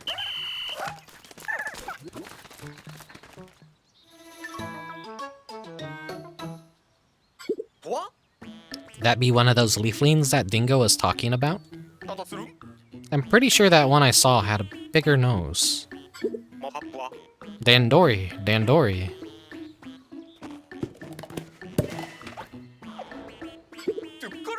Only one thing to do now. We gotta catch him. Let's go.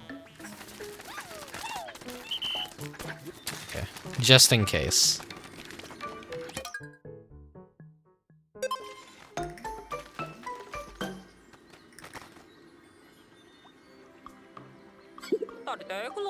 It looks like the Pikmin don't want to go with you. Oh well. It'll just be the two of you, Odachi and Rickubus.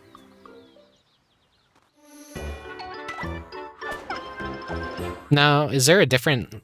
It's the Dandori battles all have to be the same, essentially, I imagine.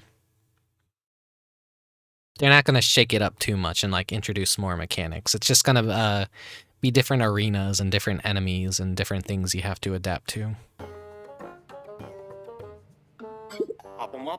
This place is for testing Dandori. Do more Dandori, improve Dandori. Simple goal. Carry as much as you can until time ends. That is all. Oh, so it's not going to be a versus. It's just going to be maybe a race to get as much as I can. Treasure here, all fake. You cannot carry home. Pikmin here, all mine. Also, cannot take home. This means can Dandori forever. This is bliss for me and for you. Do well, get raw material. Do not well, also get raw material. You wish to take me from here? Show me your best Dandori.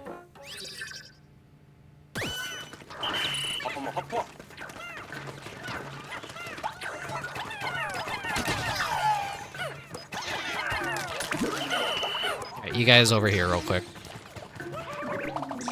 Sip the nectar, become strong.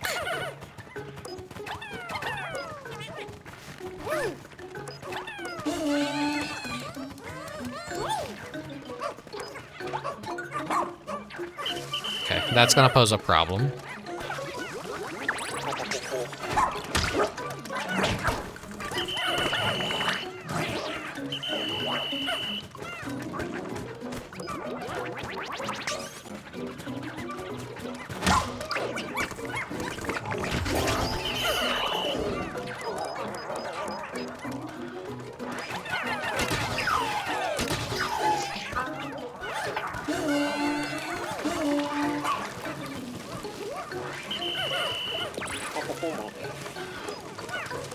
Uh-oh. No.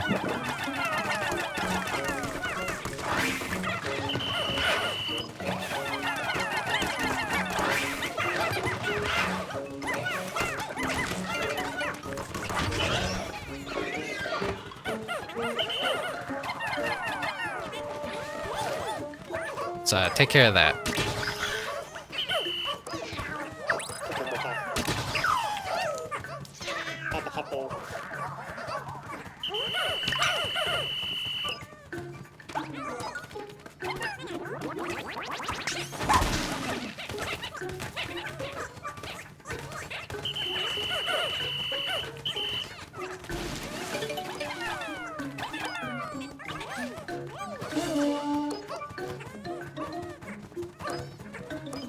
Okay.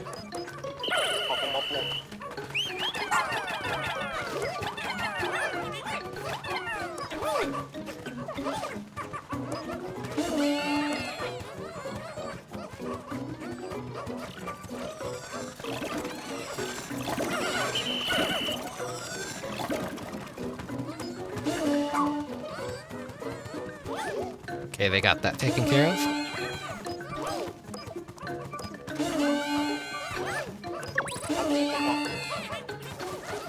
Repeat Dendori for good practice. Okay.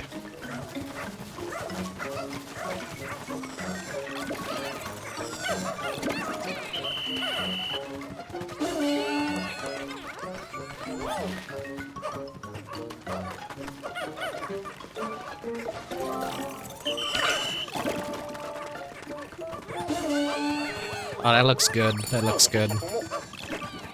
2 minutes left.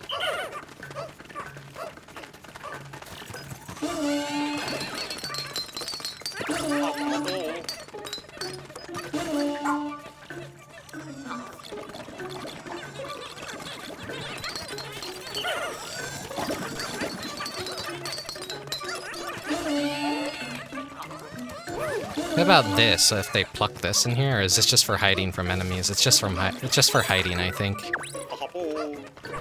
You have good Dendori.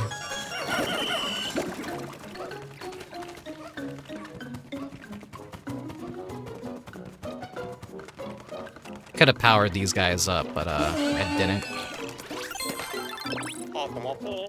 Amazing Dendori, satisfying.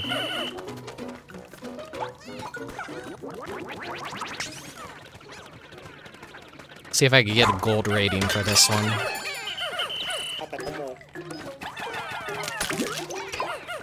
Great, suck it up, suck it up.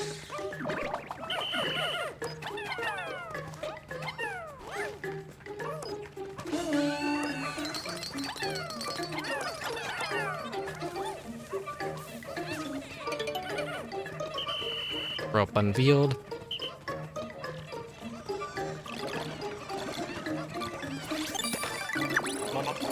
Right, got the gold rating. I like these ones. Oh, this is a perfect score. It's like you actually do perfect.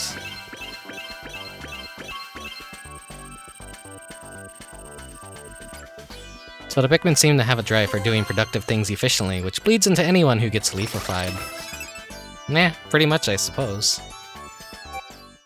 That's how ants basically function. You work too fast. I feel dizzy.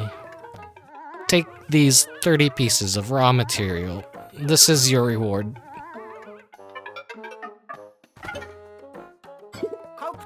Oh my, they fainted. I wonder what caused that. Well, I guess this is our chance to get them out of here.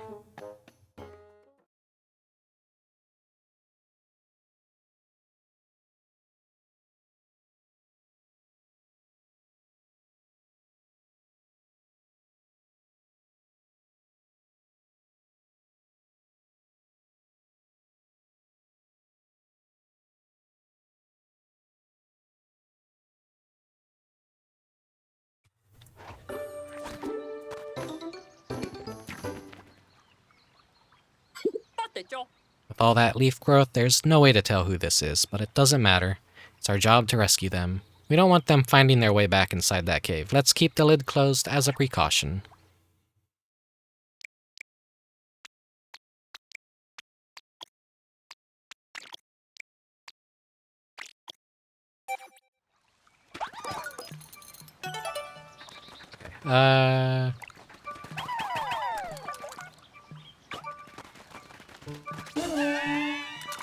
Freeze that for us.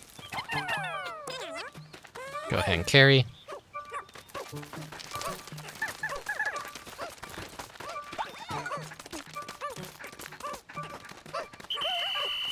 Alright, you guys can come.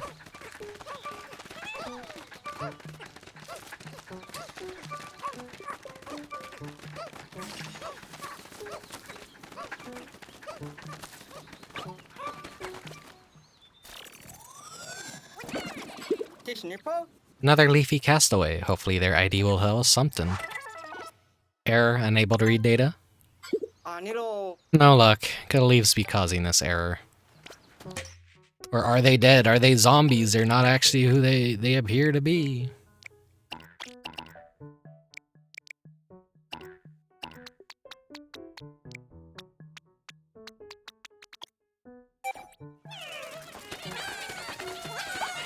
Get a nice even spread of Pikmin.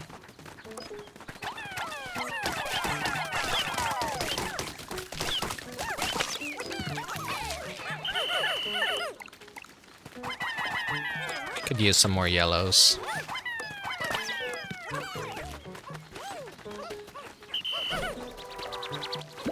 They have the parasite like the Bulbmin. Yeah, that'd actually be the terrifying thing. I know Olimar's dog looks like it has a parasite in it, because it has the leaf tail. So you know that thing's not actually probably a dog. It's just like a parasite Pikmin, if anything.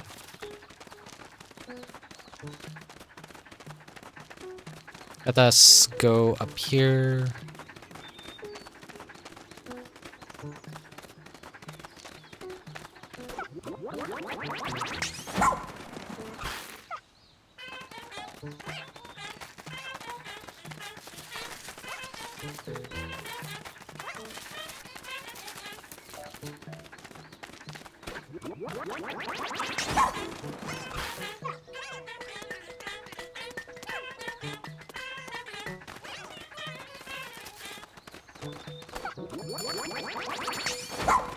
Like how all the Pikmin are singing. Okay, that'll be their way down. It'll be fun to revisit Pikmin 1 and see like just how much knowledge I retained since I last played it.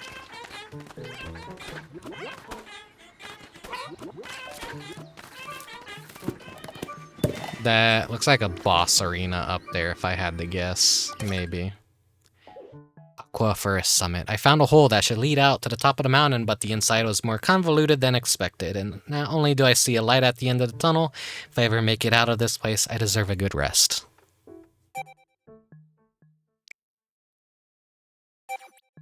Let's do 2020. Yeah.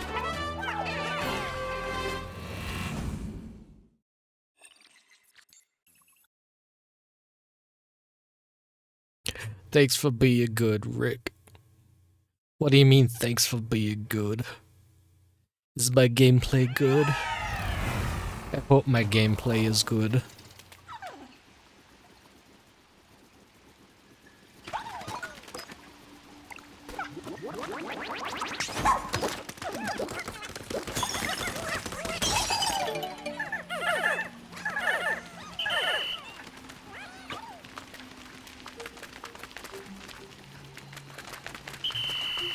Oh, cool. More ice Pikmin. Is that frozen, though? Yeah, it's frozen.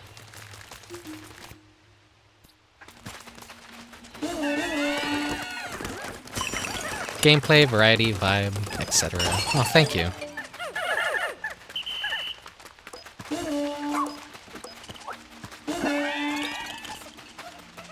It'd be nice if I had a little more variety outside of games, but I feel like, I don't know, I feel like having a good variety of like games that you could play is like also pretty important too.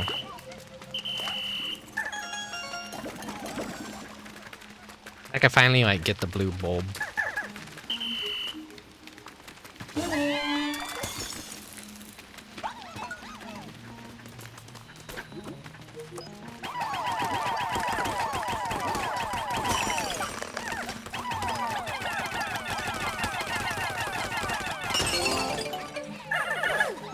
Oh, Hanafuda card.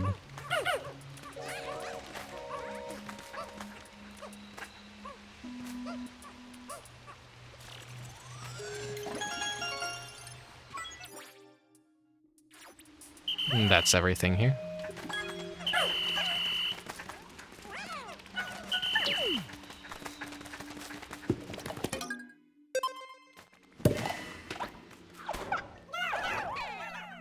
I think for the stream tonight, it'll just be the first level.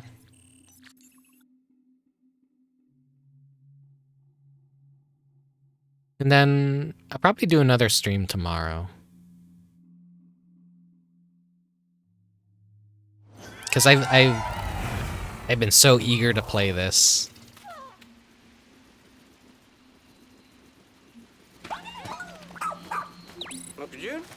There must be castaways nearby. Oh, that just had a raw material in it.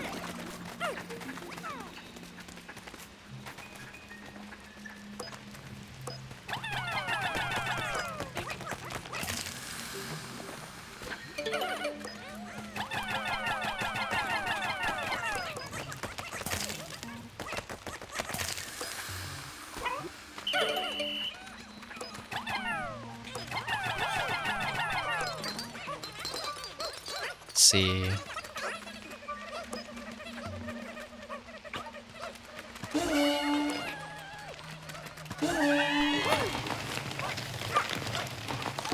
See treasure over there and some more ice Pikmin to get.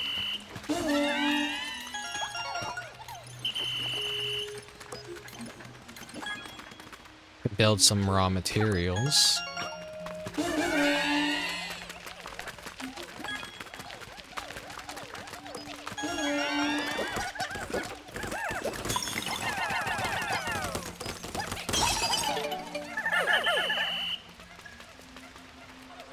You guys continue doing what you're doing.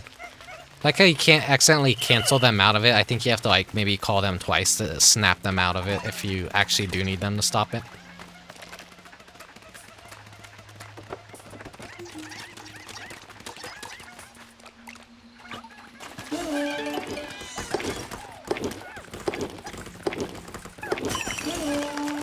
Nice juicy squelch noises.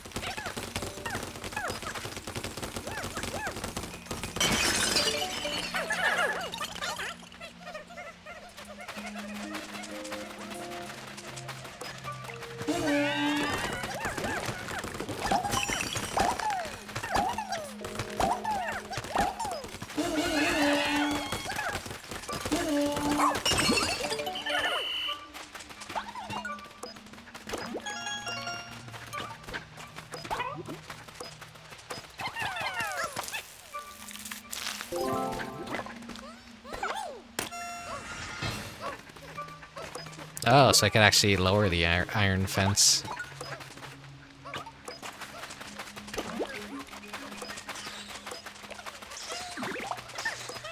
Drink up, boys. Even more nectar. Right, okay, you guys are inactive over here. Come here.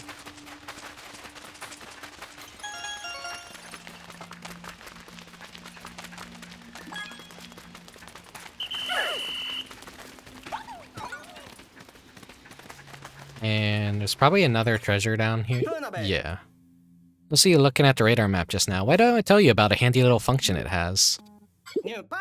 The system will mark discovered caves and cleared areas with blah blah blah. You go to that spot, the symbol disappears. It's a very useful way to keep track of your objectives.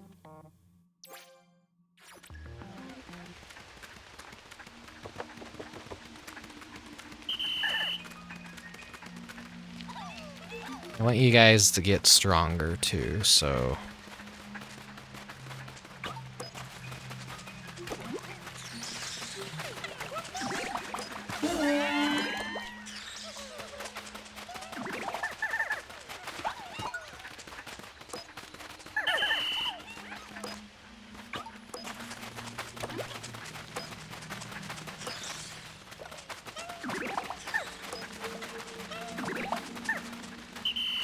Which are an easier way. It's probably using the horn is the easiest way to get them all to like drink the nectar, but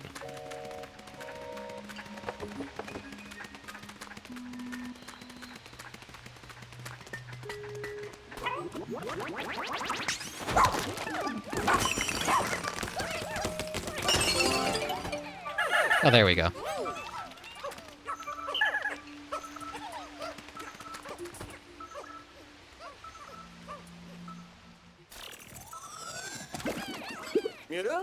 Checking their ID. I hope it's another rescue officer, like our doctor or pilot. Dalmo. He loves animals, and they love him. A researcher at heart, his passion for other creatures is as genuine as his smile. This must be the zoo, the Pictopia, or I mean the what is it called? The Zoopedia. He appears to be an animal enthusiast. He must have seen the voyage log and came here looking for new species. Luckily, we found him before he got, well, eaten. How many civilians decided it'd be a good idea to go trapezing off this planet? Welcome back. Did they think this was some kind of hot new tourist destination or something? Cave cleared.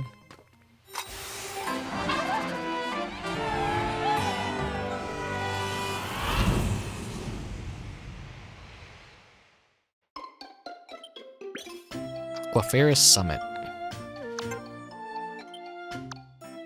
Let's see. Talisman of Life, Crane. Memory Fragment, top left. Skin of the Phoenix, and Nuggets. Yeah, sorry about the ads. That's, you know, that's Twitch. Twitch being Twitch. And it's just gonna keep getting worse from here on out. Like, a lot of, fucking technology-based, like Silicon Valley big tech websites are going to be forcing ads down our throats, and it's gonna just keep getting worse and worse from here on out. They're in full panic mode, I think, because a lot of laws are changing to like crack down on like scummy shit that they've been doing. So they're gonna just, you know, shove more ads down our throats to compensate.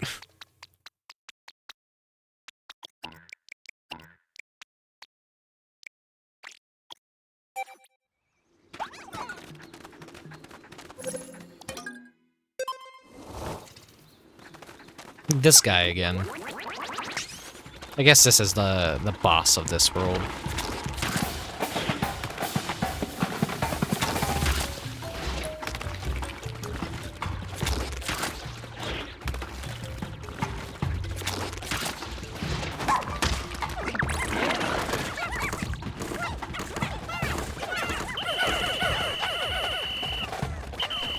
He's actually a little bit stronger than the one you fight in the Olimar tutorial. I can't stop them from taking you away. You're gonna have to watch those ads and you're gonna learn to like it for Daddy Bezos.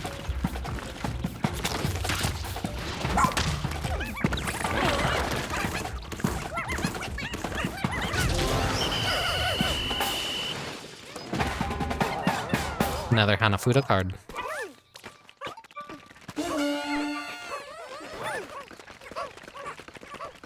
More raw materials as well.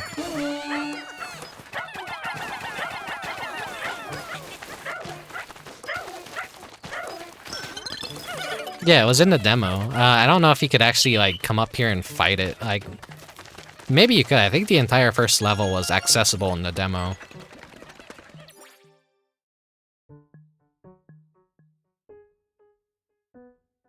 What would that be? Curious. I think there's actually just some stuff that I could get. Okay, okay. I see, I see.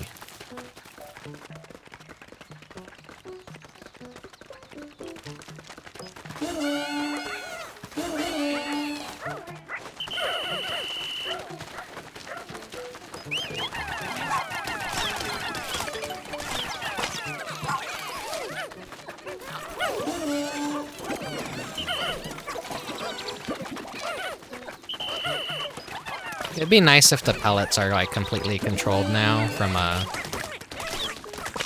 You don't have to like get the exact one, basically. Like, you don't have to have yellow Pikmin carry it back to get like yellow Pikmin. That'd be nice, is like what I mean.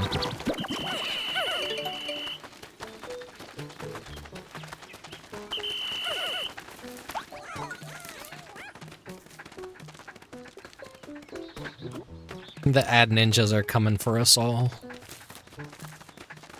Whoa, whoa. Look at that amazing view.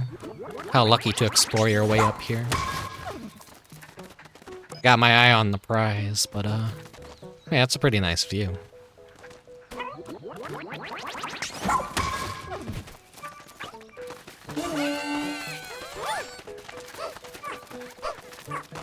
God damn it, Ochi. Get over here.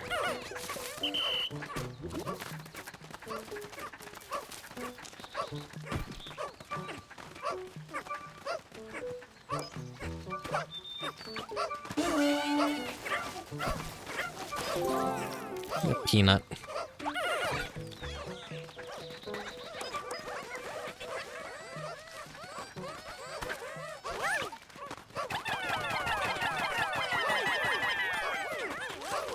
Alright, speed it up a bit, guys.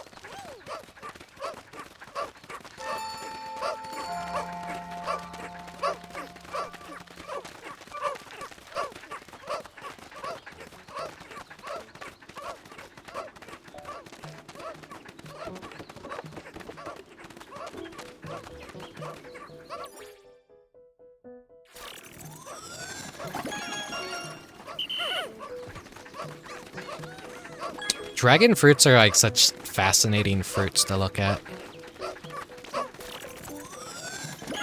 They got like very nice vibrant colors too. They're very pretty to look at.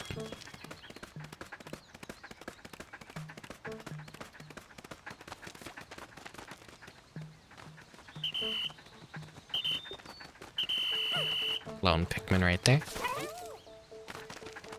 Alright, so let's go take care of this down here now.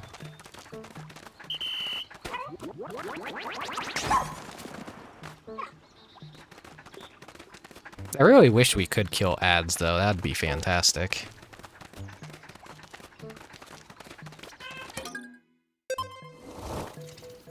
But there's nothing we could do to, like, prevent ads from being as prevalent as they are.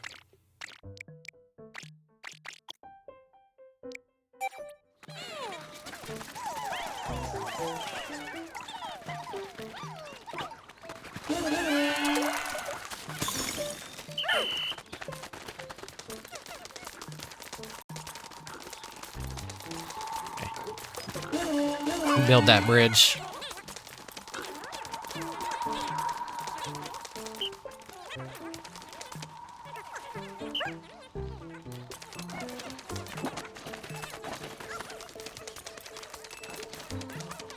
I can't get that while they're underwater. Oh well. Is there anything under this bridge? No.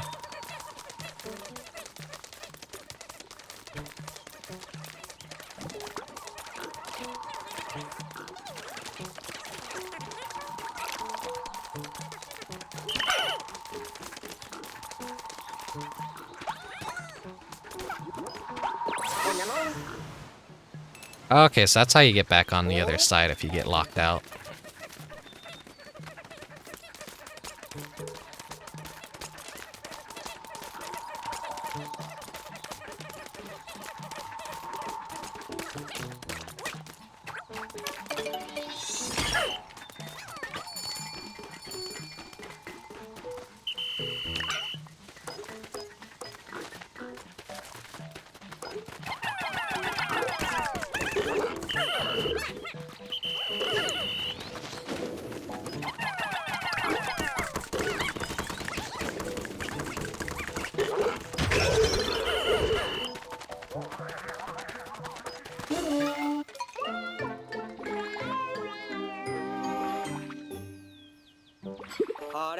Onions really do come in all kinds of different colors.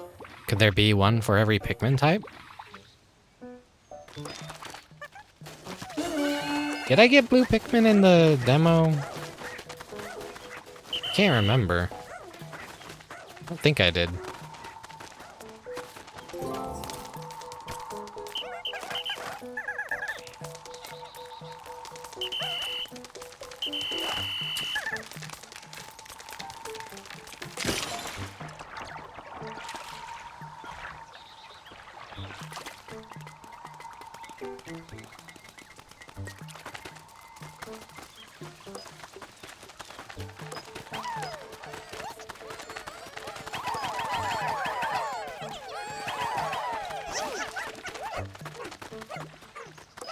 Okay, and then the rest should be able to freeze this. Hopefully they actually, like, get blown across and, like... No.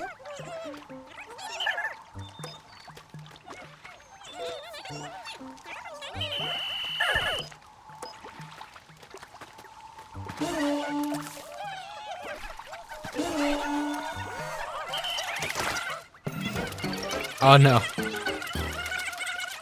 One no. I think you're just, oh no, they could jump high enough.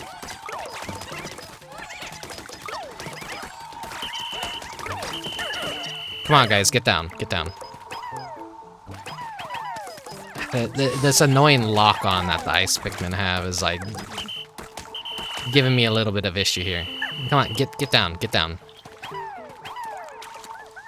Where are my other ice? Where are they?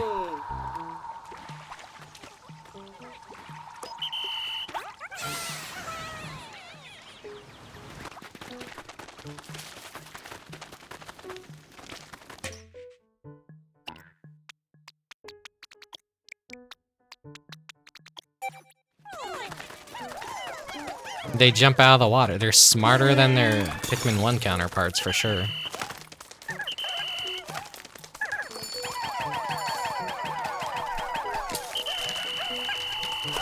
No, no, no, no. This has proven a little bit more annoying.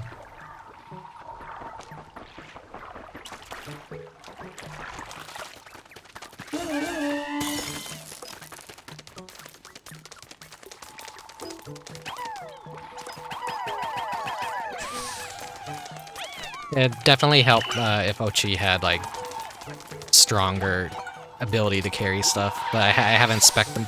No, god damn it. It just, like, locks on right there, so it's, like, extra annoying.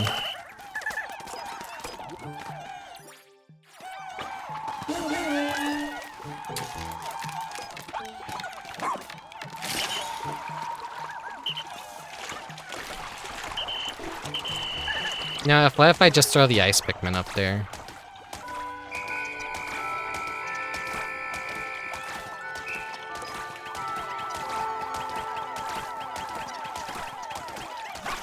God damn it.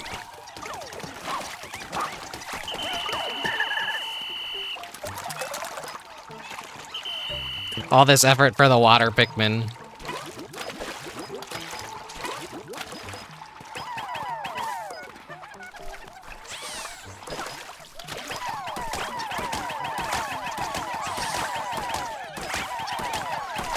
Stop locking onto that tree.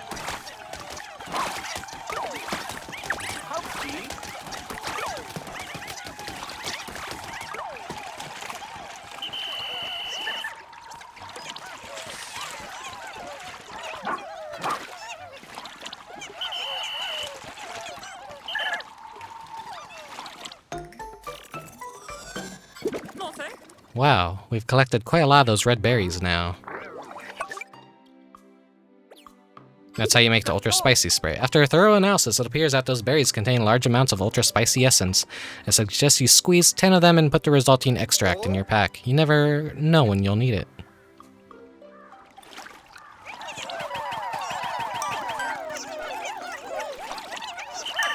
No, they just freak out.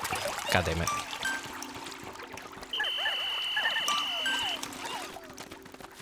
There's an ice Pikmin somewhere. Oh, he's right there. You're fine. We will have to return to that another day. AKA tomorrow. No, not in-game tomorrow. Not quite actual tomorrow.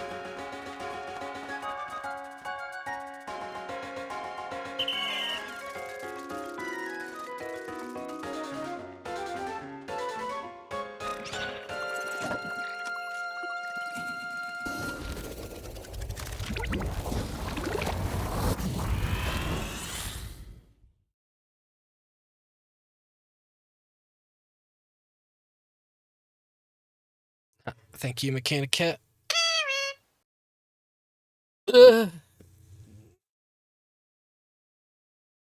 Yeah.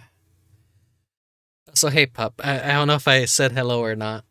My memory is always super fucking short. Uh. eh.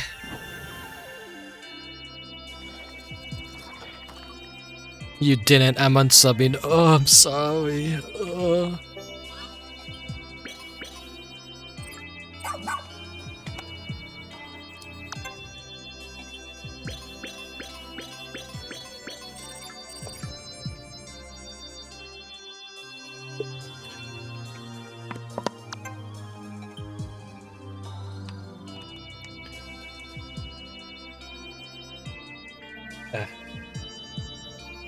I'll never understand Pikmin, but the puppy is cute. Pikmin is very easy to get into, in my honest opinion. By the way, Rickubus, if you press minus and open the shortcut settings, you can assign different functions to the D-pad. Really? You can assign rescue journals to one of those? Of course, and then you could reference it whenever you need some quick advice. You can even assign actions like a disband or select items at the push of a button. Setting up shortcuts seems like a great way to improve your Dandori practice. Speaking of improvements, Colin, would you be more efficient if you shared such helpful information a lot sooner?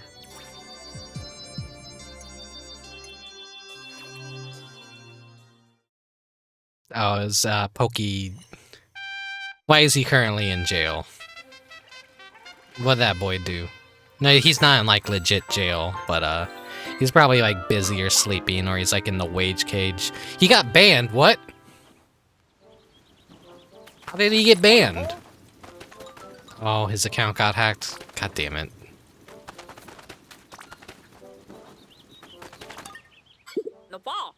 Improve your abilities just a little each day. In time, it'll add up and you'll be stunned by what the two of you are capable of.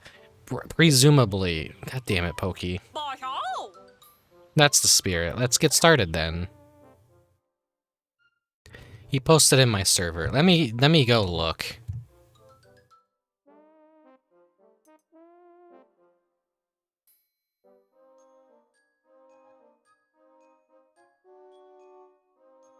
Auto-tune baby cry. Indefinite suspension. Oh no. No. Pokey. I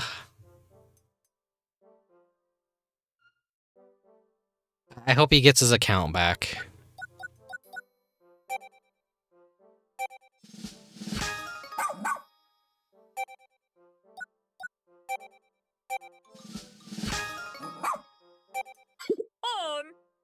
Amazing, Ochi. Incredible, even.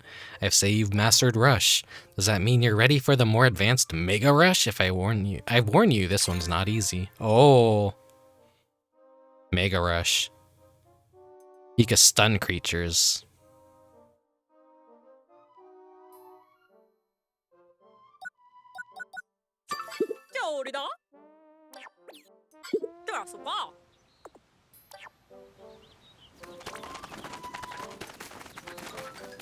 I'm sure Nano's probably also crying right now at the news that Pokey has been banned. That boy hasn't even... He's done like a few streams and like he's oh man.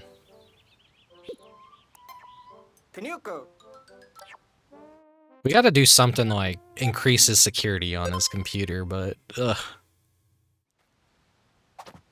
Where do we even start?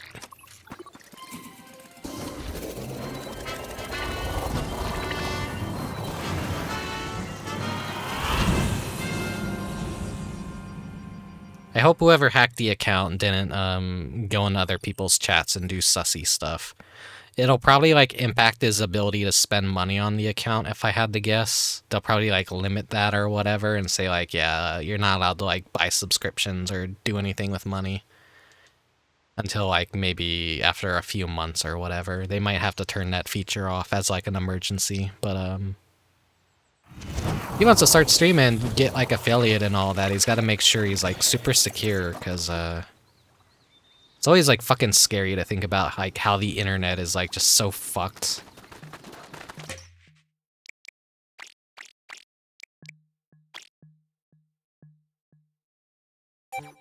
This is gonna be rough. Picture.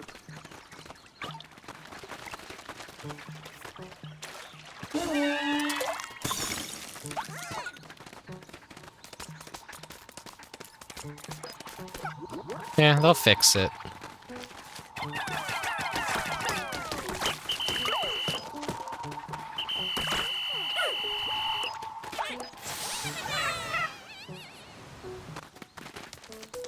That is so fucking annoying.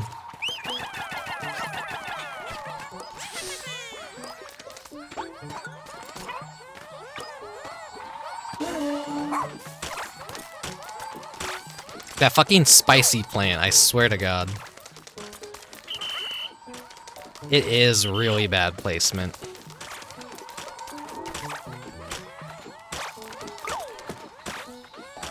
Where the fuck did that red Pikmin go?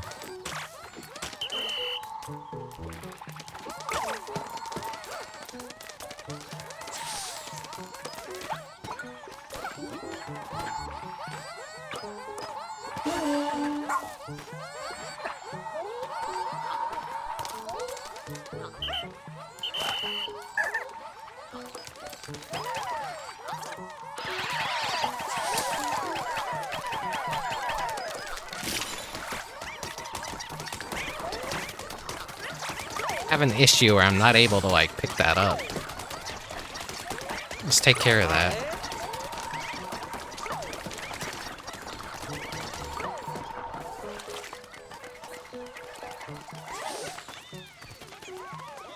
Ice Pikmin are not good swimmers.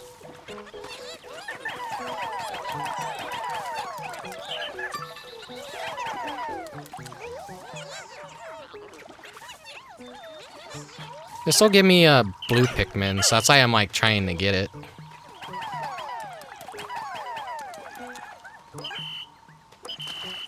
Oh gee, you just like fucking fell off the ledge, you dumbass. I'm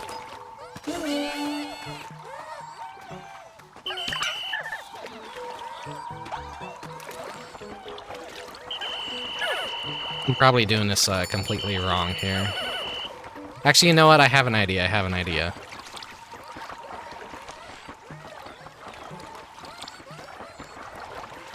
Just gotta get my ice Pikmin.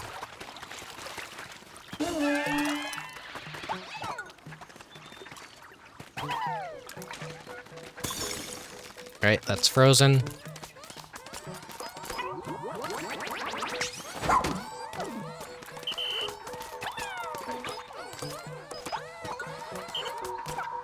Okay, what if I do this? Okay, that knocked it just a bit.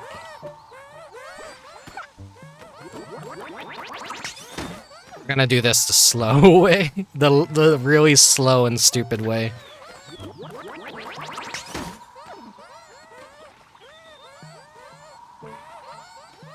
Welcome to the next 30 minutes.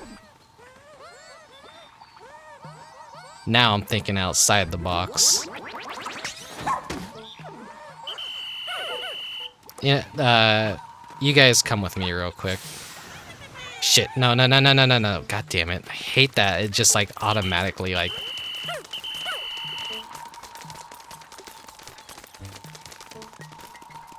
It'd be nice if it would slide on the ice, but I don't think it will.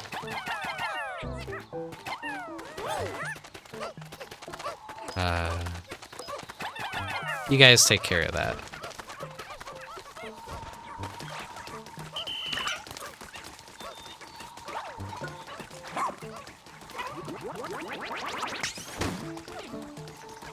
Bit by bit.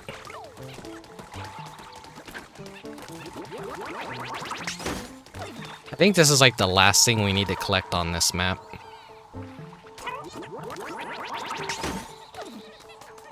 This is like the brainlet way of doing things.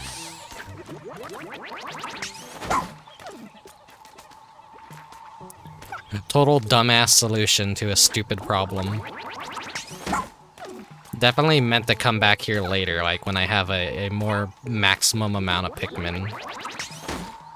But I'm just gonna, like, brute force it.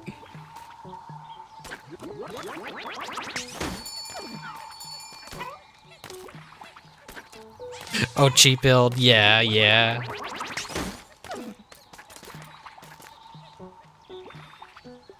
Ice Pikmin actually, like, they float in water, so... I don't think you could have them pick it up in the water. Because they'll get, like, locked in their floating animation instead, so... Like, I was trying to get them to carry it, because I was thinking, like, oh, maybe they will carry it, but, like, no, it's not the case. Alright.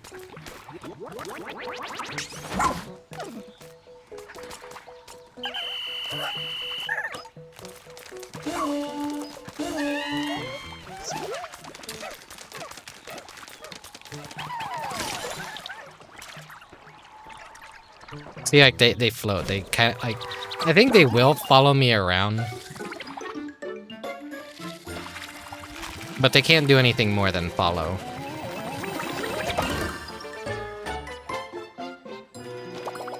Us. The more onions we fuse together, the more types of Pikmin it could propagate. That's good news for us. Put. Time to get the silly blue guys.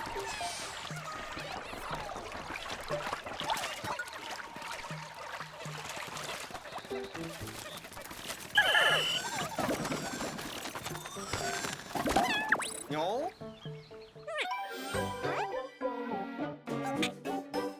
Perturbed. We haven't seen Pikmin like these before. I wonder if Captain Olimar ever encountered anything like them. He sure did. The blue Pikmin. At a glance, the blue Pikmin appear to have mouth-like gills and are notably able to function even underwater. Thanks to their water resistance and swimming talents, we can now transport things found in water. You guys come back over here.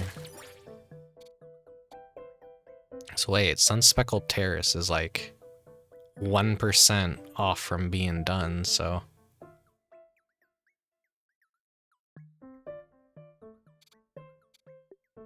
Is that just collecting those, I wonder?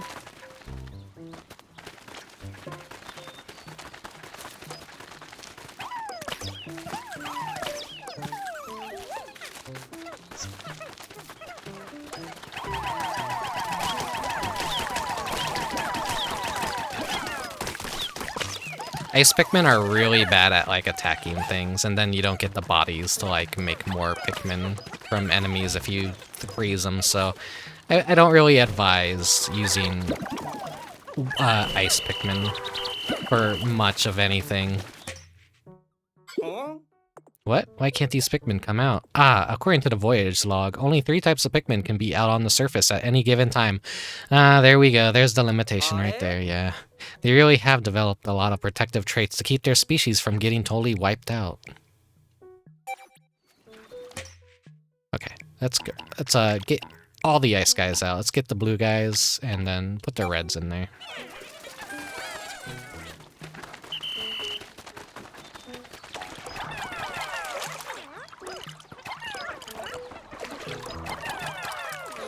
I think these, like, technically, like, count as a one-time resource.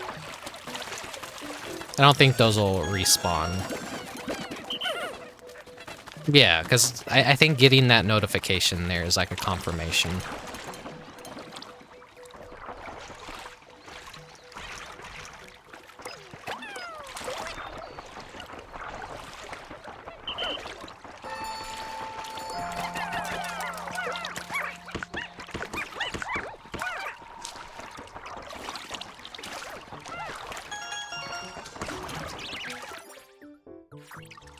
No, that's still not everything. What can I be missing?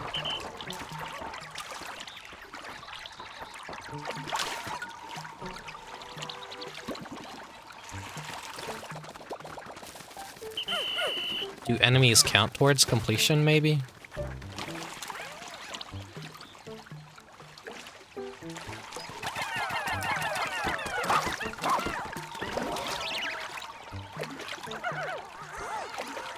Enemies have to, like, respawn after a while, I imagine.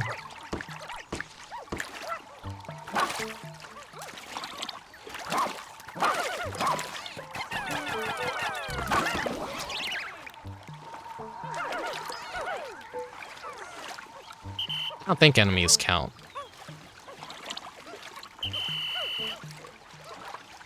Okay, let's go pick those blues.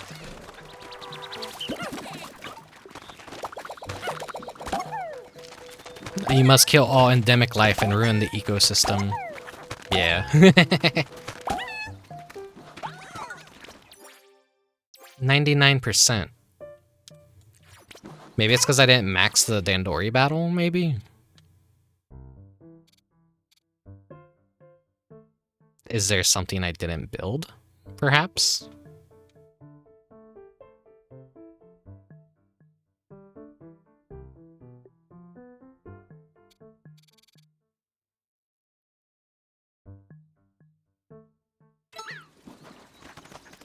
What's over here that I missed?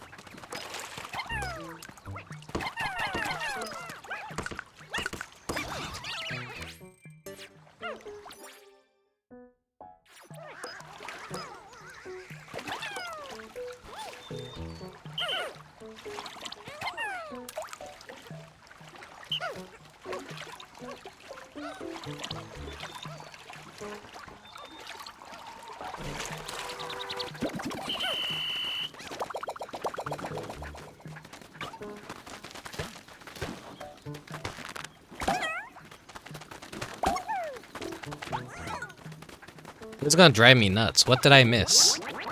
There's something I have yet to collect here. The treasure meter will guide me.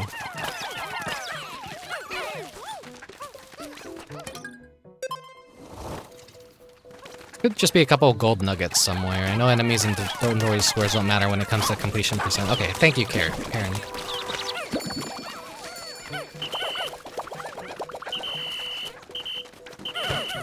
I definitely, like, probably missed something somewhere.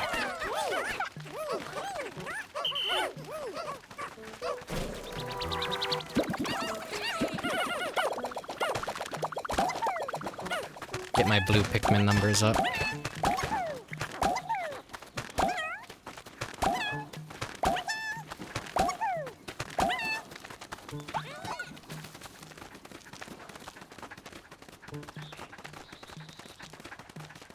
Like, I see the treasure meter is, like, still partially active, but I'm like, what direction is it activating?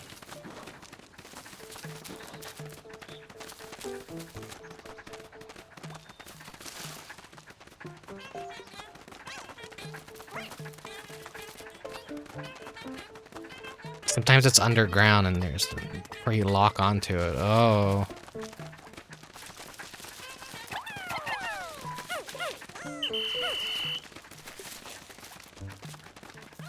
Interesting.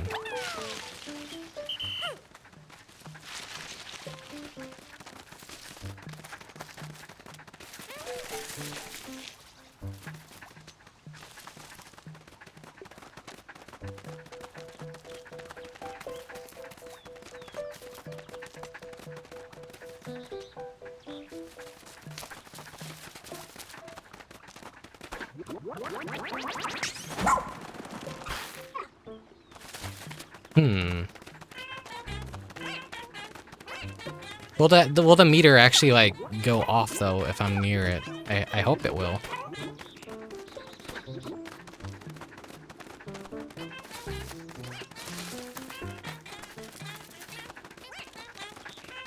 Oh, right, that's a mechanic, isn't it? Treasure. Thank you for reminding me. I forgot that was a thing I could do.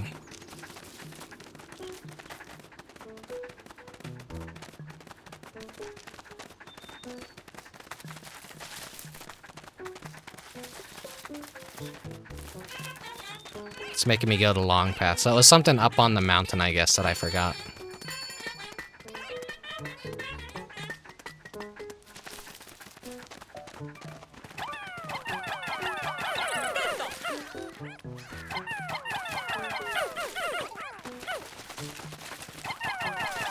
What do you mean that's the source of the scent? Oh, there we go, there we go.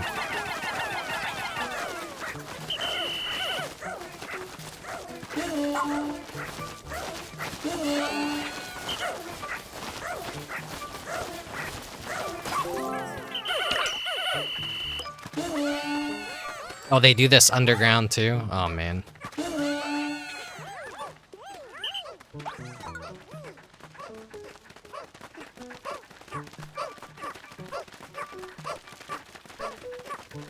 Will they be able to? Yeah, they will. They will.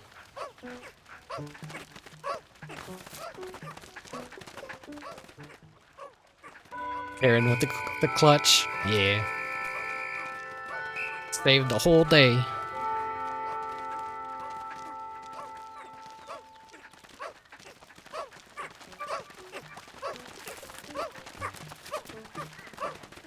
Oh yeah, and I saw that you redeemed the Ballpit Mechanicat, so I'll do that after this day ends, and I think we'll end the stream.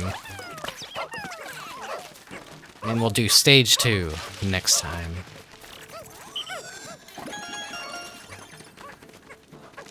I don't want to stay up too late tonight. I want to wake up at like a reasonable hour and like feel refreshed. Explored 100%. Yeah.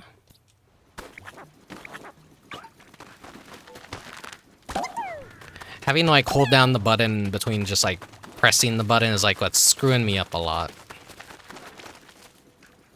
I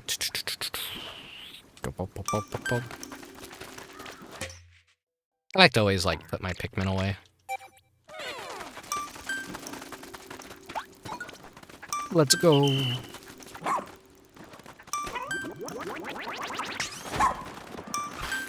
I'm excited to see what the nighttime is like.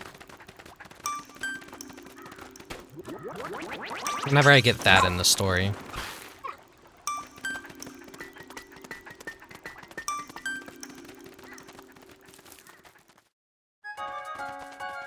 What I would do in like Pikmin 1, like when the countdown's happening, I would just kind of like go scout around as Olimar only and just like make sure. Or I'd go grab any stragglers if I could. You hate going to bed too late. Oh, poor Mechanicat. You're in those foreign time zones. If only you were an American like me, then you could go out and get late night tacos and eat garbage and then go to bed and like wake up feeling like a truck hit you. I'm kind of like, no, I had a good dinner tonight. I'm like, did I eat? I'm like, yeah, I did eat. Oh, 5 a.m. Why are you guys awake watching me? Thank you for watching me, but God, take care of yourselves. 5 a.m. gang, let's go. Child of the Earth.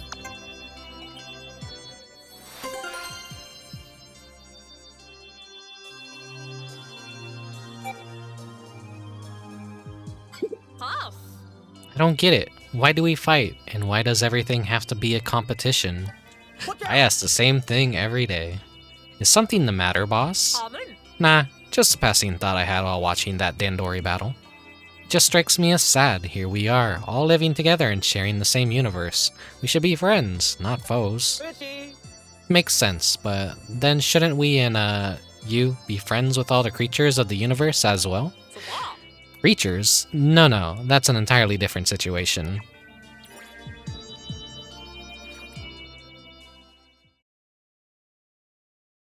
Let's, get the name of the treasures, or, well, actually...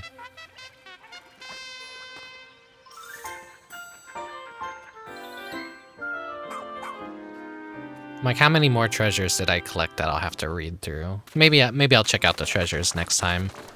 For now, Oi.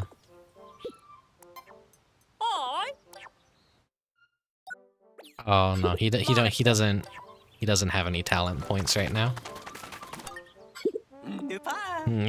Create a new item. Well, I developed a prototype with the materials I had on hand. You better come see it for yourself. Let's get started. A bomb rock. You get like 5 of these for free. And it's like, what, 8 resources. So it's so easy to just get it. You see, transferring your the save data wouldn't have been worth it I had no problem just redoing the entire stage over again for the first episode of the series of streams, so it's fine. It's fine. Idle counter shows a running time of how many Pikmin are standing idle. There's no time to lollygag on a rescue mission and tough stuff. No training necessary to achieve this. HP increase. Indeed, there is no force of the universe more powerful than science. And health increase for Ochi. Let's go ahead and get the idle counter. And then point increase for me.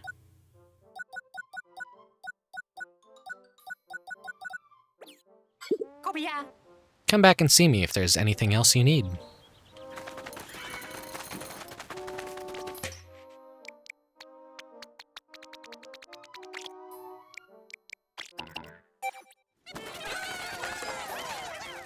Okay, that should turn them all.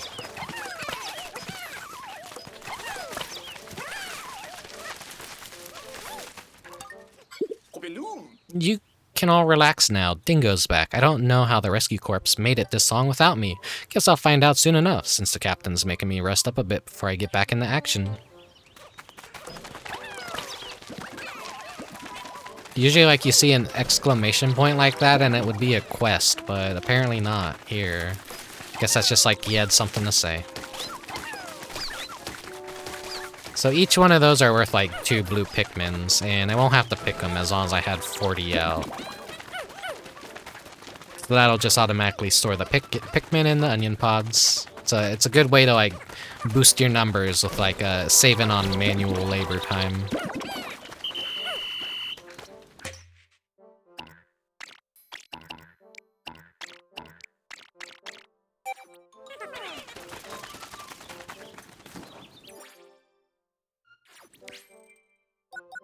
Save and return to title.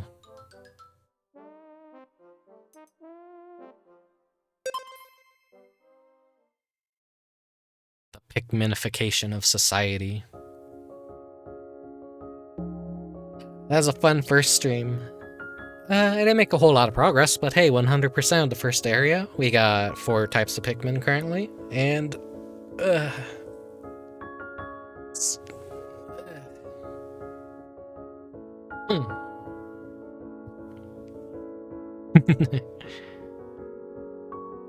Pikmin's such a great game. A great series, even.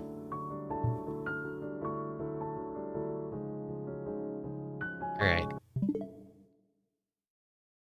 Here we go. Where is everyone? Here they are. I just deactivate this folder so that like OBS unloads all this bullshit when it's not in use.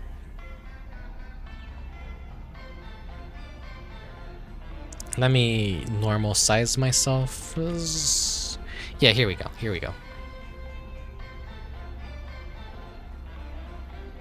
So I went to bed at like 9 p.m. and woke up at 2, so I'm fine. Oh. You're like a night owl, mechanic cat. I hate that Squidward so much. I love that Squidward.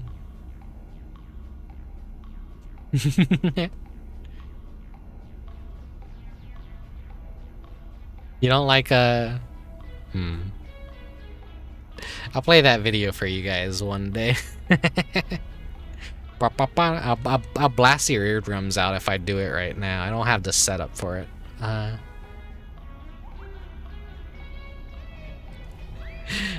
50 to 100k redeem that clears the ball pit and adds an echo onto your voice, please. No one will redeem that ever. I'll make it a community goal to kill the ball pit once and for all. Let me go to Twitch and check something real quick.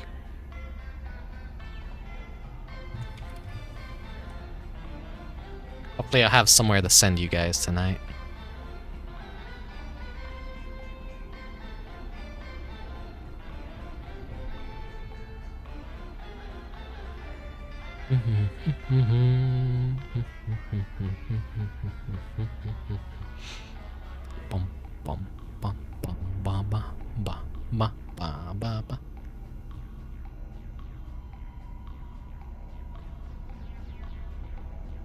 Okay, I think I see a raid target that I could send you guys to.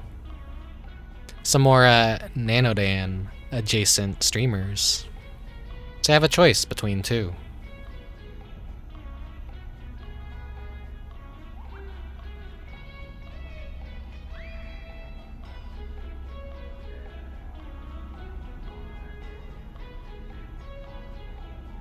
You're getting close. Oh. Save your points for something more worth it whenever I decide to add more redeems that are actually worth it.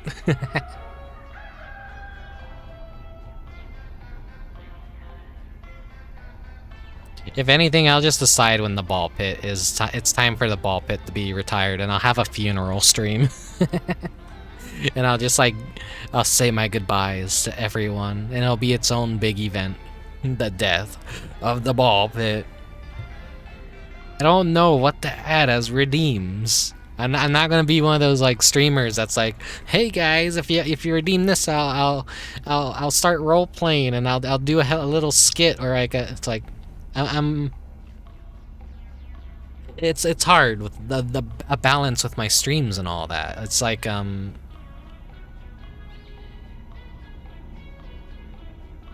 don't like too many distractions necessarily to like take away from whatever game I'm showcasing. So the Ballpit is like what, 5 minutes, so it's like kind of a little bit of a forced break when I feel like it. If I don't want to do it at the moment it's redeemed, I will do it later on, so it's not too bad.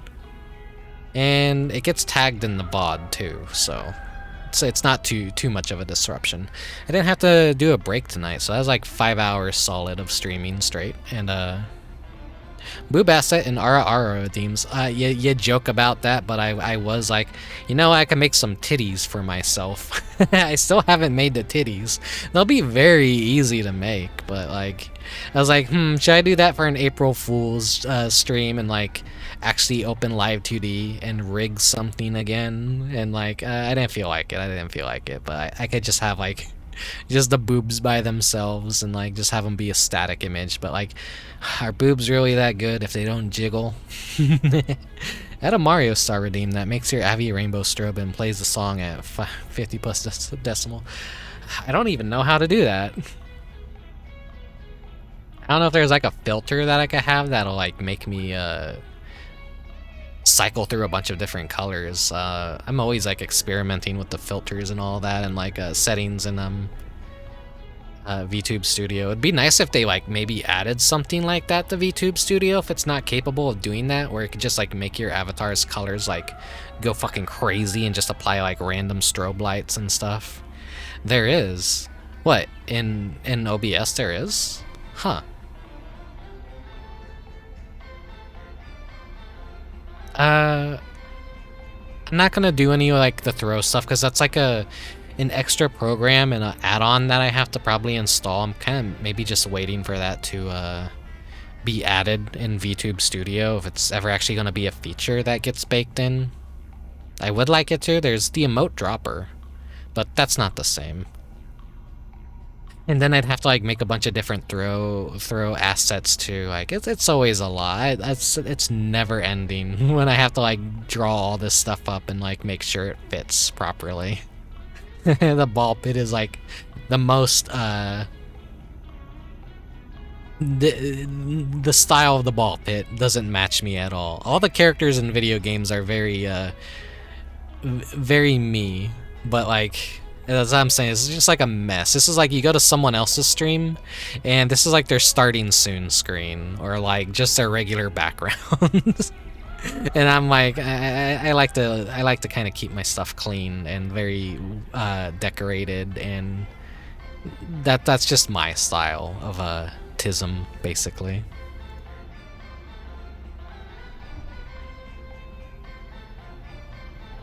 I know 2 streamers that use color correction to change colors.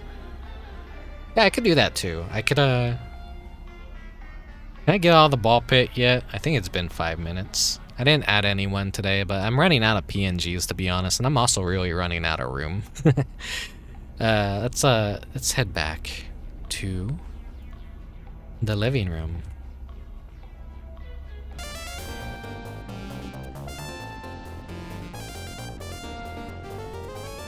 I was messing around with things. So I could like add a shadow to myself. So woo, look at this. Look at this. This is very easy to do. So if I'm ever over a pure black background or like maybe a very dark game, I could use this to kind of stand out a little bit more.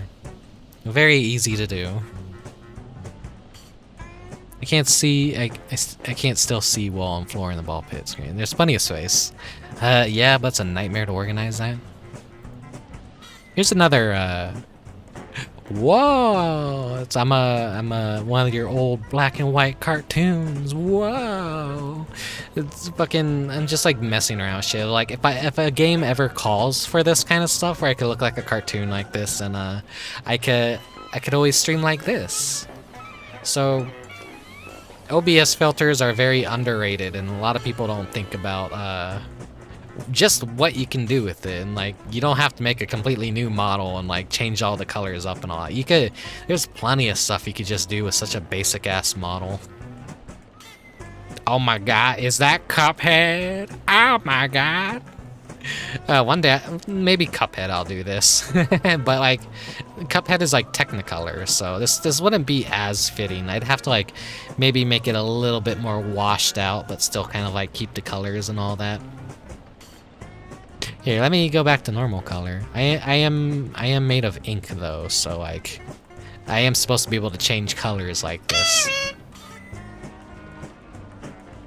Oh my god, is that Bendy in the ink machine? That's another game, like, if I ever fucking play that series, I don't think I will. It's like one of those YouTube horror series where it's like, you watch someone play it and you're not necessarily missing out if, like, you don't play it yourself. Or maybe it's a good series, I don't know. I was always kind of curious, but like I didn't like the episodic nature, and like it just felt like too much of the game was being designed as time went on, and so like that subtracted from like the enjoyable value of it, and like it was just overly way too simple. And if it got complex later on, then you know it came way too late for it to actually matter.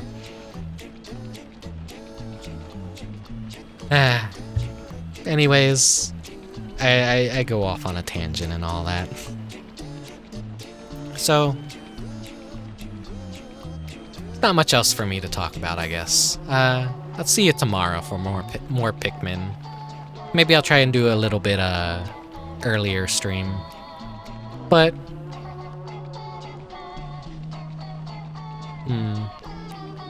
we'll see. I always say I'll do an earlier stream, but then I'm like, nah. I feel like letting things cool down. The weather's been hot and all that, and you know, I like to go outside and enjoy some time in the backyard and watch birds when I can. And like the perfect time to do that is like in the afternoon. And I'll be having a bunch of like plants trimmed, so I'm enjoying it while it lasts. We got a very pretty mimosa tree, aka like I think of the Persian silk tree. And it's in bloom right now, so there's like a lot of hummingbirds feeding from it.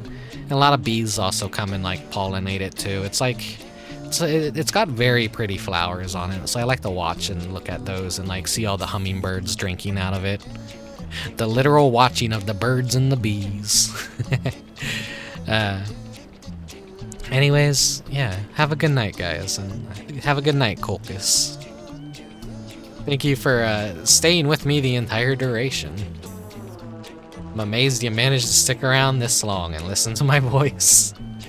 Anyways, thank you guys for watching. Thank you guys for lurking. And if you're watching the VODs on YouTube and Twitch, thank you very much. Appreciate all the support. So, have a good night, and I'll see you next time. Until then, farewell. Woo! Alright, bye.